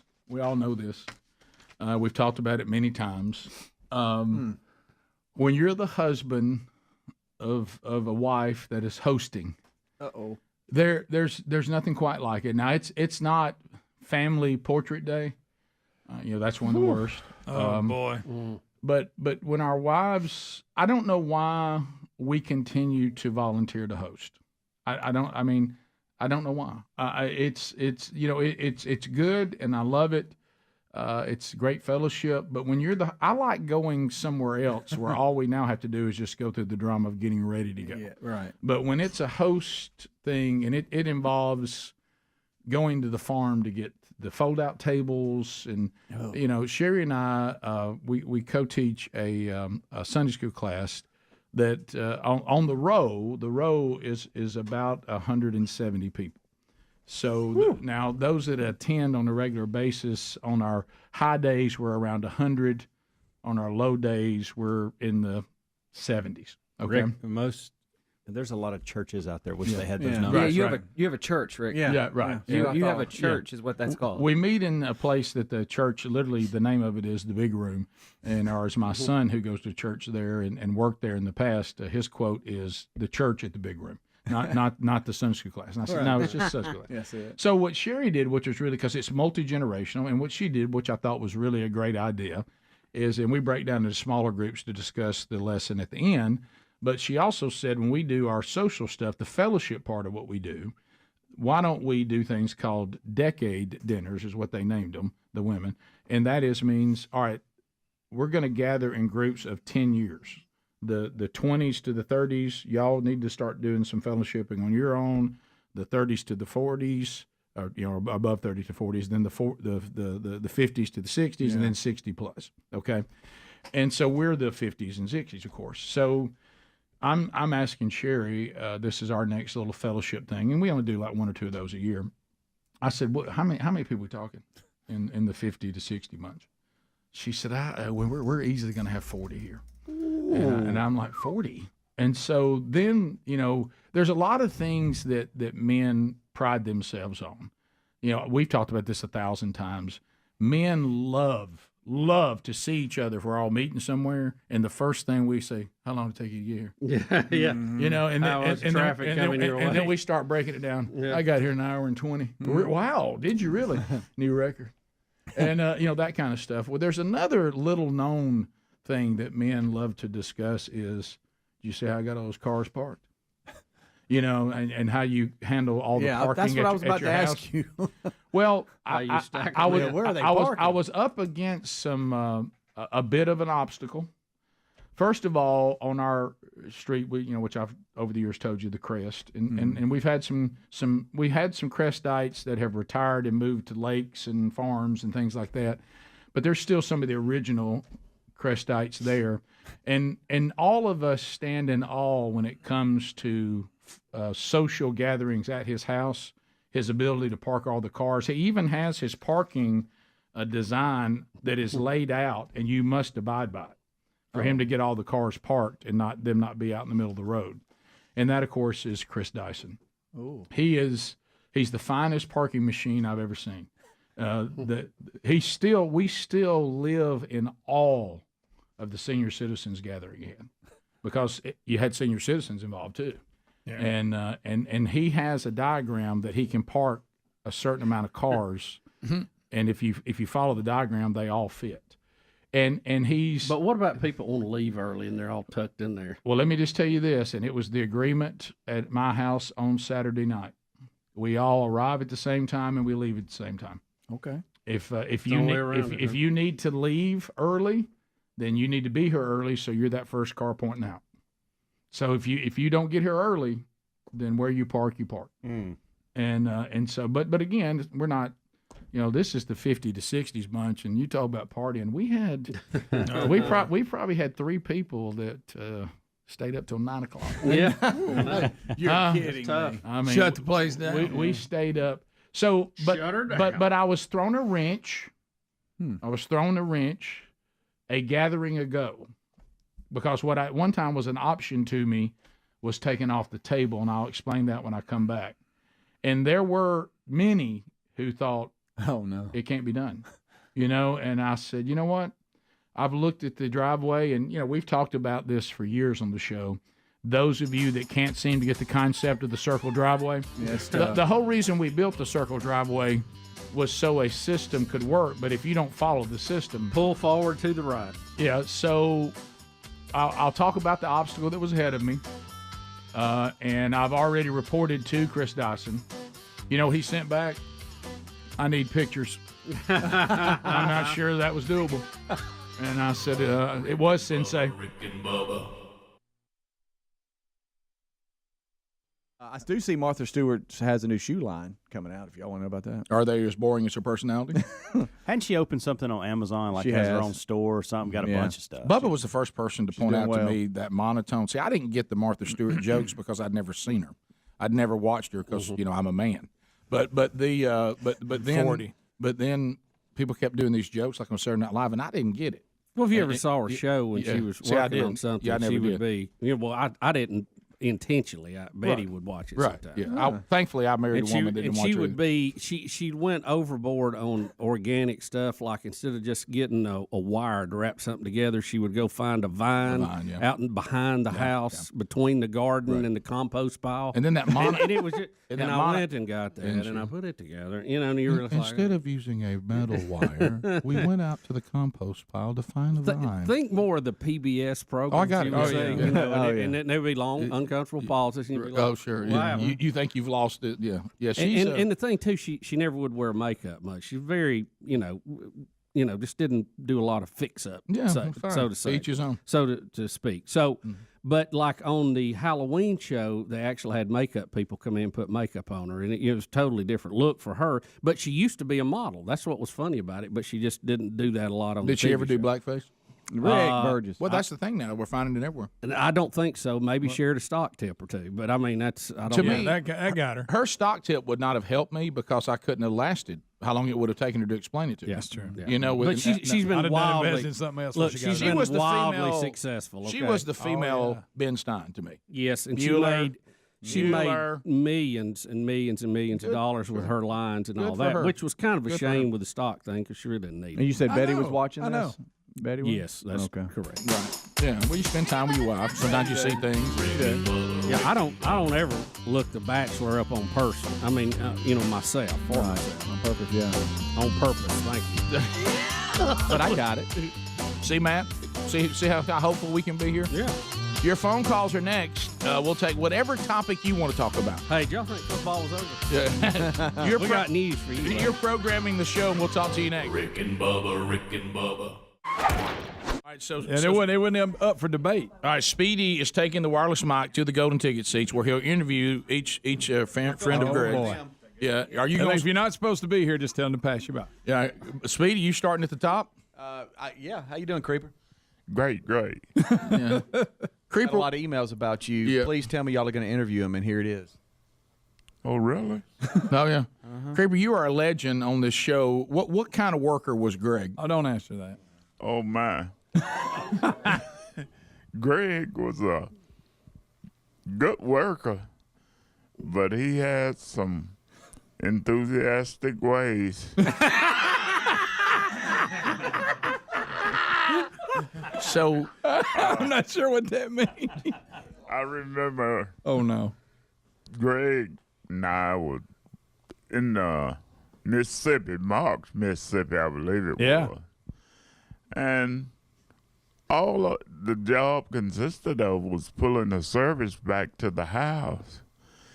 Greg gets up on the ladder and somehow or other pulls the whole facer board off the end of the house. Well, And we were in a I'm on the ground dodging nails as they shoot out. I was getting after it, Chris. I said, stop. and here's the bad part.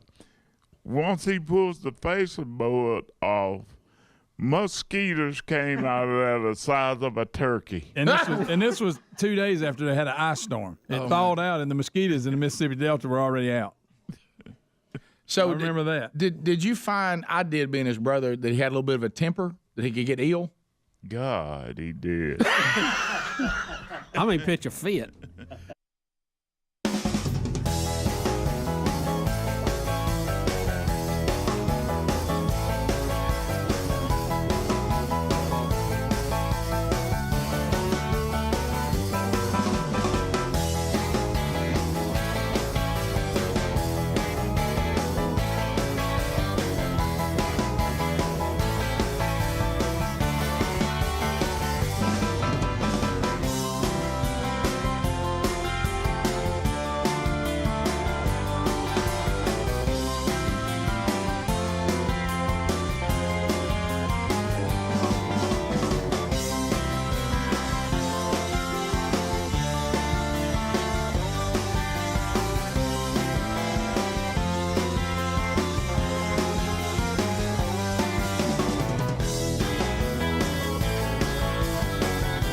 It is 35 minutes past the hour of the Rick and Bubba Show.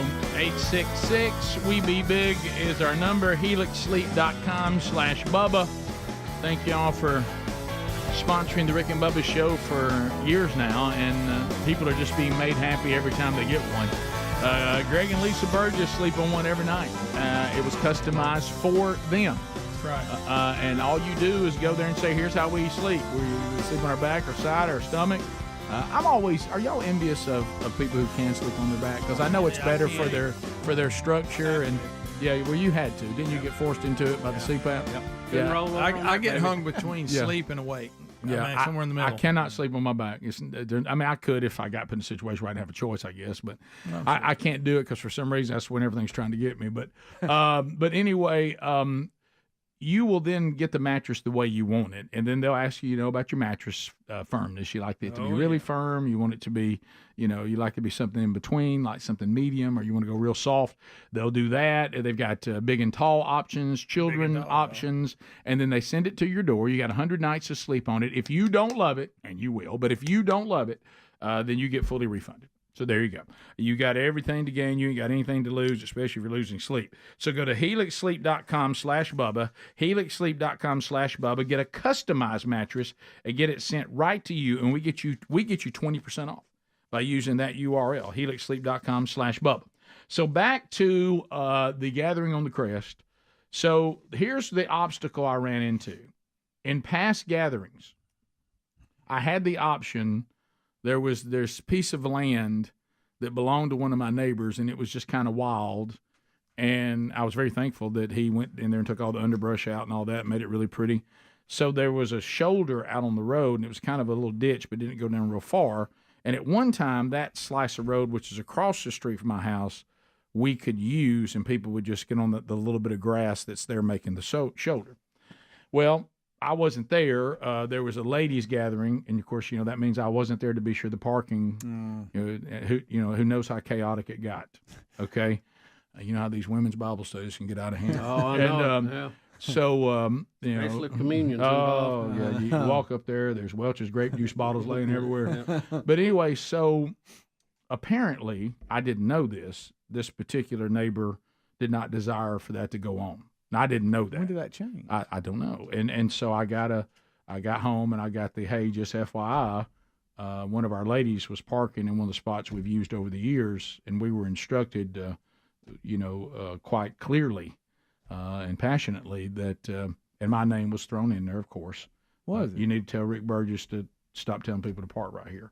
Oh, really? Yeah, and I wasn't there, so I that in the so I was not guilty in that. And at the time, they'd never been a problem in the past, but now there was. So I said, okay. So, and I gave that person a heads up. This person wasn't involved, but it was their family. Hey, FYI, going to have another gathering. I understand that that's not an option anymore.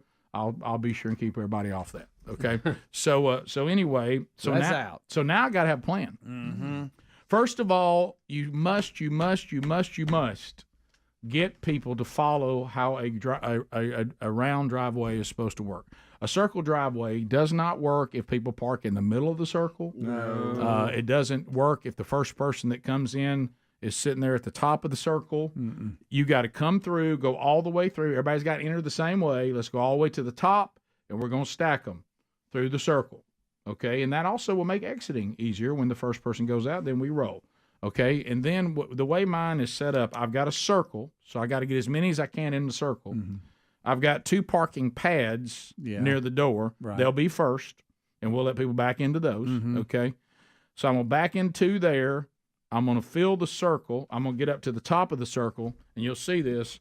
This is me looking at the circle. See how my circle is going to the left? Yeah. See my 2 on the pad over there? I do see them. So I've got 2 on the pad. I'm going through the circle here all the way up. You can't see them. I couldn't find a way to take a picture where you got all of them. But this picture of the circle, see that this shrubbery is blocking you. The other side is full all the way to the top. Yeah. Okay. Do you wish they'd have gotten closer? Do you feel like there was too much room between them? I would have liked it a little more out of black car here. Yeah. But then where you got to really work on it is this next one here. When you start going down here. I see a gap. Oh, yeah, that's wasted space. Come on. Right there. I see enough for 3 cars. Yeah. So, but down here is another parking Yep, pad. that's one. So I'm rolling all the way down there, and I've got somebody on the other side of Lift. Oh, so there is somebody on the other side of Lift. Somebody's on the other Okay, side well, they of did a Lift good Kit. job. Yeah. Are those many cars. Are those cars scared of Lift Kit? Do you think that's why they won't go down? Well, I was asked, would it be dangerous to park next to it? And I said, no, it's fine. Only person that truck's been dangerous to is Bubba. So Rick, then, so many cars, Rick. So many cars. We got the grass. So now this is the front of the house. Yeah. This is my house. I'm putting. Now I will put them here. Now this guy, I want us over, and I don't like that. But that was the guy who got there late. White truck got there late. Rick, I will say this: he's when half we built our house in Jacksonville, and we had a circle drive, and I wanted it wide enough that you could drive and park. And when I brought that up to the people doing it, they said, well, we've never poured one that wide. I said, well, that's what I want, and it worked great. because you could park and drive by. So we just had people park to the right, and you could drive, and it was wonderful. It was wonderful. But it was extra to do that. You know, it's more concrete. Well, you can't So hide it. I want y'all to know. $1 million man. That's Jacksonville money. Yeah. It's way back. Yeah. Lived on the golf course. Yeah. So no golf course now. This is some things from our sensei, Chris Parking Meter Dyson. He said you don't want. He said some things that fall apart is people locking their keys in their car while it's running. And he said I ran on that before. He said his most glorious sight was he said it felt like 200 elderly women at his house one time. He said that was my biggest accomplishment to get them all parked. But I sent the pictures to Chris, and he said, I'll tell you that's it. So I was able to get, so really, and there were some people that were that came just themselves, but let's say 40 people, that's a minimum of 20 cars. Yeah. Okay, that's minimum. That's a lot. And I probably was somewhere around 22, 23 cars.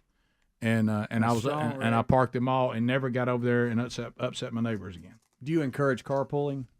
I don't like to put that kind of pressure on people. Okay. Yeah. If they would do it, it'd be great. Right. Yeah. And what I did do is, and I will give credit to the one person who just got bitten by their dog, who was new to our class. That person said, "I'm sorry, I was bitten by my dog. I'm on antibiotics, and sometimes I have a weird reaction to antibiotics. So I may leave the gathering early." And I said, "Then you got to be up at that one slot. You got to come all the way through." Dog bite victim. They went So dog bite victim went to the top of the. Do you know what kind of dog it was, out of curiosity?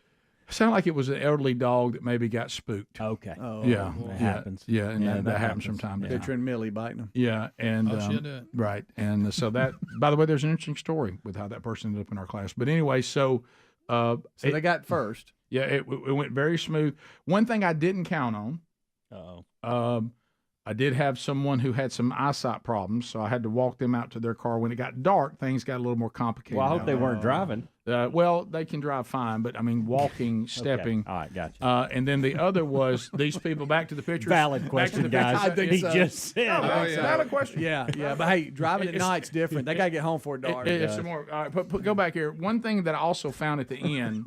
See, I live here, so coming down here and getting up here in these pads, backing out of that.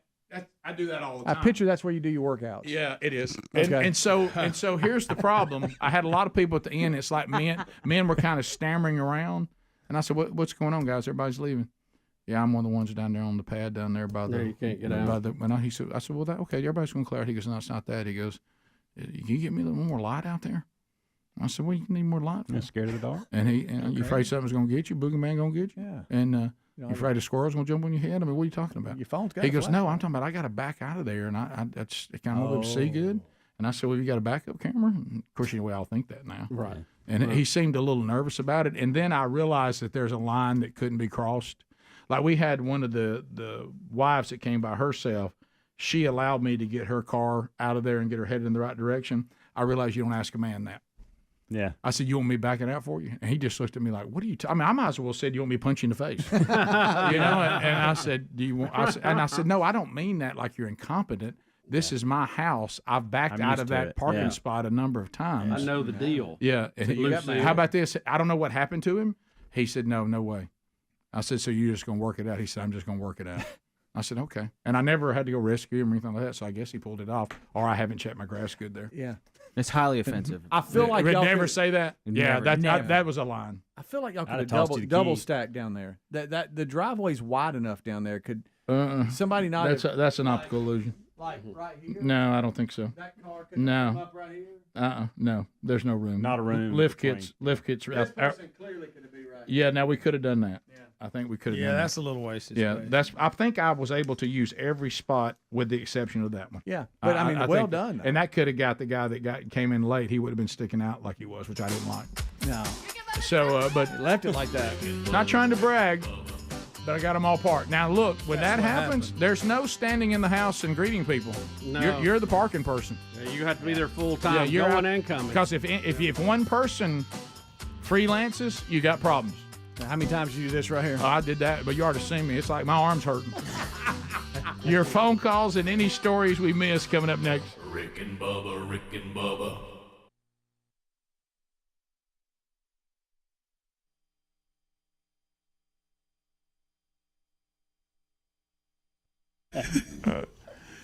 And he was a little destructive with tools too. Yes, he was. I tell you, don't let him borrow one. I know that. Yeah. When he got mad, he would bang on stuff, wouldn't he?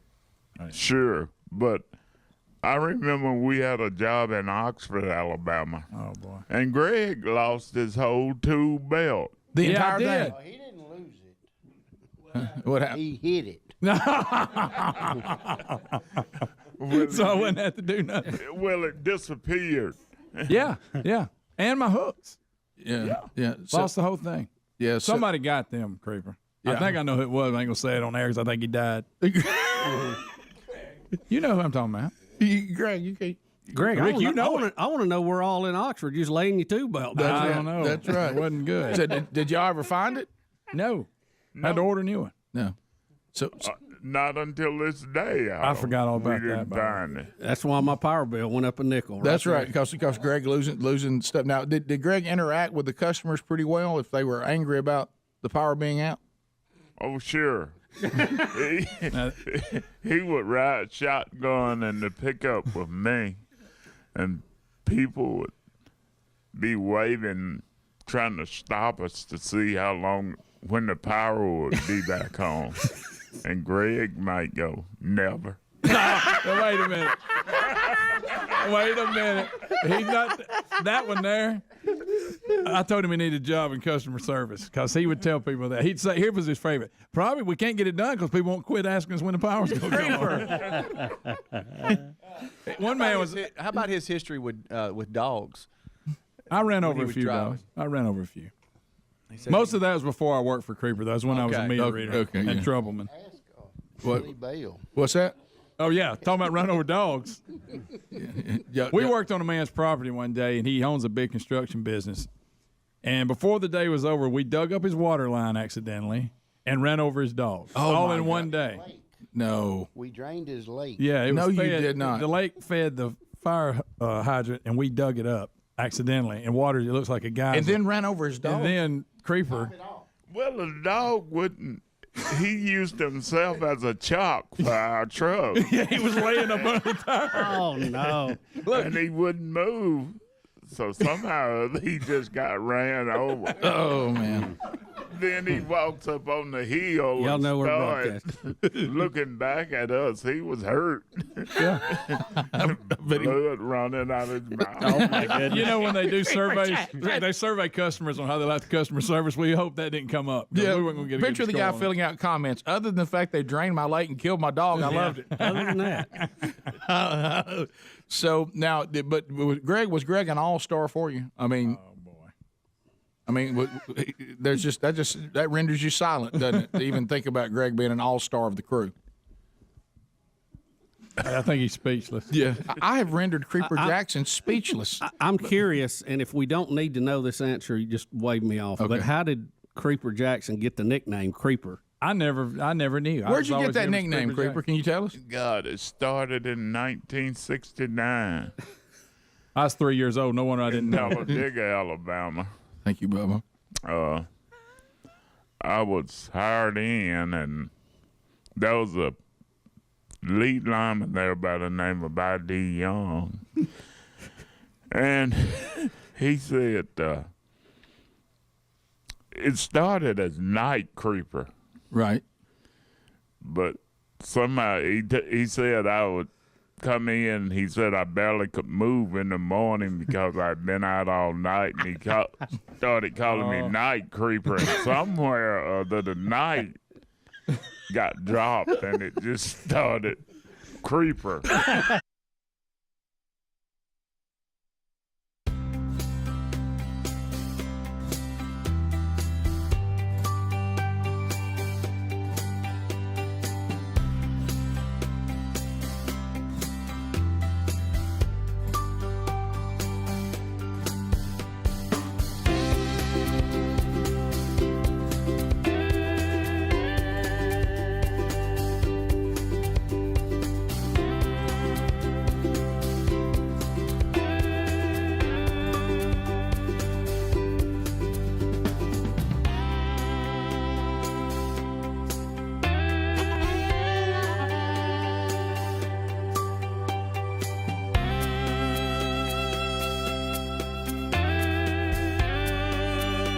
Here we go, 9 minutes to the top of the hour, the Rick and Bubba Show. 866-WE-BE-BIG is the number.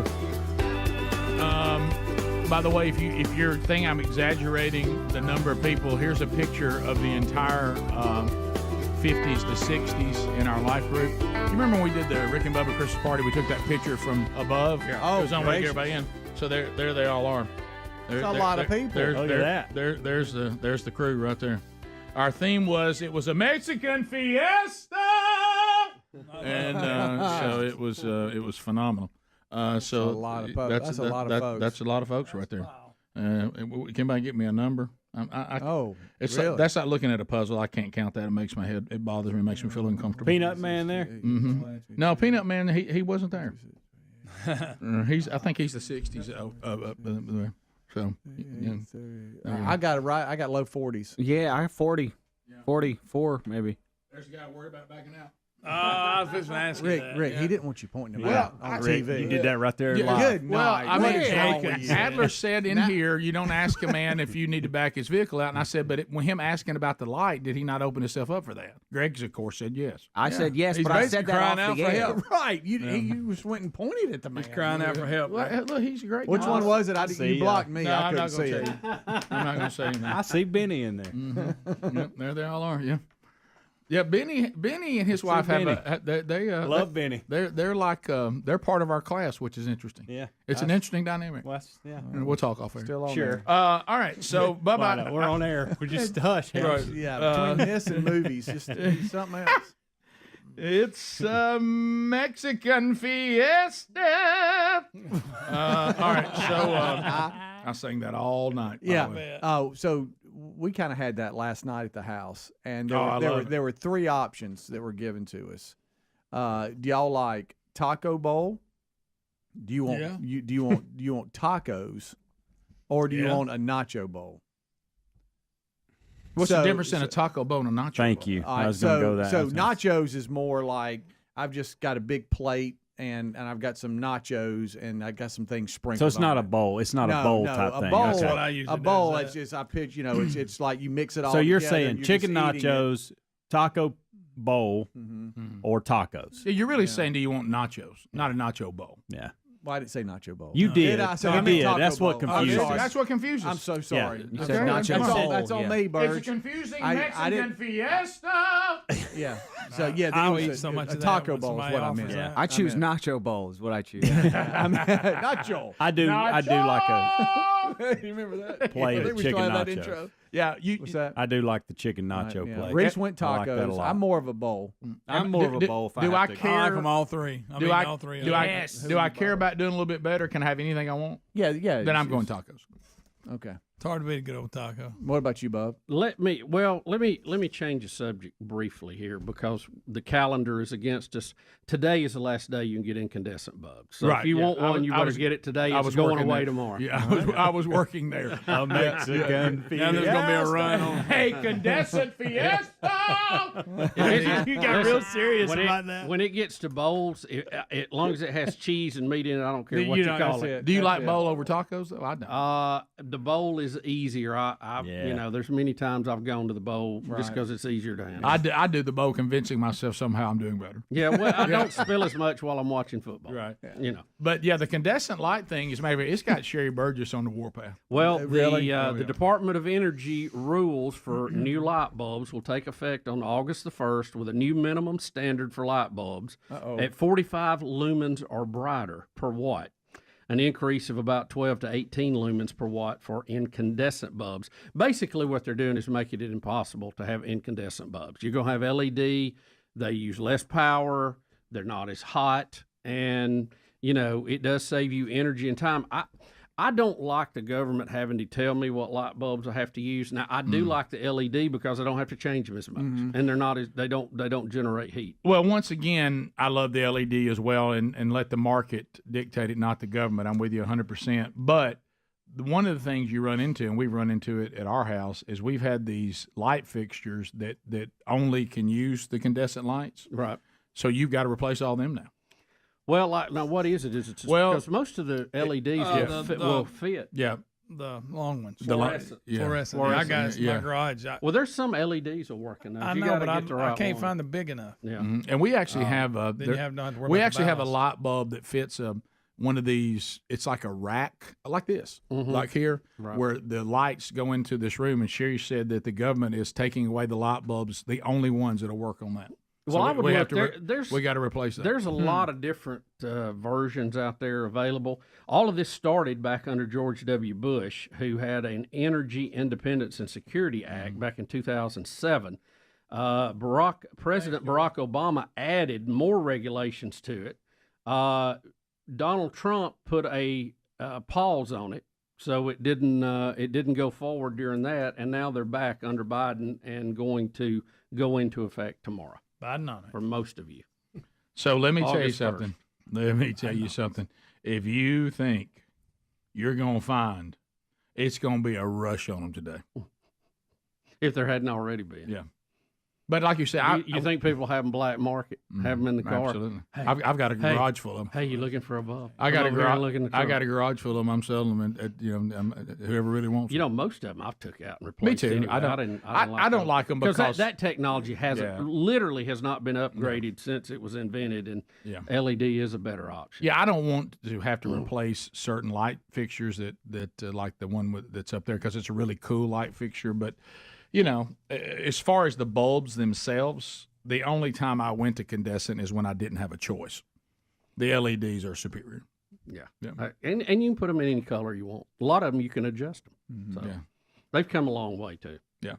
It has saved us a lot of power. You know, for several years there, the draw on the grid actually went down in our country just because of the light bulbs. When you think about how many there are out there. Yeah. Of course, the electric cars are sucking it back up. Now the electric cars are going to take it right back up. They're not as efficient as an LED bulb. Electric cars will take away any gain that we made. Yep. So we short-sighted everything things through. At least you'll be able to see good to eat your taco bowl. Right. There you go. That's true. Yeah. So today's it, huh? That's it. That's what they say. Yeah.